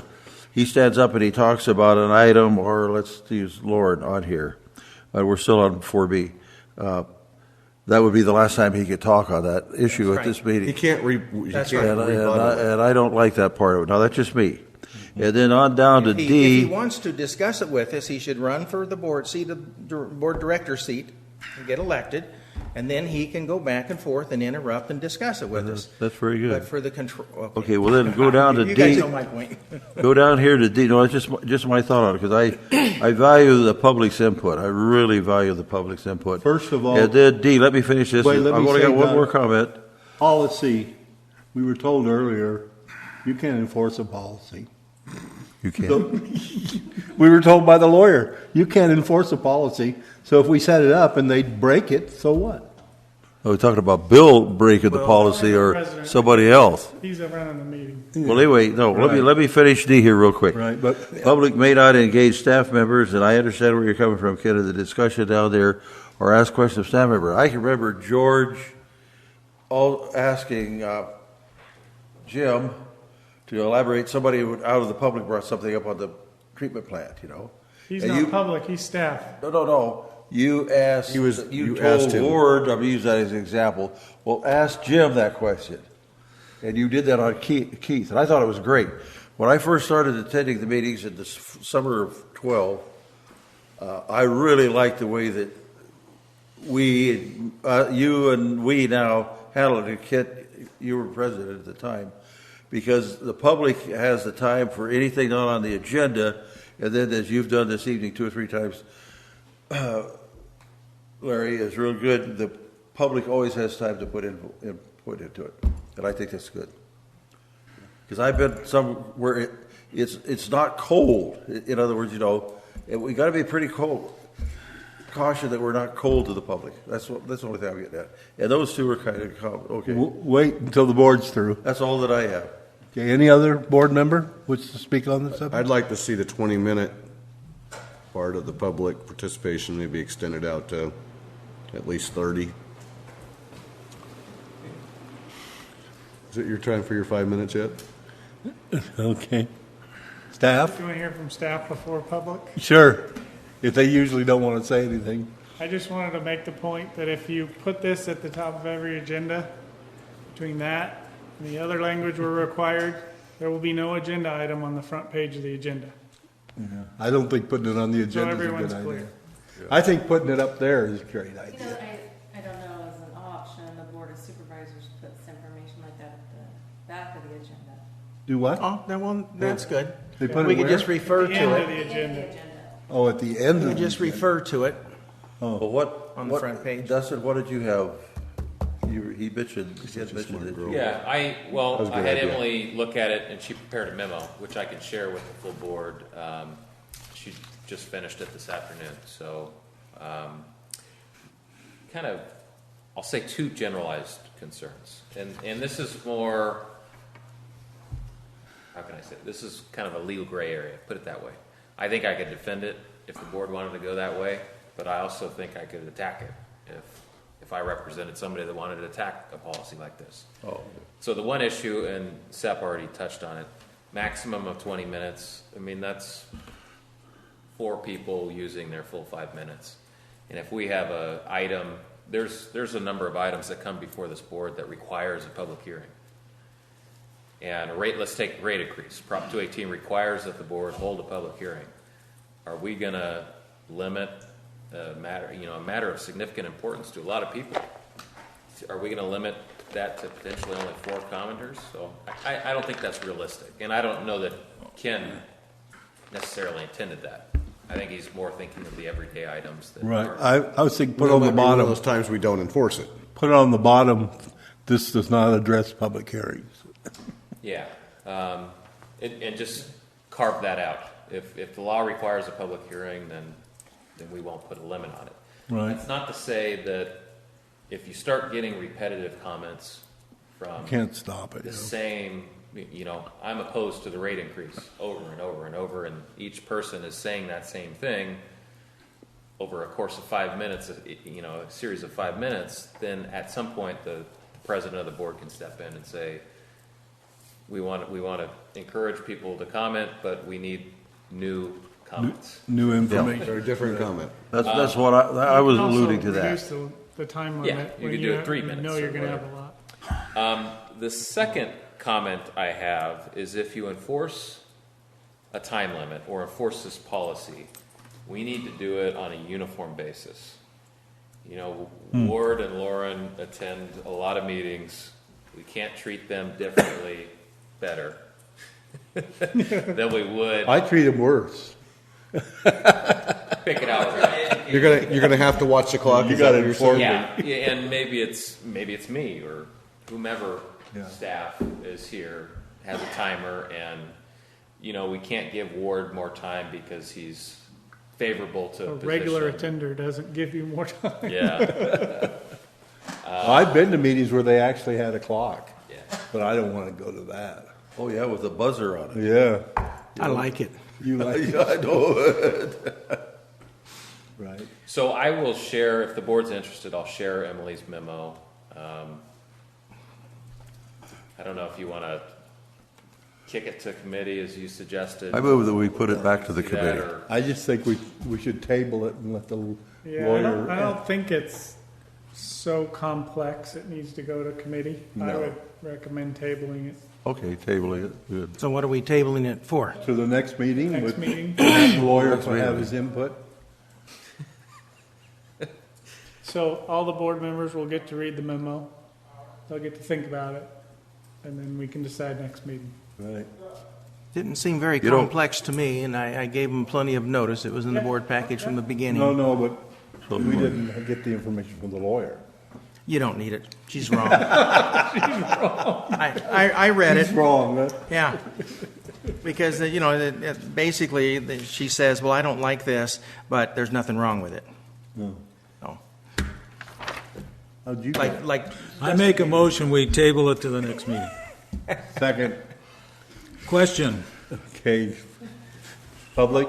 No, I think Director Hunt has got a point here, and some kind of control there helps move this whole process along, so you go home by then. Absolutely. At council, town council, you come in, you're supposed to know the agenda. You take out a card, you say, agenda item 3, I want to talk about. You turn it into the clerk, you got 3 minutes after they call your card. The clerk will see that maybe 18 people have filled out a card to talk on the same subject. The mayor will say, after the fourth person has gone to the same thing, is there anybody else in the audience that is saying something on this same subject, for or against? Please raise your hand. 14 hands go up. He says, are your comments substantially different than the 4 that have already spoke? And most of them go, well, I guess I'll let us do it. He says, fine, we think we've heard enough. we'll note that quantity. Yeah. Exactly. Yeah. And they will say, this helps us move the process along and get to a decision. And I think that's an easy way to handle that. And, you know, you give me 5 minutes, fine, I'll use all 5 minutes. But frankly, I've heard so many people get up with their 3 minutes. After 30 seconds, they start to repeat. And it just becomes redundant, and they want to try and make the point. Then they'll talk louder to make sure, before some councilman goes, okay, we get it, sit down.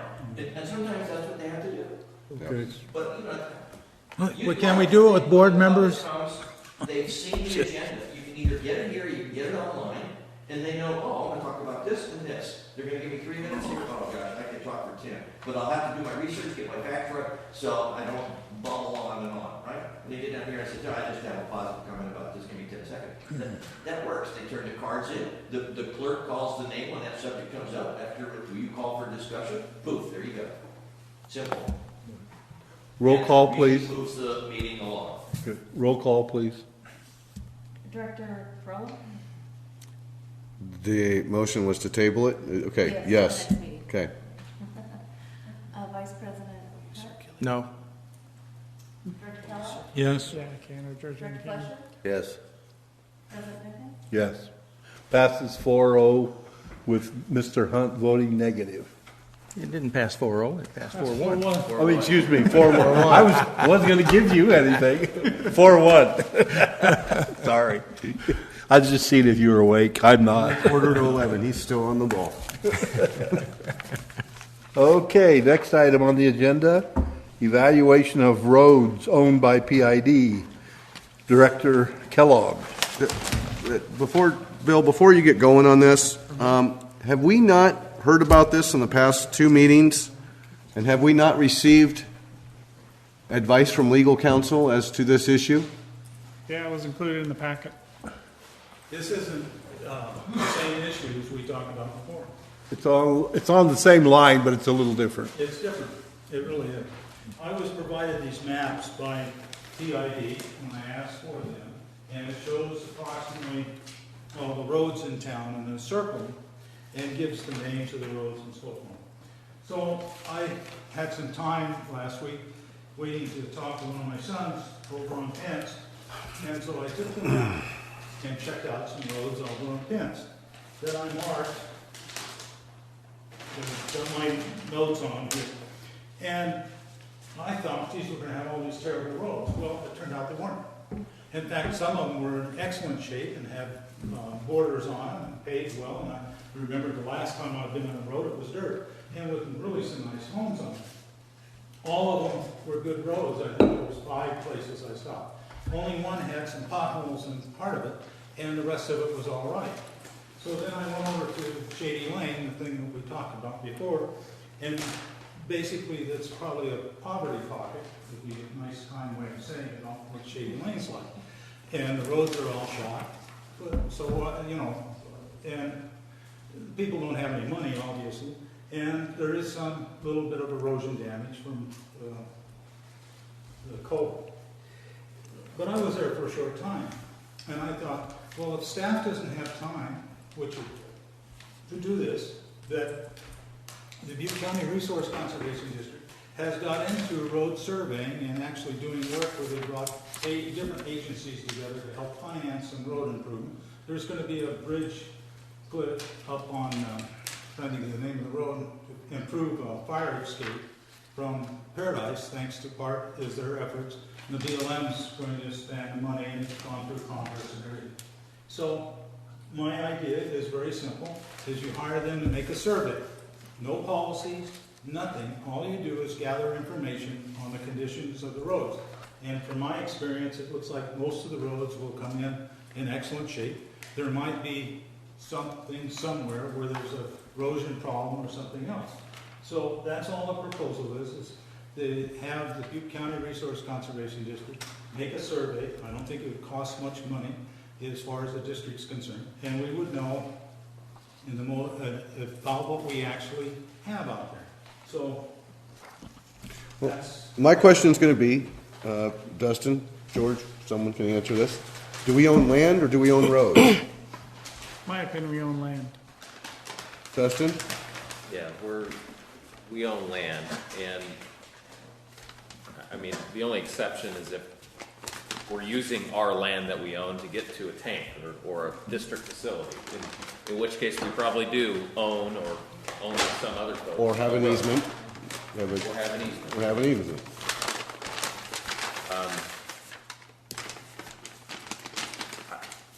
The question I have is, what would the survey give us? It would give an assessment of the condition of the road, and is that kind of what you're thinking? Yeah, just a general assessment of the road, whether it's paved or not. Is there any hazards on the road? Is there any erosion problems on the road? And just let us know. If it comes back at a high percentage, which I suspicion after I did my little half-hour thing, it may be that 80% of these roads are well cared for by the land people on them that live next to them. In one case where they had the best road, it looked like it had all been developed at the same time, and a developer had fixed the road. I don't, it's been done some years ago by the looks of the houses, but they're all very nice homes in a nice district. When I first got this, I thought I was going to run into a mess, which I didn't. So I think it would be a way for us to... But we don't own any roads, Bill. Huh? We don't own any roads. Yeah, we own land that the people drive on, and... Easements are taken care of by the people who have easements. They are not taken care of by the owner of the land. No. If you had a situation, let's take Shady Lane because that's where all this started at. Did I read the civil code wrong? No, it's in there. The owner of an easement is responsible for the maintenance. For the road. Yeah, I understand that, but what I'm saying is... Then that to me, then I'm going to make a motion that we do not spend any money on having the BCRCD do an evaluation for us because we own no roads. We can't evaluate what we don't I'll own. second the motion. Okay, I just want to be able to discuss one more. I didn't expect to win it. We can discuss it now. But the last point would be a very simple one. I know what the law says and so forth. Now, let's take Shady Lane. There's approximately 8 or 10 homes beyond where the Culvert. or the fire department or whoever public wants can go. It's a dead-end road. There is no other access to it. That's the other thing I discovered when I went out and made my little survey. So now somebody dies out there because the ambulance can't get to them quickly enough. And we have a ambulance chaser attorney, and he goes before a jury trial and says, sues PID because we didn't do it. This has been public information. It was already public information when I got up to talk. So I'm going, and to say at least for public information in the community, how our ratepayers and other people would perceive us over an issue like this. I'm going, okay, it's a disaster. Now, hopefully nothing like that will ever happen. But it's in a district where it's possible if you go back and look at it. Earlier, Dustin said that he would be glad to defend that. I believe the people. I believe the people of Shady Lane would love to have the PID pay for replacing that road or the culvert or any part of that road and culvert combination. I don't believe that it is our responsibility. It is the responsibility of the people who share the easement. Bill and I talk about a lot of things once in a while at some PID things. We didn't talk about this one at all. And as you know, I do expert witnessing. Dustin's aware of this. And do the people that are on Shady Lane or any of these other lanes that we own the property, do they have deeded easements? The mix. Do they have what? If they have deeded easements, now listen to this real close. Take this from, and he knows what I'm talking about from the expert witness standpoint. 845A, maintenance and also good. The owner of any easement in the nature of a private right-of-way or any land shall maintain its repair. Okay. First thing in the morning on Shady Lane, I've took pictures of it because it's in my division, and I had a letter on that and shared it. First thing I did was shared it with George. A young 5-year-old dies because of those two maintenance not properly done on those culverts. They would have a heyday. No, you said owner of the easement. Yeah. Well, no. Yeah, that's what you said. We're not the owner of the easement. We're not the owner of the easement. We're not the owner of the easement. Okay, well then we would pass it on the other. But it's on our, as far as the world is concerned, they have an easement on our property to drive, and that is the road. It doesn't say what it is here. You see, so you're really getting to the sticky wicket. It would cost us a tremendous. Wait a minute. It would cost. I've been involved. Not on roads. I've never been involved in roads because I do construction and agricultural accidents. You're talking about a sticky wicket, and Dustin would be smiling from ear to ear. His firm would, because there'd be, if you represented this, you'd be making a lot of money. More likely, It'd be JPIA. Aqua JPIA. And what they would be able to prove that we have all these roads that we have these people with easements off of. We have land. We do not have roads. But we'd only have to prove it for the one person suing us. Wait a minute. We have property that we allow them to drive on, and we gave them an easement, and they were able to borrow money because of the easement on our property. Right, Dustin? And it doesn't say it has to be a paved road. It doesn't say it has to be a gravel road. Yeah, so we have no responsibility. And they've been in there with time. Oh, it'd be a beautiful case to be involved with. You and Bill, I'd like to make a couple comments about this before we vote. You and Bill seem determined to not just ignore what the legal standing is and say, well, it would be a community relations nightmare as opposed to a public relations nightmare. And you know, that may be. But if we open the door once and spend $30,000, $40,000 to repair this, now everybody says, wow. Did I ask you to repair the culvert? Why are we just doing this? Did I ask you to repair the culvert? Well, that was the second item I wanted to. That's the second item. Then I got one more to add. What we have, what we do. We ought to figure out how to divest ourselves of those roads. Now, one time over at the Mendocino and a couple other places, the project I think is, Director- wait a minute. I think Director Hunt I had let him 2 finish his. They call it, the Forest Service, Caltrans and others call it road obliteration, and I got that out, road obliteration. And what you do is you go in and you make it look like it was never there. And the reason they do that is to enhance the forest and to keep people on public land from driving on it, because they are liable for people to get injured. You want Now us to that, eliminate I think we Lane? should do that. Why, how can we get We're that not gonna through for obliterate community roads, relations? So I don't We wanna- understand how that. Anyhow, the second thing I wanted to bring up, and this is going to be making me sound like I'm picking at Bill here, but I have to take exception about the way that this was written up, Bill.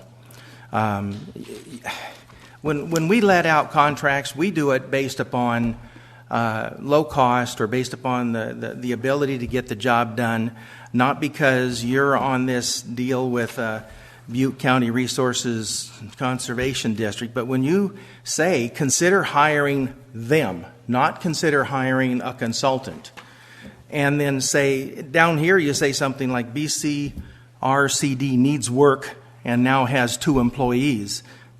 This is going over the top. It's not our responsibility to give their 2 employees work or to funnel a job to them. And we, as directors, should not be bringing up something and saying, well, I got a friend over here who's a paver.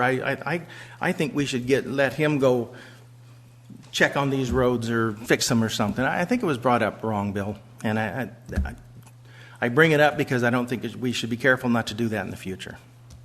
Well, I think that the more we do about these roads which we don't own, the more we're going to be liable.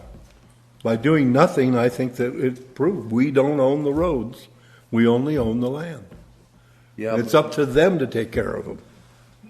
I've had this on my own situation on roads, on ranches. If you let people drive on them, they become a road. And the only way you can't keep them from driving on them, if you close the gate once a year. If you close the gate once a year, you lock that sucker and you don't let anybody but yourself drive on it, then it's not a road, you see. So, and I've owned that land. And some of it's in Round Valley Ranch Road, as a matter of fact. But you didn't grant any easements across the Yes, we property. did, yeah. You granted an easement? Then it was their responsibility to take care of the road. I'm looking at it not to argue or not to bury it, and it may never happen, I think I'm kind of with Larry. The more you keep exposing it, the easier it's going to be for somebody to come in and take from it. You're certainly to a degree. But a lot of these kind of cases, you don't want to be an ostrich with your head stuck in the sand. We've acknowledged we own land in Paradise. We don't own roads. And we allow people to drive We on don't, it. and we don't own Well, roads. you give somebody an easement. We allow people, and we, in fact, it'd be interesting, just take one parcel and find out if we've deeded a right-of-way on that property, and then it becomes a road. The Klingbett's had. It's a mix. Yeah, Some of them but they were had, one of the some ones of that them had didn't. the actual No, deed. they're It the wasn't- ones that didn't. Didn't have it. It was one of their neighbors that had. I bet you the One of their ones- neighbors had it.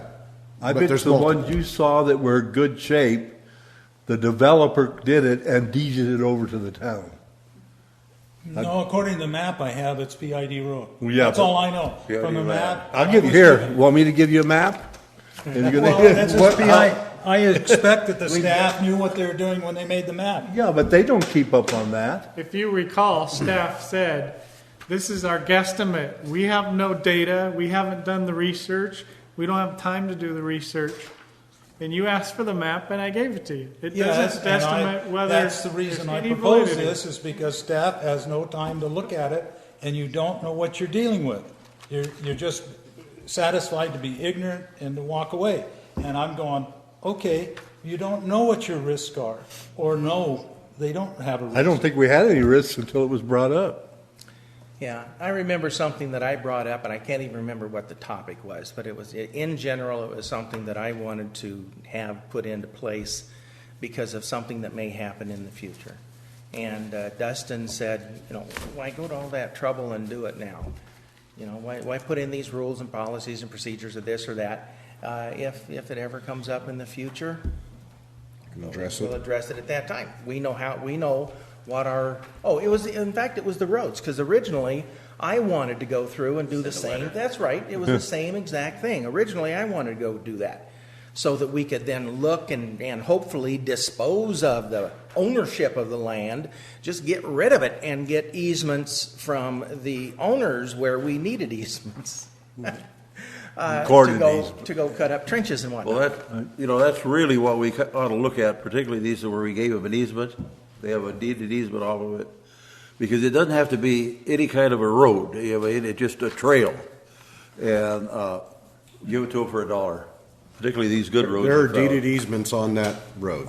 The problem roads, nobody's gonna take for $1. Take for $1, right? Did I somebody, will. I understand that. somebody in the audience want to speak to Put a this gate subject across before it. we vote? Yeah. And a toll booth. I think you've over-discussed this. Okay. Roll call, please. Thank you. So the motion, did you want me to repeat the motion? Sure. Motion by Director Kellogg, second by Director Hunt, to not spend any district money to have the Butte County Resource Conservation District conduct an evaluation of district-owned roads. That's right. Director Kroll. That's yes. Oh. Had to still run it back through my head, yeah. Director Hunt? Yes. Director Kellogg? No. Director Fletcher? I'm going to pull an Obama, not present. Most of the voting he did in That the goes as Senate a was yes not vote, present. Yeah. But I'm going to abstain. Same. That's a yes vote. I rarely said in the, So it passes without my vote, huh? No?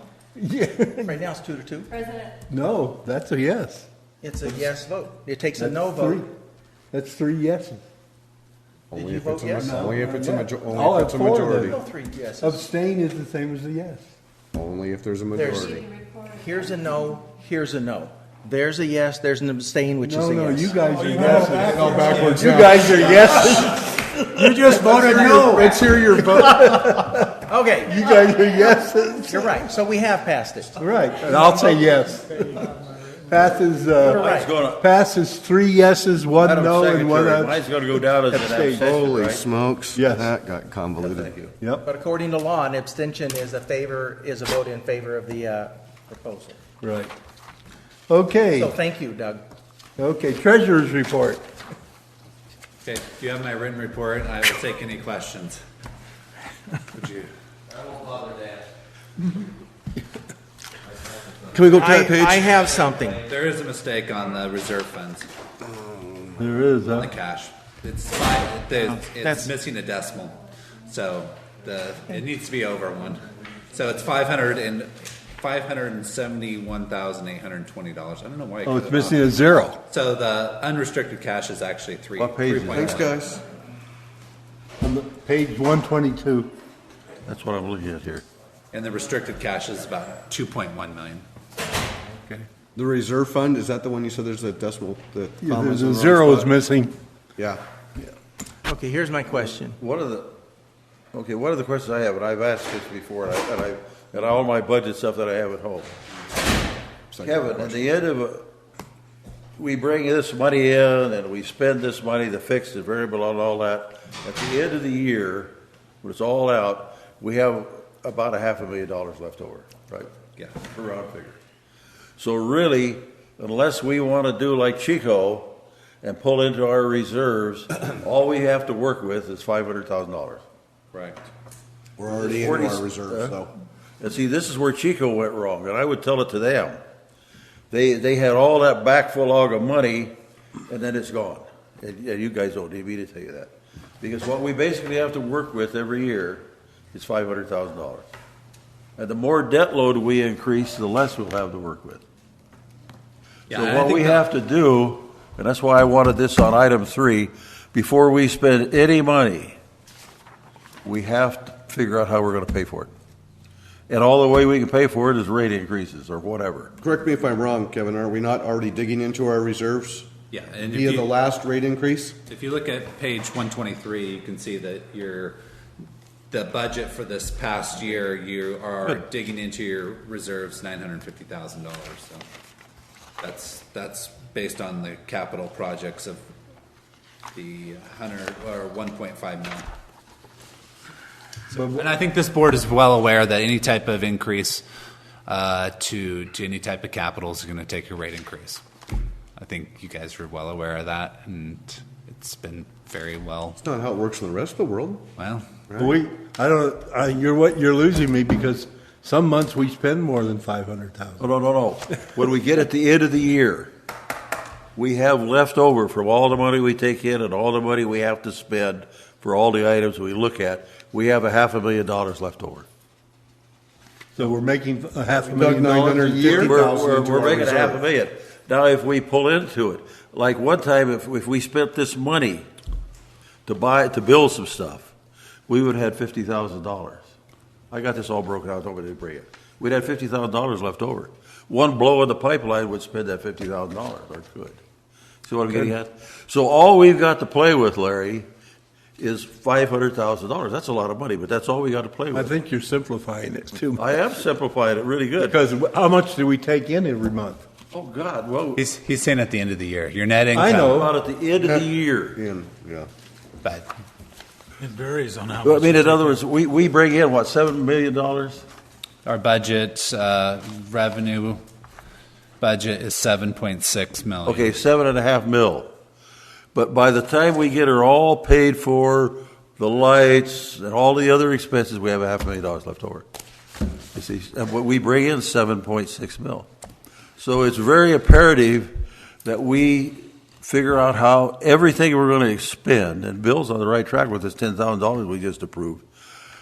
Out of this $10,000 that we just approved for this thing that I seconded, we would have $490,000 left. No, I checked with Kevin. He says he's got enough in the budget to cover the $10,000. I have enough in the operational budget. Okay, well to then we'll cover have that. $500,000 left over. Right. See, I asked him that about the two $10,000. I said, Yeah, well, I knew there was a bunch of. they're in the budget. You see what I'm getting at?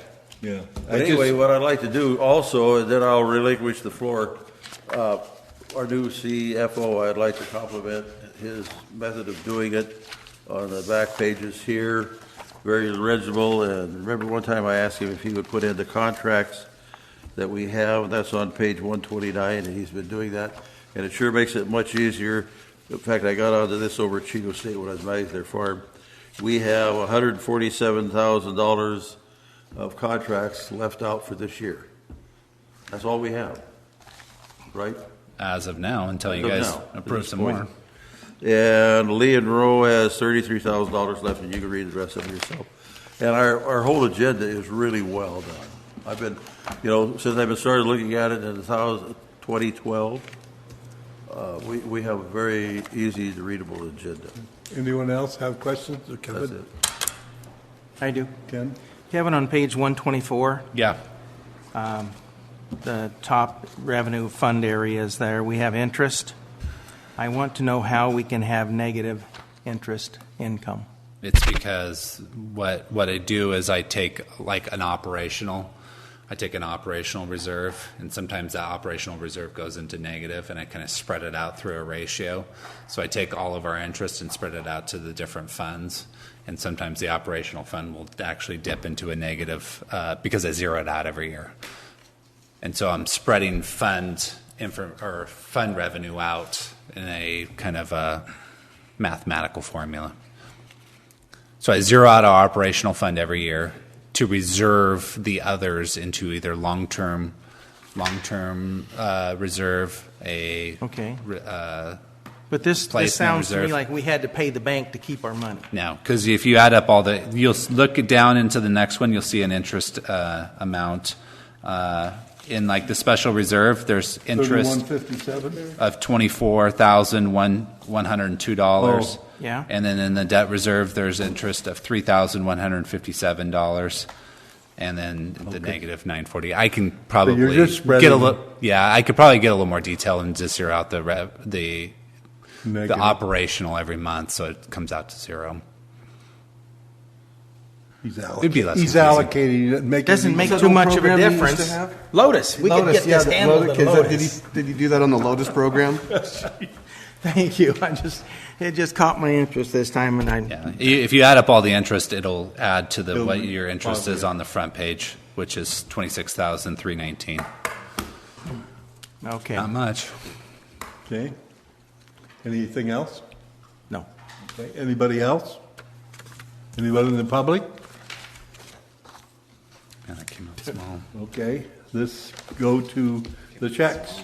I move to accept the treasurer's report as presented. I'm not accepting any motions at this time. The last time I did that, they passed it and we didn't get to talk about the check, so as the president, I'm not Well, the accepting checks any were part of motions that. right Checks now. are the next I item. seconded his emotion. I don't care, I'm not accepting seconds either. Okay, the checks. You Call have for the any? question? Yeah, not accepting emotions either? Nope. Okay, any questions on the checks? Seth? I got a couple. Okay. So you want to include that all in before you accept the treasurer's report? Last time we passed it, the treasurer's report, yeah, I guess, okay, I'm wrong, aren't I? You can I accept thought it. I thought Ken was pulling another fast one on me. He thought We were wondering, we wanted to make sure we had what you wanted. Would I do something like that? Yes, we would. Okay, it's been moved and seconded that we accept the treasurer's report. Oh, okay, good. Further discussion? All those in favor say aye. I Say something? No, I didn't. I guess. Yeah. Was it I? Okay, I got to report it. Passes 5-0. Okay, now we'll go on to the checks. I'm Okay. tired. Now we're not going to try to sneak one by you. Okay. Okay, my first one, iPad page 137. And the 24,187, was that all, those were all those ones we got the last batch, correct? Yep. That's from, I'm sorry, from Vander That's- Ferguson Enterprises? Yeah, That those was are that all. last batch, so that... Those okay. were the ones that we got to get us through the year once we heard that Datamatic went bankrupt, and those are all U.S. made Fireflies. Yeah, they're not the other ones, okay. They're not the over the seas ones. We bought some more of them? No, that was the emergency purchase that we made to make sure that we had enough on okay, hand. that's the That was emergency purchase. that's our year supply. That wasn't checked in last month's check count? No, we approved it, Approved but it. the check came through. Oh, okay. No, We didn't, yeah. We didn't have to approve it, you notified us. Right. Told us about it. You told us about it, yes. We didn't approve it. After we talked, then I think I answered this one, iPad page 140, Murphy Safety Switch of California. trying to email it. That is that's the switch over, Murphy's. Murphy Safety Switch, that's for Pump Station 2? $23,937. Wasn't the Murphy switch for Pump Station 1 or 2? Yeah, pump station 2. It was Two, the yeah. controls on the Gas to the... propane fired. Exactly. I was getting mixed up with the transfer switch. Yeah, well, I started to think it was, that's what Not I... that much money. Yeah, that's what I was starting to think. I thought, Jesus, criminy, that's the most That's not the expensive transfer switch for Nope. for PG&E. Holy crud, to our own generator, you know? Okay. So, but then after reading, Tyler Technologies, page 143, verging over into 144, I believe. Is that our last payment to them? Yep. Yeah, and that one was a sticky one because they kept sending me bills for amounts over their contract, and so I had to continuously go back with them and go, no, we had a fixed contract, and they had to go back to their person, and it took forever to finally get them to say, yes, okay, we have a fixed contract, and to give us a credit memo back. So, yep, Okay. that's it. We're done. Okay, and I believe that was it. For me. Okay. Ken? I have one then. Page 143, the vendors is Tri-County's bank card. I just wanted to know what an employee incentive program is there, those first two expenses, Awards. $1,733. Safety awards. Safety award meeting. Is that the way we always identify it in the past? Guess I've never caught it. Sometimes it might have said safety incentive, but Okay, similarly, yes. okay, thank you. That's it? Yes. Bill? I just have one. I can't find it back in the registry, but it's on page 131. It just lists as you fix right check 45899. That Ralph Vasquez Consulting, and it's a credit. Say that again. Ralph was. Oh, that's a voided check. That's a voided check? Oh, okay, I'm going, why is it credit? Yeah, Did the okay. environmental work for the shaded fuel break. Doing something crazy. Okay. Now, I was also going to be asking about that check for Randolph Vasquez Consulting of Vigalia Shaded Fuel Break. Is he a Forester? Yes. Okay, but we only got paid him and 11 then gave him pages a in. credit back. We voided the check. We voided the check Oh, okay. because Am I in the right agenda? And then I have Because- another one we here. were only supposed to pay part of it. Fire Safe Council was supposed to pay the other part. I have one here. It was to do, before I got off of How did I that. get into that? Because you got all those agendas open. It has to do with how did I get 5-year that? warranty. Where did I see that? Oh, it's check number 45951, Wade Howe. Okay, that's electrician, isn't it? No, wait, Computer. he's our computer guy. And it's with 5-year warranty. Okay, $9,600. Is that parts and pieces or what? Oh, That is nine computers for the shop Okay, with a 5-year warranty on them. I know who you're talking about. Now, wait, good. And then up here, on our retirement, we pay, the employee pays 3%. Close that one too. They have the option They to. have the, Option to pay 3%, Yeah. and we will match it. we will match it, but we actually How do you pay vote? 9. Correct. But if they don't put the 3 up, We don't pay the 3. but we pay 6. No, we pay 9. We pay 9, okay. Pay 9. If they pay 3, we pay 3 more. So it's 12%. Yes. Could be 12%. thank you. I noticed there was a bunch of it back here. I doing didn't go crazy by these checks. Okay, good. That's all I have, Larry. Okay, I can't get to mine, so I don't have any. Good. You can't just go back and reopen it. I try, it's going crazy on me. It's all the agendas opened up. There you go. See, there you are. Should be the last one. No, it's not that. It's up on top. Oh, you got it arranged the other way. I got mine. Okay, here's the 214. That's it. Here it is. That's complete agenda. You people There you go. Scroll to the end. Yeah. You're there. It was just there, yeah, I was there and then it jumped out. Okay, well, let's look and see what I got then. Okay, I didn't hear what you guys were doing though. Okay, Take a chance. did we do the, Yeah, we did. That was good, Kevin. Kevin, nice answer. That was engineering, top-notch CFO material right there. what is this, engineering, what is it, page 137? Engineering what? Engineered The sec- supplies, the second one. laser leveler. Yeah, what, it says repair. I thought a laser leveler would cost about that.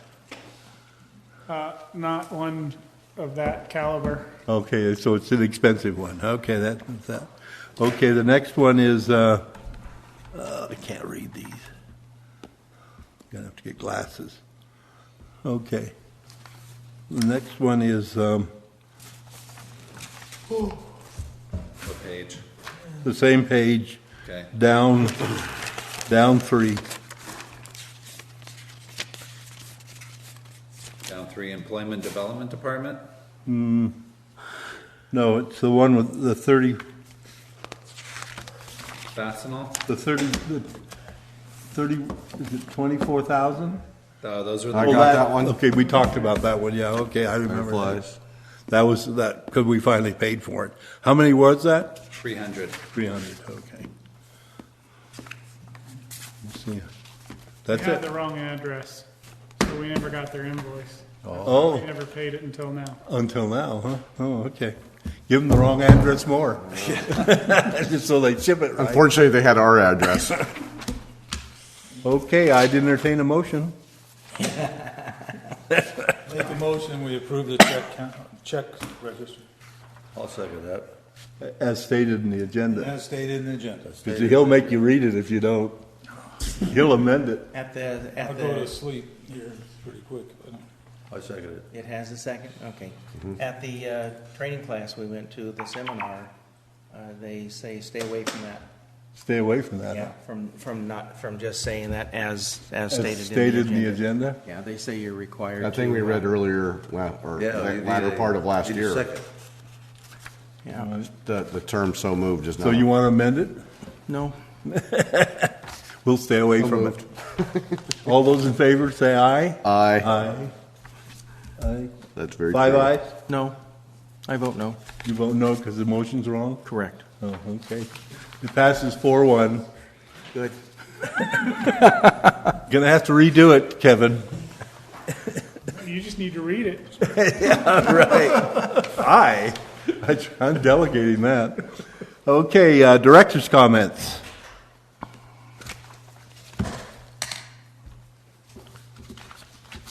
Seth? Oh, starting with me? Okay. Sure. I'd like to commend staff on getting even though they don't form an opinion, you can tell their opinion was that we had no bad marks during the audit, and that, once again, it seems like it's very hard for them to find anything wrong with the way you do your accounting processes. So congratulations on that. Which set of books did you give them?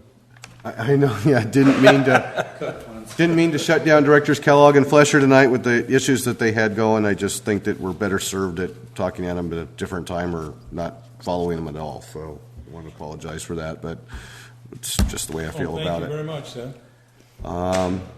It didn't help you with your point, but I didn't mean to not shutting you down because I don't like you. I just don't think we want to talk about those things.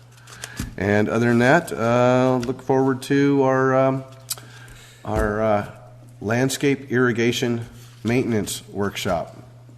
Is that the 4 names we came up with for it? That's what it is. Yeah. Okay, good. You on that committee? We're going to have a I'm on that tomorrow committee, and yes. 3:30, right? Here. Yep. Okay, Doug, your turn. The full run next Thursday. I wouldn't have been able to join in this evening, but I have a very good popcorn machine, and I would be very happy to bring it, and even furnish the popcorn for Winco. Now, I would have been able to eat any of it tonight. Theater popcorn. With my hole in my tooth, but I made it through the night so far. Man. That was good popcorn, wasn't it, Ken? Oh, yeah. I just went down and got it before I came up here. I got it from the theater. Go through here. I got a big bag of it still out in the car. It was. Sure, it stays out in the car too. I don't blame you for that. That's all your The comments? custodian would have a terrible time because I'd have it all over. I can't eat popcorn till I get it all over. Is that all your comments? Just more popcorn. We just need dialoguing on a lot of different things, but the hour gets late. I know that. Right. That's all I have. Ken? I will. I think that I'll make a comment about the length of our meetings, and I know Bill has made comments about the length of our meetings before. And maybe we can try and make a commitment to get out of here by, let's allocate ourselves 4 hours. And if we can't be done by 10:30, then we table everything else. Or the president starts tabling stuff in the middle and say, we're going home at 10:30. 4 hours is long enough for a board meeting. We're going to be here maybe until sometime tomorrow. By the way, if we stay until breakfast time at 7 or 8 o'clock, do we get breakfast? No, you're not traveling. I know. We're not But traveling. anyhow, A prepared answer on that, didn't you? You were all ready to go. Maybe I knew where it was going. Okay. I know. meetings are too long. Okay, anything else? No. Bill? Looking at my machine, it tells me it's going to rain next Wednesday, 60%, and it continues for 4 or 5 days. So hopefully we'll get some more Let's rain. pray it's a good rain event. Let's hope it's in paradise in Yeah, This Magalia. is what I'm another saying, 10. it's going to rain in paradise. I kind of said the same thing. Is that it? Yeah, that's all my. Okay, I have no comments. Okay, real property negotiations, property subject to negotiations, water purchase Well, agreement. water transfers and Water purchases. water transfer. Anybody wish to speak to these before we go into closed session? Seeing none, we will go into closed session. Public wants to skedaddle, we can stay here. If- But if you want to wait we anticipate no reports, so there won't be anything to say afterwards. Ladies and gentlemen, for hanging in with us.